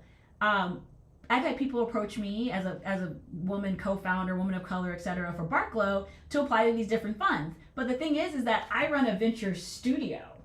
And don't get me wrong, like there are venture studios who are acquired by accelerators or incubators or funds. There are venture studios who have a separate value, they have a separate valuation framework, all of that, right? But the funding sort of programs that I would be eligible for as a female founder, there's no room for a venture studio model. Because as a venture studio, I will not have a product of my own. See what I'm saying? Like I will not have a book of business. I will be on multiple cap tables. I will have an operating budget for a studio, and then I will have an advisory that kind of like EY and Deloitte and all that. I will own a portion of the practice, and then we will have revenue. Like so I'm saying, like the model is just so different that it's like if I were to have a consulting firm, let's say I was just going with the advisory studio side of it, I wouldn't be eligible for that startup funding. Yeah. I wouldn't even be considered a tech company. Yeah. Is there a startup in quantum that you're like, man, I can't wait for someone to do this? Oh man, that one's tough. You know, there's so many things that kind of need that next gen kind of security treatment and quantum readiness and like Q-day readiness that it's hard to pick one. I'm going to talk more generally at with the tech stack like we were talking about earlier. I'm really excited for when we start getting to the app studio part.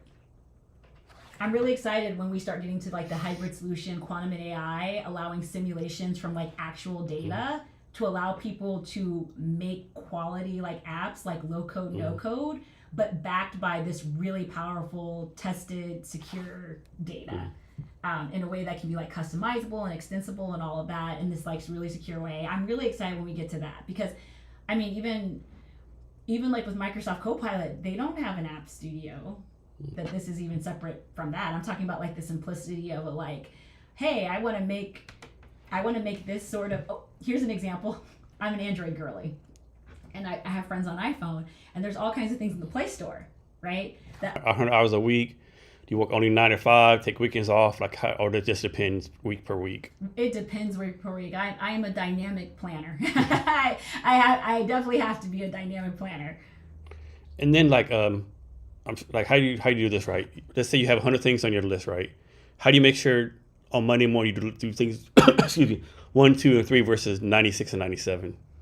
Well, typically the 1, 2, and 3 on the list are the things that like, how do I put this? Like my to-do list kind of have like these dynamics around them where it's like if it's not done like what like this like if I don't get this done, how am I going to show up to the podcast episode? If I don't get these steps done, how are we going to have an event next week, right? So like it's very there's kind of like a tactical element to it and kind of like an order of operations to a lot of what needs to get done because we're operators, you know, so there's a lot of that from just like my good old-fashioned program management days that really drive a lot. Now, how you deal with this? This is a problem I struggled with in the past. Like, so I'm assuming you have a high level of excellence, like you have a high standard of doing stuff, right? How do you deal with like when people around you don't have the same standard, right? Do you like you just get frustrated?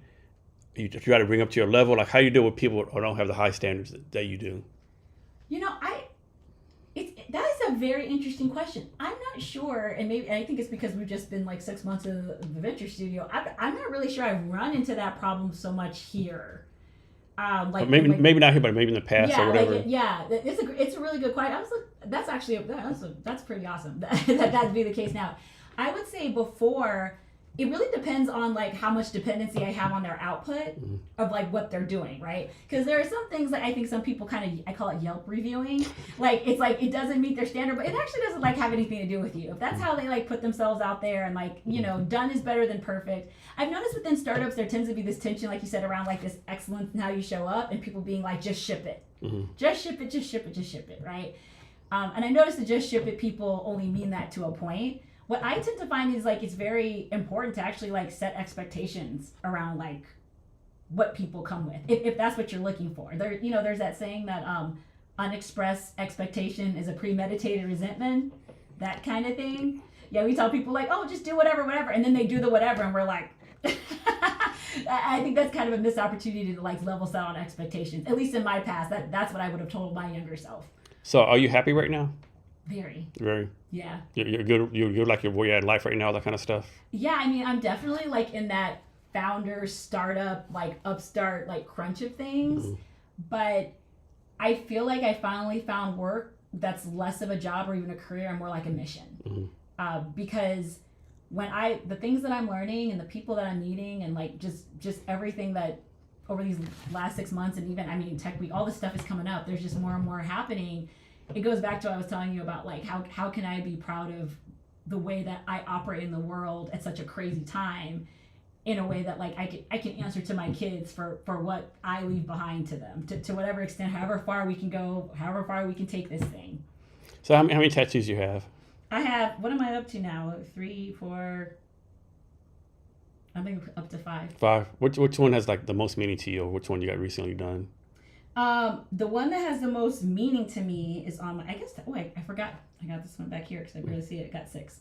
I would say the one that has the most meaning to me is my fish here. I have a beta fish. Shout out Shannon Perry. She actually put like this cool like ultraviolet paint on like the tail of it, so like under black light it lights. Oh shit, that's a lie. Yeah. But I got this one. You hear people talk about being recovering people pleasers. I'm definitely that person. And this is a beta fish. My daughter named him Galileo. I don't really have a name for him, but that's just what my daughter calls him. And I got this beta fish because there's that story of like the rainbow fish. And the rainbow fish does this thing where it's like the rainbow fish is so beautiful and the rainbow fish is kind of cocky. And then the lesson is give away everything beautiful and unique about yourself to everybody else, and then there'll be peace in your life. And not like, hey, instead of being cocky, how about you honor everybody else around you? And there's some people who thought that message was so kind of like dysfunctional that they like rewrote rainbow fish, right? And the funny thing is that I was definitely one of those kids that left an impression on me. And I got this beta fish because I realized that we call them fighting fish. When we put them in a tank and say, do this, or like live like this, and here's your tank and here's the other fish, that's when they fight. It's like we define this type of organism by its struggle when we try to control them. Meanwhile, when they're free in the ocean, they're beautiful at depths that human eye can't even see, and they're just down there beautiful and colorful. Predators can't see them, like none of them. They're just down there beautiful, colorful, being their thing. And then we see their beauty, we take them, we put them in captivity, and we say, oh, that's a fighting fish. And so that's what I realized was like, I've had a lot of experiences in my life and my family and the people I come from and all that, where it was very much that. You put people in these ridiculous, desperate, unfair situations and say, see, look at that. They're aggressive and they're this and they're that. When really, you could just be free and be just as colorful and just as amazing without like kind of being in like that captivity, in that control. Yeah. So you just said you're a people pleaser, right? I used to be, yeah. So how do you go about telling people no if you're a people pleaser? Like before, when you're a people pleaser? Yeah. Oh, well, you don't. That's the problem with people. Like a lot of things, the one thing about being a people pleaser is no is never a complete sentence to you. Like that whole idea, I remember years ago when somebody says, no can be a complete sentence. I'm like, but then what? So you got better at that, I'm guessing? I have. I've gotten a lot better at that. And from a different place than what I thought it would need to be, right? I used to think that like I'd be like selfish or uncollaborative or whatever for like having those sorts of boundaries or saying no. And now like I realize that there's actually a lot of people who can like sense that you're that kind of person. They will take advantage of that. Yeah, I remember I saw somewhere on some social media said, I'm gonna say this wrong. It was like you need to have limits on what you give, because takers have no limit on what they'll take from you, or something like that. Yeah, put a limit on what you give, because the takers have no limit on what they'll take from you. Yeah. It's basically that. It's basically that. And then also like another thing that I read that was kind of like and learned about, it was kind of a tough pill to swallow, is that people pleasing is really just a very like neutered and genteel form of manipulation. Because what you're trying to do is please people in a way that gets the sort of behavioral outcome from them of acceptance, of loyalty, of commitment. And granted, like maybe like me, like you're trying to source safety from that. You want to know that there's stability. But you know, at the end of the day, the bottom line about all things manipulative is you behave a certain way because you're treating people like a vending machine. Yeah. You put in all these yeses, you give, you do this, you do that, you never say no, and then out comes what? But humans are not vending machines. Like people, you know, even if you are in the people pleasing and you're doing all of that, those people have a right to say no to you. Those people have a right to their boundaries to you. And like if you're in that people pleasing mode, that can be very offensive because you're like, what do you mean you have boundaries? I don't have any. I know, right? So you already talked about the Barclo a little bit, but now we go like do like a deep dive of how it got started. What you focus on now and the big dream vision for it. Yep. So Barclo Venture Studio got started at the beginning of this year as part of Qubits Ventures Fund 2 strategy to include global commercialization into their strategy. So what that means is that myself and my co-founder, Johnny Berrigan, we focus on the Pacific Northwest and the Cascadia region to identify potential cohort companies to fund as part of the raise that Qubits Ventures is doing. And then separately on the studio side, we look for design partners and clients across corporations and institutions so that we can offer R&D as a service. So that allows us to bring in some de-risk innovation and actually help people integrate, test, validate all these different future technologies in a way that can make sense for their future readiness, revenue streams, cost savings, etc. So that way we're able to both work with startups in an ecosystem, but we're also able to educate folks and we're also able to let people try before they buy, so to speak, when it comes to this future tech stuff. And what's the future vision for it? So our future vision is to be able to have this traction engine on the side for deep tech, frontier tech, and quantum for our cohort, but then to also have kind of this next gen advisory model and then take that playbook and have other venture studios, because we really do anticipate you know, like the next 10 plus years, you know, if people are saying 3 to 5 for this thing or that thing in quantum or future tech or data centers, we got a long road of integration. Is anyone else trying to do this model? Not the way that we're approaching it that we know of. There's definitely like parts and components of it in different places, but this very like revenue traction operator focused approach is a bit unique. And then also this idea of having an R&D driven, monetized like innovation engine alongside of funded cohorts is so far we've seen is pretty unique. Okay. So back to space. Are you going to be in the first ship to Mars? No. Maybe like the 5th or 6th. Yeah, I'm the same. I'm like maybe flight number 25, yeah. Well, you know, for me, it's like, I think I share with you. I'm a bit of an anime nerd. I got my Sailor Moon tattoo here, and you know, I think one of the like some of the space animes like Cowboy Bebop. I look at those and I'm kind of like, you know, I'm not the type where it's like I just want to go to space or say I go. I know people totally want to do that, and I totally get why. I'm a little bummed that like, you know, the International Space Station is winding down because like, have you heard of Story Time from Space? Mm-hmm. Yeah, my kids used to watch that, especially during the pandemic. For those of you who don't know, the astronauts on the International Space Station take turns reading stories. And they record it. And then they also have like the little thing where you can follow and you can get an alert when the space station is going over you, right? And they'll show you like a window and they show you how many times they go around the Earth and how many sunsets and sunrises they see. And it's really cool. I'd actually be more interested in that than going all the way to Mars. I used to watch the live stream of the James Webb telescope. I used to watch the live stream of that. I stopped doing it for some reason. That's pretty interesting. I heard of a new webcam thing that I might check out called the Fat Bears. You heard of the Fat Bears? No. There's basically like one of the parks. Like the actual fat bear, like I guess voting for the bears happens in October, but this is the time of year where you know they're eating and everything. They're gonna get nice and chubby to hibernate, and then you get to vote on your favorite chubby bear after Fat Bear Week in October. And I never knew that, but you can like look them up. If you just look up the fat bears, there's a camera and you can see them getting their fish and everything. That's insane.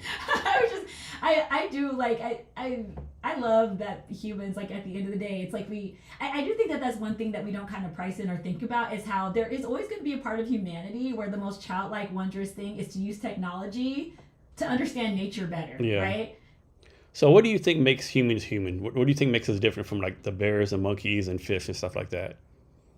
I think whatever it is that, people have different names for this, but it's this idea that like there's lots of things that have a life force of some kind, but having life force and having consciousness and volition and around and awareness around your life force tends to be like, what's the best way I can describe like objectively that you can measure that makes us different? Yeah, I think one thing makes a difference. I think we're only species that actually we have to make things better all the time, right?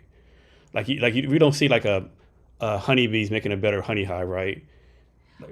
Like whether if we're making better phones, better things, everything has to be improved every year, right? Well, that's so interesting, because I remember I recently, I think it was in the last year or so, somebody had said something that really stuck with me about how despite us having that capacity for like continuous improvement and like participating and pushing our own evolution and how we operate and live in the world, there's this other part of humans is that we're the only species where we can choose not to grow or evolve. Like trees, like as long as trees are getting what they need to, and even if they've been in a fire, their root system's still there and they just keep growing. And they grow and they grow and they reproduce and they grow and they grow. But us, like we can choose whether or not. Maybe that's another difference with us. Yeah, like you could just not. Like you could say like, I'm going to act the same way I did when I was 16, and like but trees, like not trees. Trees, like you can say like, oh well, that's because physically they have tree rings for their age, but it's like now there's research about their mycelium networks and how they have layers of intelligence the older that they are. I know, I've heard that too. All the roots talking to each other. Yeah. That's interesting. So do you think other animals are intelligent, like ants, bees, dolphins? Do you think they have challenges too, or just humans? I think that we're still trying to understand the advanced, what I would call, maybe what we've misunderstood when we say intelligence is what I kind of refer to as advanced instincts, right? So for example, birds, nobody, like you look at like the structure of a bird brain and you look at it, you can analyze its activity and like its calls, and they look at like a murder of crows and they like they're petty, like crows are very very petty. There's so many stories. And they study, like they have like working kind of memory to even enact pettiness and recognize people and other crows and other animals. So there's like that kind of analysis, but then there's another kind of analysis that says, how come birds can sense like danger in a forest, whether it be a fire, whether it be like a storm coming? Birds can sense that, but humans can't. Like they can biologically sense it. So that's what I'm saying, like they have this advanced instincts. Maybe we had it way millions of years ago, and this evolutionary just went away with us. Yeah, I was even reading something about how like humans can kind of tap into a form of like echolocation to orient themselves, like, and that kind of thing. And I'm just like, wow, that's so interesting. But yeah, that's what I mean by like advanced instincts. Like there are some animals that have these instincts that like aren't even that compelling for humans, and we're not sure if we lost them or so would you say this is intelligence or hyper, what's the word you used? Like advanced instincts? Advanced instincts. So they found this ant colony somewhere, like it was like million, like miles and miles of ant colonies, right? They have like they place where they were storing food. It's like a real community, right? And a lot of scientists are like, this is intelligence, it's like instincts, right? So would you say this is like intelligence? They built this big miles long ant colony with plans and food storage, or just instincts? I think, well, that's the thing. I think that there's an interplay between instincts and intelligence because, for example, humans have instincts, but what we act upon... Yeah, it's a whole different story. It's a different story. So I think that's the thing, is like they have these advanced instincts, but they collaborated in a way that like shows like a level of like... I think that's the other thing too, is that they're still kind of like, this gets into all kinds of metacognition and semantics, but this idea of like, what is intelligence and then what is skill? Because that's the thing, bees are skilled builders. Like those ants are skilled builders. And you do have to admit there's a degree of intelligence required to have a skill set. But once you kind of leave the purview of that skill set type or that intelligence type, like, they're right back to being ants, Yeah. So what's your prediction for like the future of tech, that's something you think is going to happen? And I'll tell you mine first, right? This is my prediction. So you know how way back in the day, it would take like 6 months to go from like London, England to New York City on the boat. Now it takes 6 hours. And now it takes like, I'm making this up, like 6 months to go from here like to like Mars. I think we're going to figure out some kind of new physics, engineering, some kind of new tech's going to happen. It's going to take from 6 months, like 6 days. Oh yeah, I think that's definitely on the table. I'm going to throw out some things that are like, because people kind of ask me about like my specific sort of dreams or breakthroughs that I would like to see in my lifetime. I would love to see us be able to like decode like some of like the brainwaves and activity to like know where people are when they're in a coma or vegetative state. Oh shit, that'd be a good one. Like, and be able to decipher, because that can kind of be considered a form of dark data. Like we see like this brain activity and we see like that's a bit of a mystery to us. Bears. The only reason I bring up the bears is because it's like people for a long time have been studying like how do bears hibernate? Can we do that? They're a mammal. We're a mammal. Like how can we do that? You know, metabolically. Yeah. Are they like actually sleep all the time? Are they dreaming or? Like that's another one I would love to see like solved, right? Has anyone actually like put a camera in like a bear cave and recorded the whole hibernation? Yeah, they tag them and all of that stuff. It really gets into you know, and I'm not sure like how far, but like we're really trying to understand like from that metabolic perspective and even from like an aging air quotes perspective, you know, is that the same as people being in a vegetative state or coma? Is that the closest thing we have to hibernation? Can we induce that like on purpose and like not damage people's like brain and aging capacity the way that bears naturally by instinct have this cycle? Like that's one. I know the whole thing like from Up with the dog collars to be able to decipher what dogs say, you know, that kind of thing. I know people are really into that. I also, you know, we've explored and mapped more space than we have the oceans. Yeah. So ain't no telling what's down there. Yeah, so that's another thing. It's like I'm wondering, because obviously there's pressure, temperature, all those other considerations. You always see this new fish animal, like what the hell is that? Yeah, exactly. So I'm very curious. The Little Mermaid was my favorite Disney movie growing up. My two favorites were like The Little Mermaid and Sailor Moon. So I'm into like the space thing, but I'm also into the oceans thing. So what about this? You know how you dream all the time? What if when you're dreaming, you're in another multiverse trying to communicate with you through that dream? That's another thing too around lucid dreaming. Like that's another one people are looking to be able to decipher in sleep studies and all that. Like, because to me it's like there is an argument to be said that like everything we just talked about, from vegetative states to people who are nonverbal to hibernation to lucid dreaming, they all are like brain signals and activity are speaking a language to the body and the nervous system. Like when your brain's having these thoughts, is that really you? Is that something else? Is it consciousness? Is it like all that kind of stuff, right? Yeah, and we don't really know how to decipher. I mean, that's a great example of a data type that we don't know how to decipher. We even compare ourselves like we're like computers, and it's like we like know our hardware. They call us wetware, right? It's but like the kind of like the signal patterns and where it goes wrong and like all that. That's the other reason I think like some of this protein engineering stuff is so interesting. Because that gets into like the more fundamental building blocks of like your neurons and like your brain waves and like what's turning things on and off and your epigenetics and enzymes. It gets into like all kinds of stuff. It's really interesting. What's your take on like all this like Neuralink stuff, putting like a neural readjusting your neurons in your brains and stuff like that?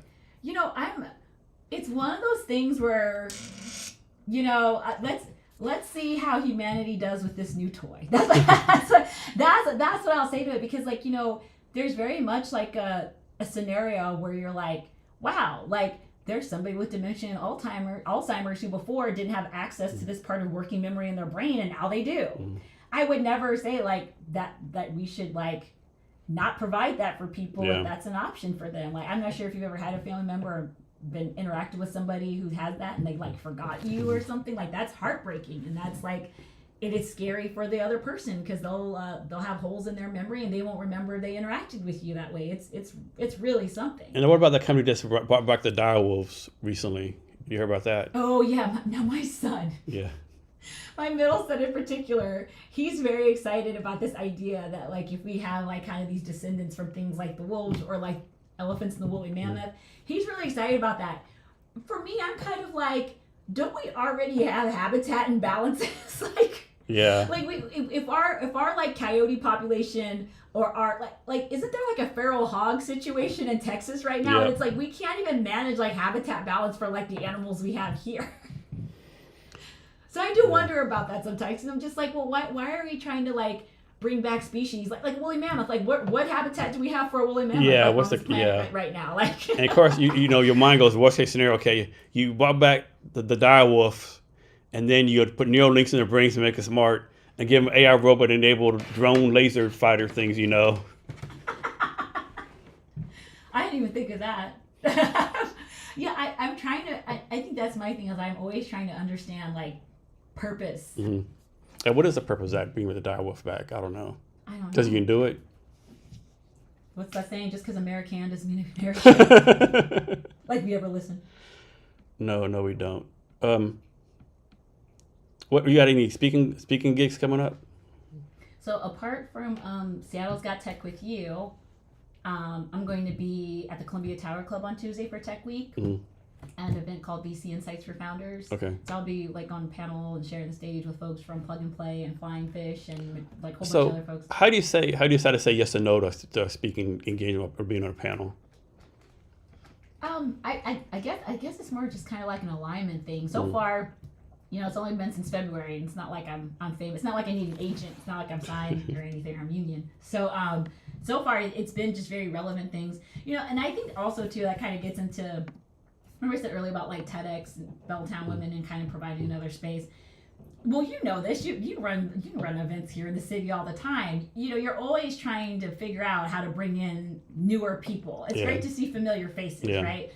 But you know, there's always kind of this desire to like raise awareness and connect people who typically don't get connected, you know, to these sorts of ecosystems or opportunities or conversations. So that's another thing I think about too. Is like I guess it's kind of like a idea of reach, right? Is like because sometimes, you know, I get invited to certain places and everything, and like we're so new that like it just makes sense to like be out there and talk to more people. And also the benefit I get out of it too is I get to kind of play test this messaging, right? That goes into our marketing and our assets and our frameworks and our resources that we're building out right now.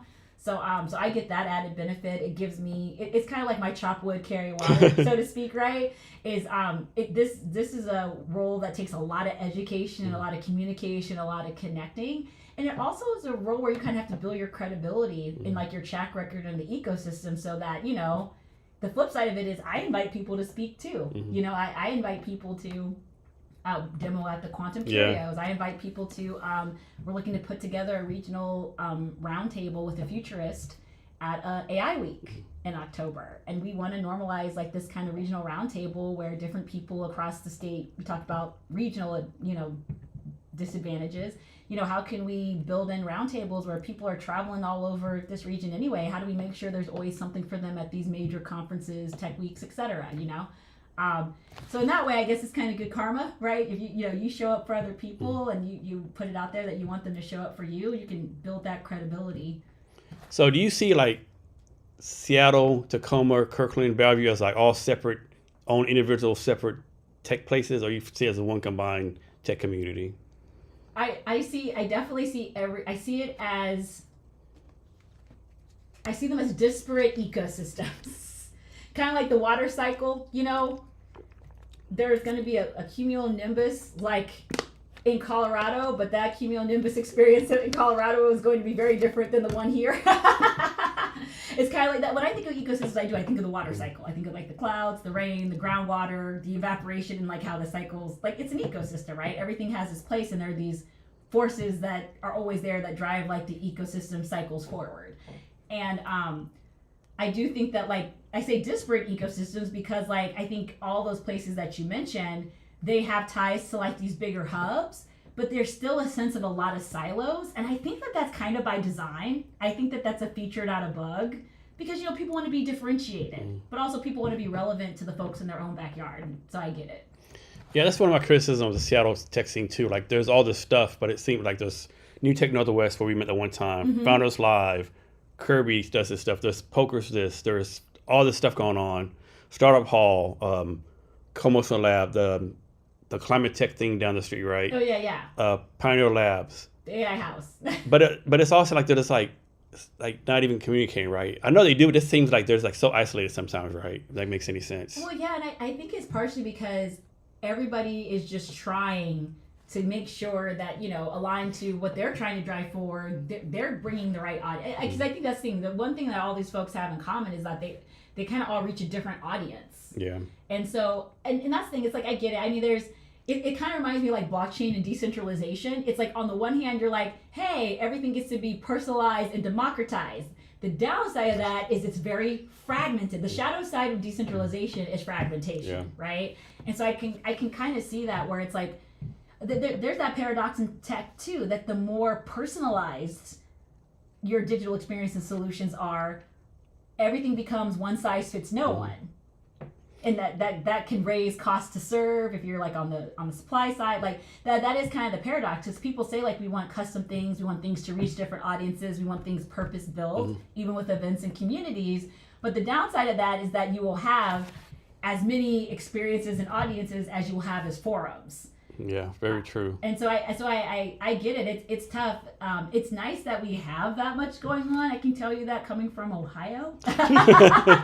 I mean, it's gotten better. Like, don't get me wrong. I've talked to my friends and everything since I moved, and it's gotten better. But it's still, this is one of my former managers used to call it an embarrassment of riches when you think about this. I mean, here you could technically do a networking event every day of the week, 365 days a year. Oh, you can, yeah. But I think that's the thing. It's like like we said, why? But what's and we ever talk about gaming that much. The gaming is just another industry here that's booming. Yeah. I mean, that's so one of our kind of like mantras and principles. Like when we think about ecosystem building, and like to us, events are a tactic. Mm-hmm. The goal is to move from events to ecosystem. Yeah. So we really, and we're working on like all wordsmith and all this stuff for this. But that's one of the things we think about is like, the same way that people have a sales pipeline where you go from prospect to user to customer to this, right? Maybe to partner, whatever. You have an event. Event is your entry point. Where do you want people to go? Like what, if people like the vibe, if people like what you're into and what you're doing, where do you send them next? So we think a lot about that. Is like, now for us, the nice thing is a lot of this quantum stuff, deep tech is so new for people. The event and the education, like one of our basic objectives is people leave a little smarter than they started on this stuff. Check the box. That's ding, ding, ding. Like that's actually kind of easy for us right now. But that is going to need to like evolve into more like actionable sorts of entry points, like to really be a meaningful participant in our ecosystem. And that's something that we think about and we're building towards. So what's the skill you don't have that you wish you had? Oh man, I wish I was a slide master. I wish I was a slide master or a spreadsheet master. Like Excel? Yeah. Yeah. Those are the two. Like, because the thing is, that's the one thing I learned in corporate. I was like, man, for all these classes in business school and everything, they should have just been teaching us how to be slide jockeys and spreadsheet. I know, right?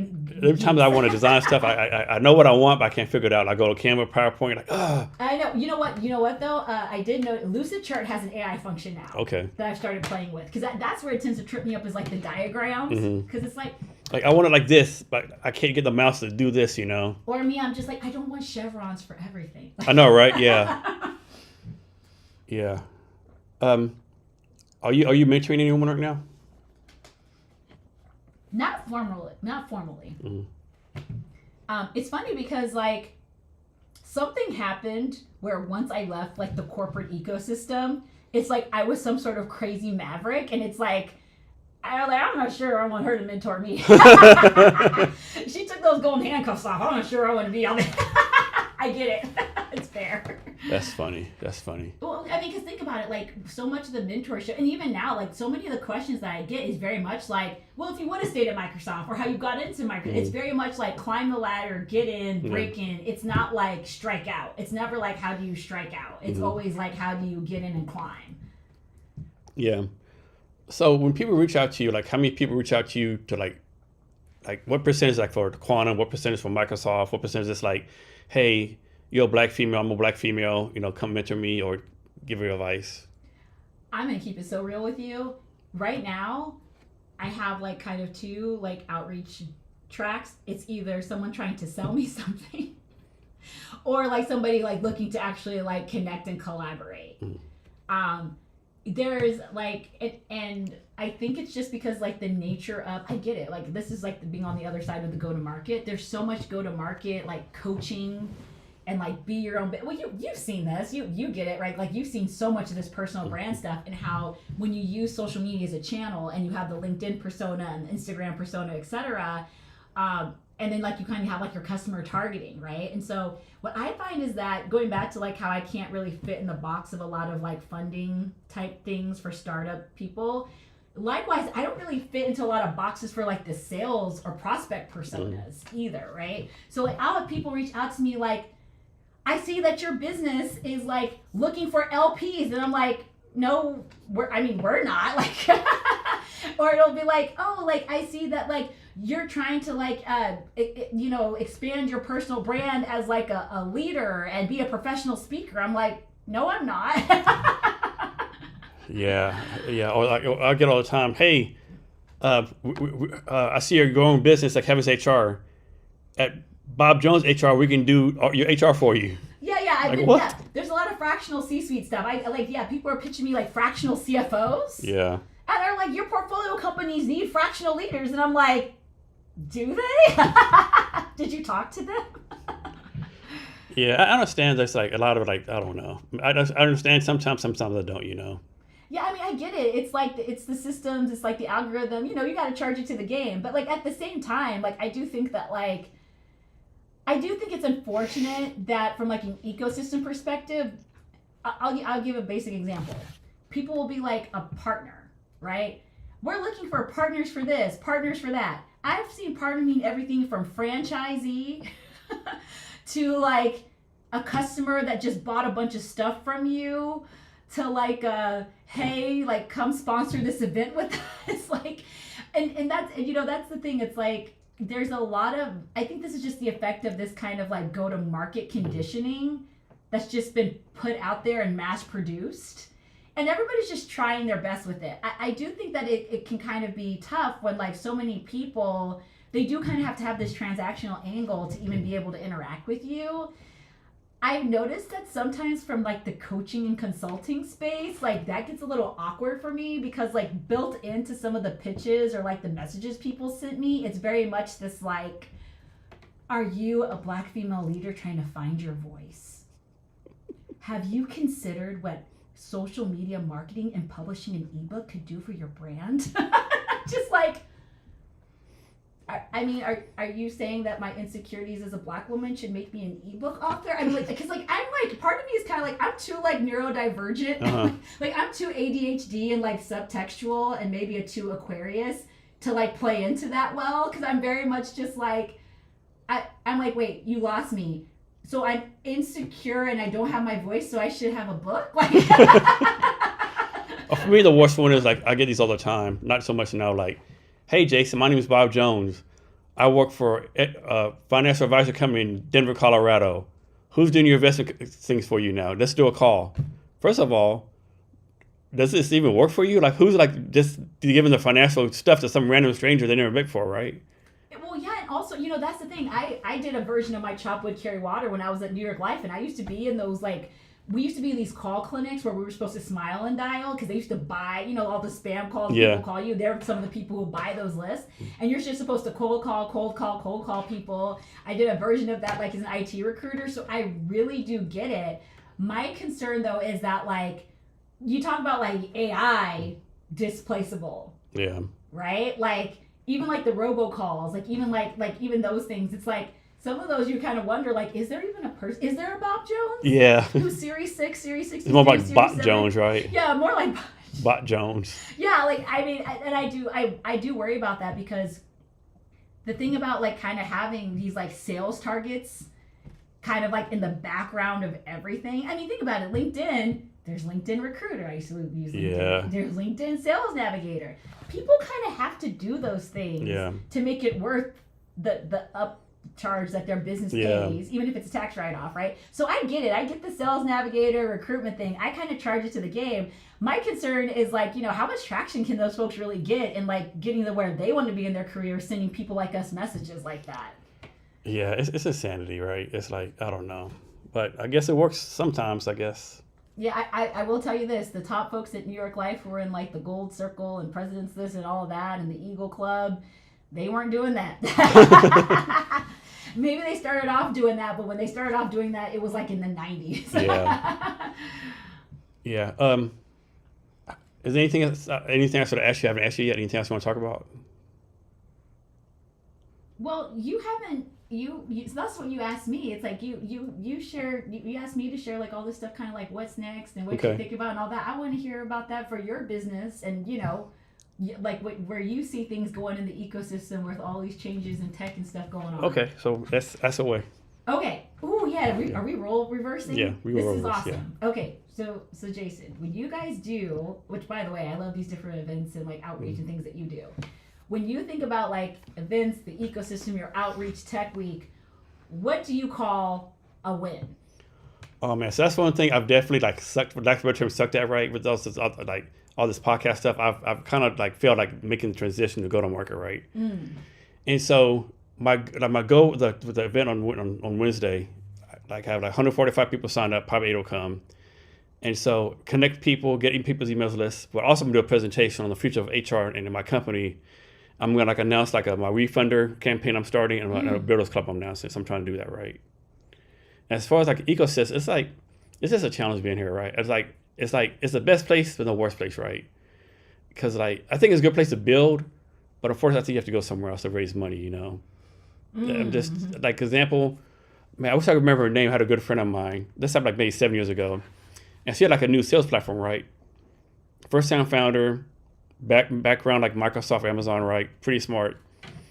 She came to me with no one like this, no one's gonna buy this, right? And so she actually shut it down for a little bit and got a job in New York City. And so 6 months later, she sends me a text, Jason, you'll never imagine, I just raised $500,000 on a pre-seed here, right? What? What's going on, right? And she said, guess what? Guess what happened the day after? What? So of course you raise funds, goes to Crunchbase. Within 2 weeks, everyone who wouldn't take a meeting with her in Seattle was on her phone, wanting to jump on the cap table. Sometimes you just need that first crack in the ice. Yeah, just so many stories like that, yeah. It's a good community, yeah. But one thing I've failed at is like making that connection, right, to like all the stuff I'm doing to like actually like getting customers, right? Makes any sense, yeah. Yeah. Well, I want to ask you, because I did a stint in distribution center HR and talent acquisition and recruiting. When you think about, I'll give you like an example here, is some of the stuff with the World Cup, they're trying to work on some small business readiness playbooks to help people think about capacity, operating hours, around the schedule, around the foot traffic. So talk about that. So like last month they had the World Cup qualifier, right? Mm-hmm. And so there's a restaurant on the street. I think it was like this thing was like maybe I was like we say Thursday or Tuesday, right? Okay. Every day this restaurant was closed. Every day they were closed. And every day people walk by and it's like I think it was a Nigerian restaurant, Kenyan restaurant. And so that there's a football club actually in the country here. Every day they'll go to that restaurant, they're closed. What are they doing, right? So I'm thinking 5 days, and this street was like packed with soccer fans. Well, yeah, and you kind of wonder sometimes, like, I mean, did you close because, I mean, you could have got a buyout. You know what I mean? The same people who had like the box seats or whatever, they could have been like, you could have been the after party spot. Or, I mean, I think that's what the city and all these folks are trying to work on, is to help people, not miss those economic opportunities. Yeah. But yeah, I mean, there's even some conversations, and I think about this a lot because I used to work in staffing up like contract to hire, that kind of thing, and just like, not just for like events-based staff augmentation, but even like for, like me and like my portfolio companies, and I'll probably be picking your brain about this too, is just like, how do you have some of that dynamic stuff that kind of follows your roadmap? Yeah. But then how do you like take advantage of this opportunity without ripping people off, right? Like example, there's like in the parking lot here, usually the parking lot maybe I'll make it, let's say it's like $10 an hour. There's a Morgan Wallen cost here, it's like $100 an hour, right? Yeah. I know you got to take advantage and make your money, but man, like what's that fine line between making money and like, ripping people off? Well, that's an interesting one because like, there's that idea that like price can be a barrier. Mm-hmm. I've seen some people where, maybe this is me trying to have a generous reading, is like maybe they jacked it up to $100, not because, they wanted to gouge people, but because they thought way more people, the line will be longer if it's $10. Yeah. And the line will be shorter if it's $100, but that actually doesn't shorten the lines around here. No. It just changes who's in the line. Yep. Yeah, definitely a lot of opportunities when that World Cup comes. Actually, I thought about putting a bed in here and they're doing Airbnb. Somebody actually actually asked that question at the Regional Development Conference. They're like, how many of you are going to be participating in our walkable city zone and like going to the fan zones for the World Cup or watching it here in the area? And they're like, and how many of you are about to like make a bunch of money renting out exactly right, renting out your car on tour, renting out everything you can for the World Cup? They were just kidding, but some people did raise their hands. Yeah, I'm sure they did. Yeah, I mean, it's a money making opportunity. Yeah, those Canadians are very honest. Yeah, well, I guess my other question for you, I'm going to ask you that question. Like, so we were talking about reading earlier. What do you think? I was reading some things about once you kind of end up in a reading rut, where it's like, man, I miss reading whatever. Yeah. What kind of book or what kind of reading experience do you think would get you like hooked back on reading again? It had to be from like some of the science based. I read that book Homo Sapiens. That was a good one. I read a book called Disruptor's Dilemma. I'm a big autobiography. I love stuff like Teddy Roosevelt's autobiography. Mm-hmm. I don't know. I can tell you, right? So I'm such a rut, right? Yeah. I heard for people like us, Kim Stanley Robinson's Mars series. Mm-hmm. It's kind of like a speculative fiction one. Yeah, it had to be definitely something like that. Something speculative, something like, like make your brain think, Yeah, I'm reading right now from him, The Ministry for the Future, which was on like Obama's list of favorite books and everything, and it's really something. It opens with a mass casualty climate event. Oh shit!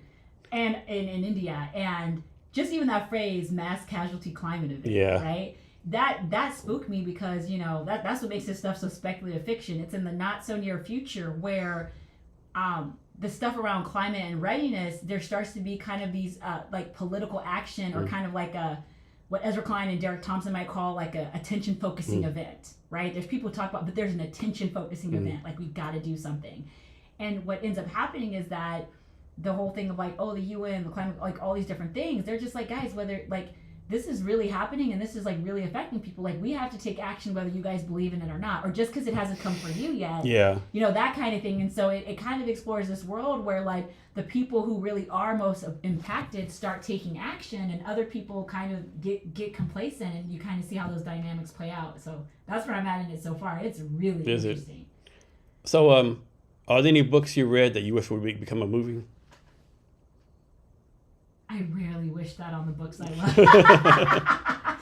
It seems such a, that's the thing, because you never know. Yeah. So here's what I'll say is The Sympathizer. It's definitely one of my favorite books, modern fiction books. It picks up where, like, at the fall of Saigon and like a lot of Vietnam stories.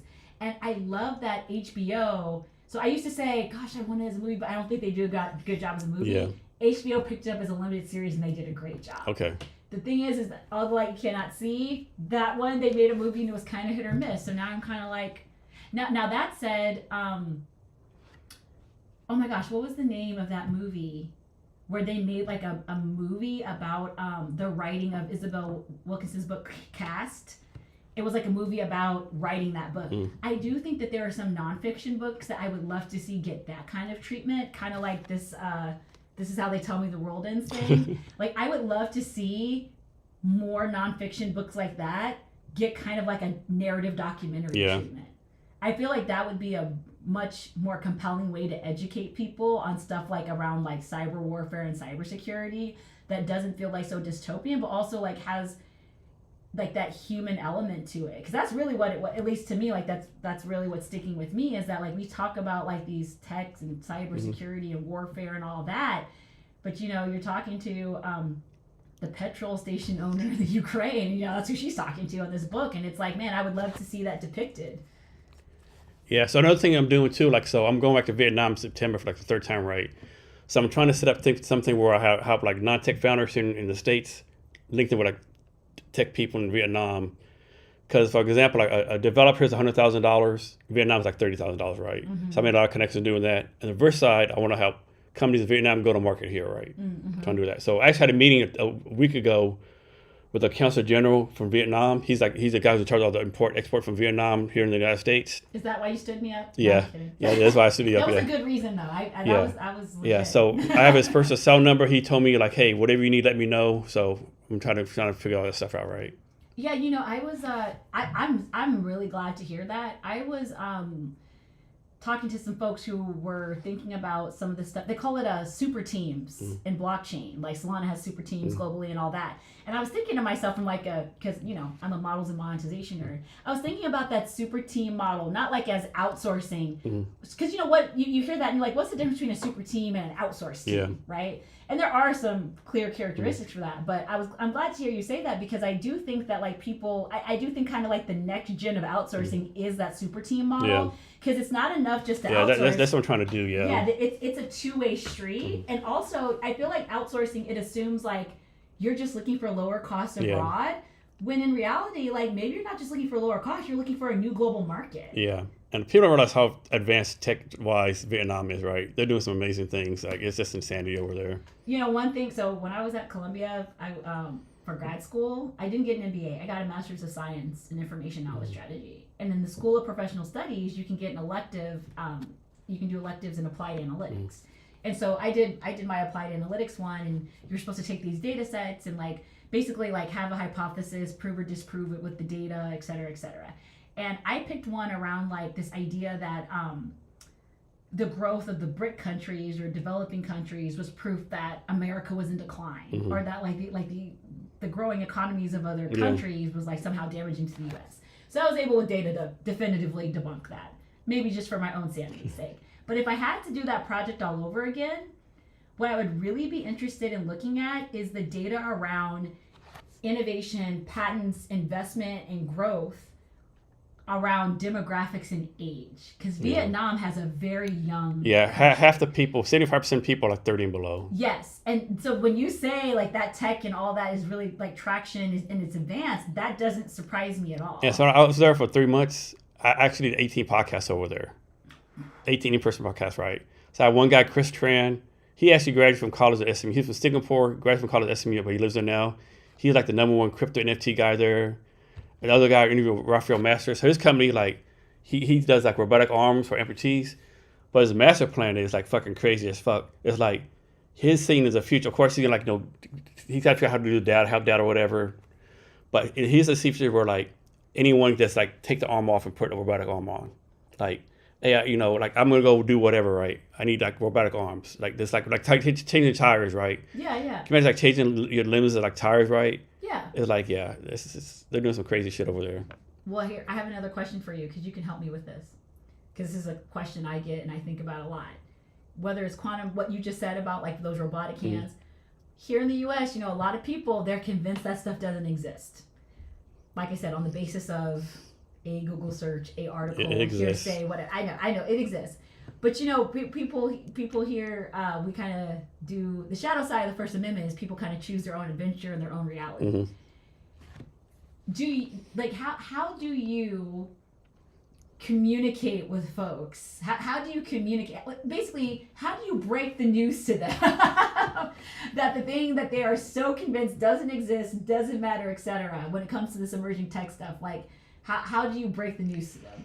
I mean, sometimes is it worth the brain muscle and the bandwidth to educate them, right? And that's kind of where I'm at with it. I say more about that. I mean, sometimes you got to. I mean, you have to make a case by case scenario. You know, like some people are so anti-tech, anti-whatever. This isn't happening right. My Facebook group says this and that. You know, I did my research. You know, nothing you tell them. You know, you might show them a video. It's right here. Oh, that's AI did that. AI did that. You know. I mean, some people just gotta make a judgment. Okay, is it worth your mental capacity to try to convince them this stuff is happening? You know, and I'm wondering. I do wonder about that a lot. You know, like I said earlier about the coalition of the willing, and you know, it's hard. You can't really educate someone who wants a debate. But objective things like this exists is not really a debate. Yeah. You know, like in good faith, it's not really a debate. That's just somebody like kind of resisting breaking news. Or like someone says, that's your opinion. No, that's not opinion. That's fact. It's like, no, that's actually a product that you can go and yeah. That's not my opinion. That's a product, right? And that's kind of where I'm at with a lot of this stuff.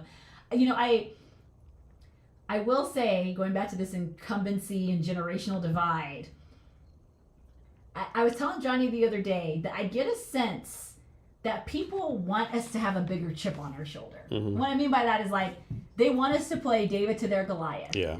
And they want us to be like, convince us this quantum thing is real. convince us it's more than a chip. Convince us, prove to us, win us over, and, you know, all this other stuff. But, you know, progress doesn't ask for anybody's permission. No. And it's kind of like you said, like, is that really the best use of our time and energy? Or should we kind of just stick with the coalition of the willing? Or should we stick with the curious? And it's like, I tend to lean more to those folks because I don't really like being in a defensive, reactionary position unnecessarily, you know? But I know some people really want that fight. Yeah, I think about Vietnam too. It's so tech advanced, so entrepreneurial. Like, people have no idea, right? Yeah. And what's this crazy? Like, it kind of blew me away. They love Americans, like, and I would never expect that, right? Like, they love Americans. Yeah, I mean, I never got to go to Vietnam, but I went to Hong Kong, and that was the place that blew my mind. Yeah. Not sure about. I didn't hear a lot of American love. In fact, I heard somebody tell me I should move there. They're like, it's not safe for you in America. You need to come here. And I can't, you know, statistically, in a data-driven way, they're not wrong. No. They're not wrong. But yeah, I think another thing I hear people say a lot is, oh, well, if any country has anything more advanced than us because they stole it. And I'm like, how did they steal something we don't even have? Yeah, I know, right? I'm like, walk me through that. How do you steal something? They're like, well, the blueprints to what they have. And I'm like... Yeah, I don't know.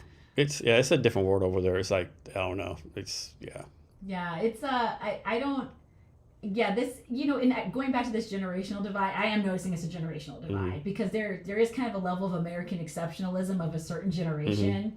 And I don't have to tell you this, you're a veteran. Yeah. But you know, they can't really make room for a narrative of any country more advanced than us or any country doing better than us, you know. And I think from a generational perspective, or even like people who are a bit more traveled, you know, that's kind of, you know, that's not really on the table for folks like us who like going abroad, and we like to see humanity, right? Like I mean, for me, my best friend growing up was Vietnamese.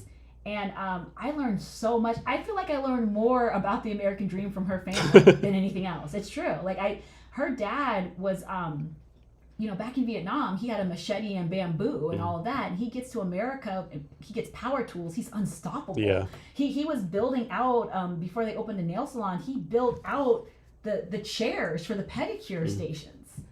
Yeah, one thing with Vietnam, there's no OSHA in Vietnam.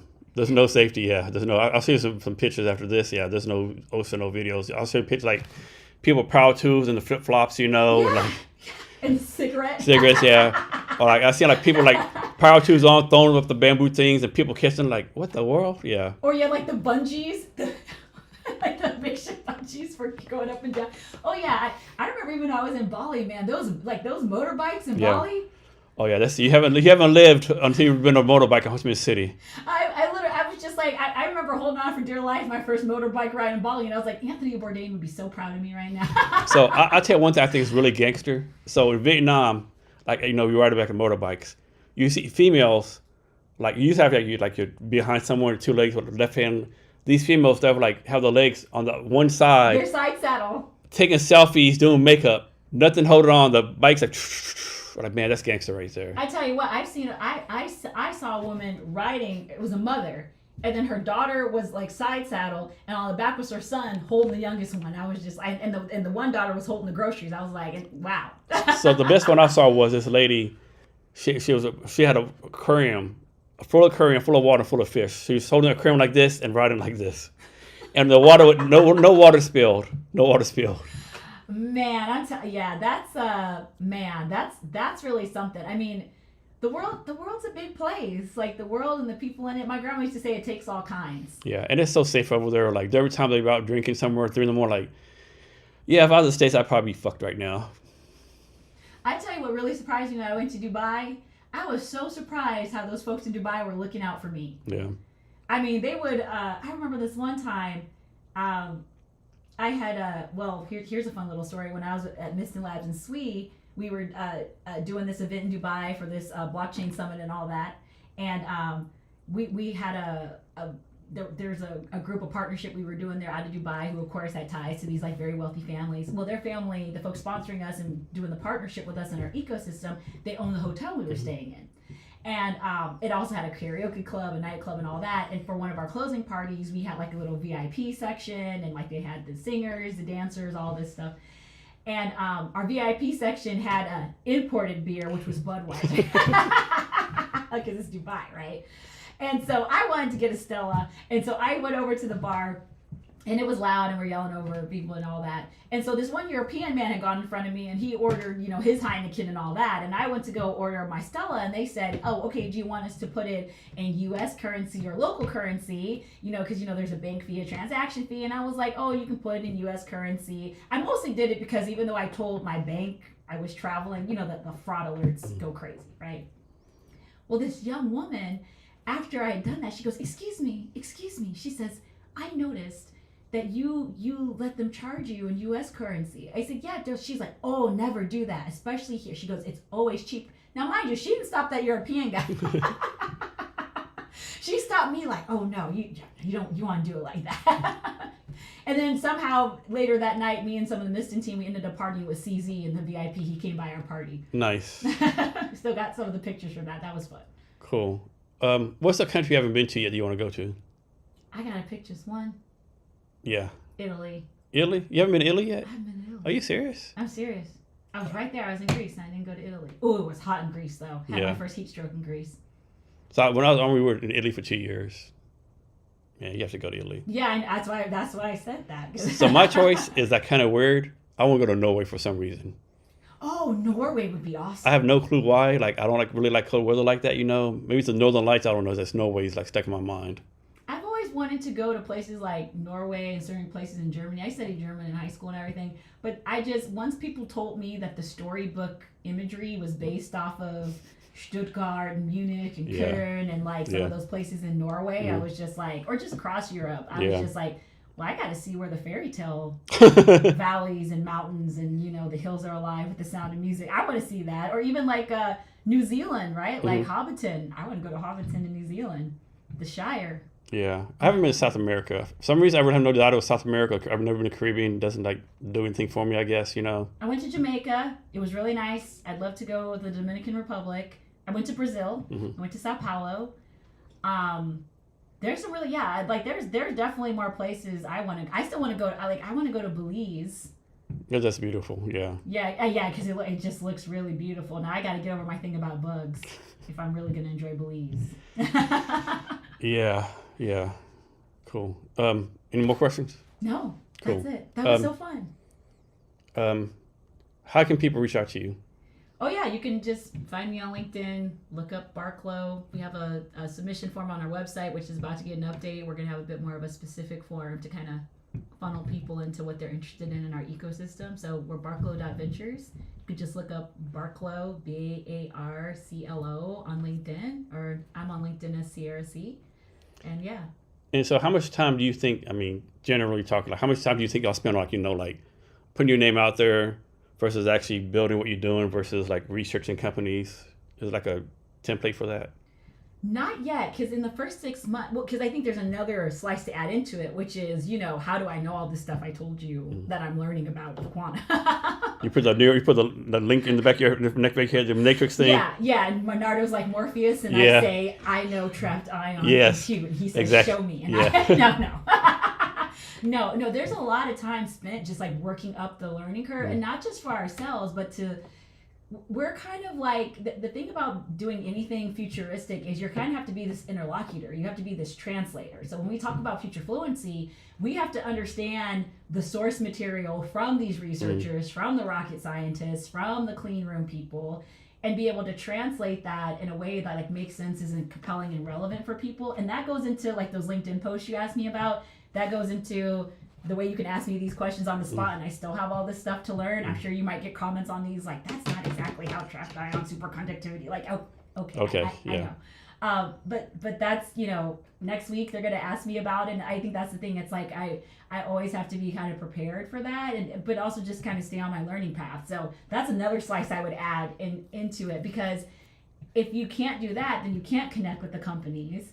Then you can't really get your name out there and articulate what you're about, and then you can't answer people's questions, valid questions about whether you're an investor, whether you're just an innovator, you're a cybersecurity person, but you're in the SOC and you're like, I kind of hear about this Q-Day thing, I don't know what that means. We have to be able to each one reach one, but also, give them entry points into this sort of thing. So let me ask you this, right? So you said this quantum can deal with everything, right?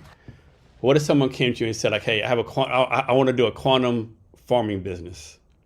How do you think that would work? Well, the question is are they going to use it? Are they looking for compute, sensing, communications, or simulations, right? And will it be quantum native per se, or is it quantum enabled? And like, where does it have that RWA, real world asset? And so suppose I came to I said I want to build and you ask some of the questions, and you see in my face like this, like a dead zone, right? Does that mean tell you, okay, this guy isn't ready for me yet, or like? Well, yeah, I would say like what. I would ask a lot of questions, right? Like that kind of thing I walk through. It's just like, tell me what you're envisioning for that, right? Where did your idea come from? Because it's funny you say that about farms. There's this amazing startup called Carbon Robotics, and there was a guy who was not in agriculture or anything, and him and his buddy Shay, he's a farmer, and he's like, Shay's like, hey man, we're still having all these problems pulling weeds, and he goes, you ever think about strapping a laser to the tractors and zapping them? And that's literally what their startup does, and it's amazing. Shout out Paul and Shay. Like, it's brilliant. So that's why I would never discount an idea, because a guy like Paul comes to a farmer like Shay and is like, we need to zap the weeds with lasers on the tractor, and he's like, bet. And they're doing great, so that's why I wouldn't count it out. Now that's some Rick and Morty shit right there. That's what Rick Sanchez would do.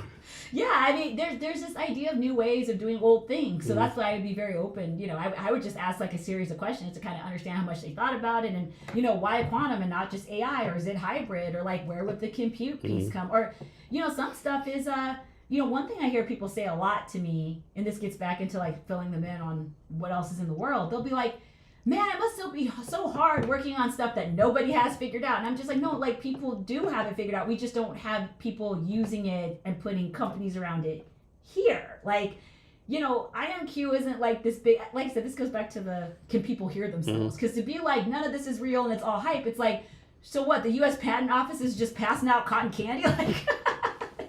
Like all these people's life's work is like trash? Like I need to call the particle accelerator people and say, shut it down? I mean, like, what do you mean? So you said the U.S. is like the number one quantum country right now? Oh, no. Who's number one? Oh, that's a good question. I think most people say it's like between us and China, it's the number one AI country. Ooh, I'm not even sure about that. No, I think it's China. I think it's somewhere else. I think that's what's hard is like, so you having companies that are making a ton of money on a technology, and then you having technology that is like faster, cheaper, integrated, etc. I think those are two different metrics, right? Because you can say like the U.S. is killing it on AI because we have all these startups, we have OpenAI, we have Microsoft. That's actually not the same metric, and this is what I mean by us being so like coin operated, right? We're like follow the money. If we're making all the money, then that means we're on top. But money, like right now, in kind of this gold rush in AI, is not the same thing as capability, scale, sustainability, like etc. Right? So I won't comment on like who's in charge or who's on top or whatever with AI, but I will say like with quantum, I mean I'll just quote what Nardo said this week at the regional economic conference. He's like, hey guys, the latest tranche of funding for China for not just quantum but emerging and future tech to integrate it and be Q-Day ready and all that, $138 billion. The U.S. had $2 billion that they earmarked for this, and now, from what I hear, some of its disbursement is in question because it was $2 billion over however many years, and we're in the middle of those years. And I know some folks in Montana and all that are trying to work through that. But from a scoreboard perspective, points on the board, $2 billion with an asterisk and 138. Just a little difference. Yeah, 2 to 138 is like a little discrepancy right there. Yeah. So I'll ask you again real fast. Anything else you want to talk about? Or anything else I would ask you? No. This was so fun. You'll give you social media. So last thing, give us any advice and wisdom or anything you want to talk about.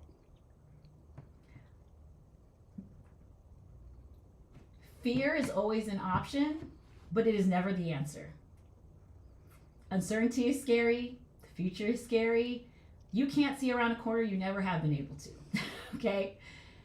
There does come a point where the doom scrolling and the messages and all that stuff out there really start tainting your view of possibility of the future. I encourage everybody to get out of like the fear, overwhelm, doom loop and get back into their curiosity, get back into their wonder, get back into their fun, get back into their research. Because even if you are right about everything being horrible, at least create your own glimmers, at least create your own bright spots. Don't just spiral, don't just accept all of this like difficulty and challenge as impossibility. Dare to believe that there is something that can be done more than you just clocking out and checking out because everything feels so big and scary. Like find your people, like find people who want to keep their heads above the water, and find people who like want to hope and want to build and want to believe, and do something with that at the local level. Like whatever it is that you can do. You're worried about what's happening with food insecurity, you know, go to Costco, grab some diaper packs, grab some applesauce, go to the food bank. Me and my daughter do that. There's always something that you can do. Never let anybody tell you that because the thing that they're working on is big and scary and bad, that your dreams, your family, your gifts, your skills have no place in this world, because it's just not true. Sierra, thank you for your time today. I really appreciate you. Thank you. And to our listeners, thank you for your time as well.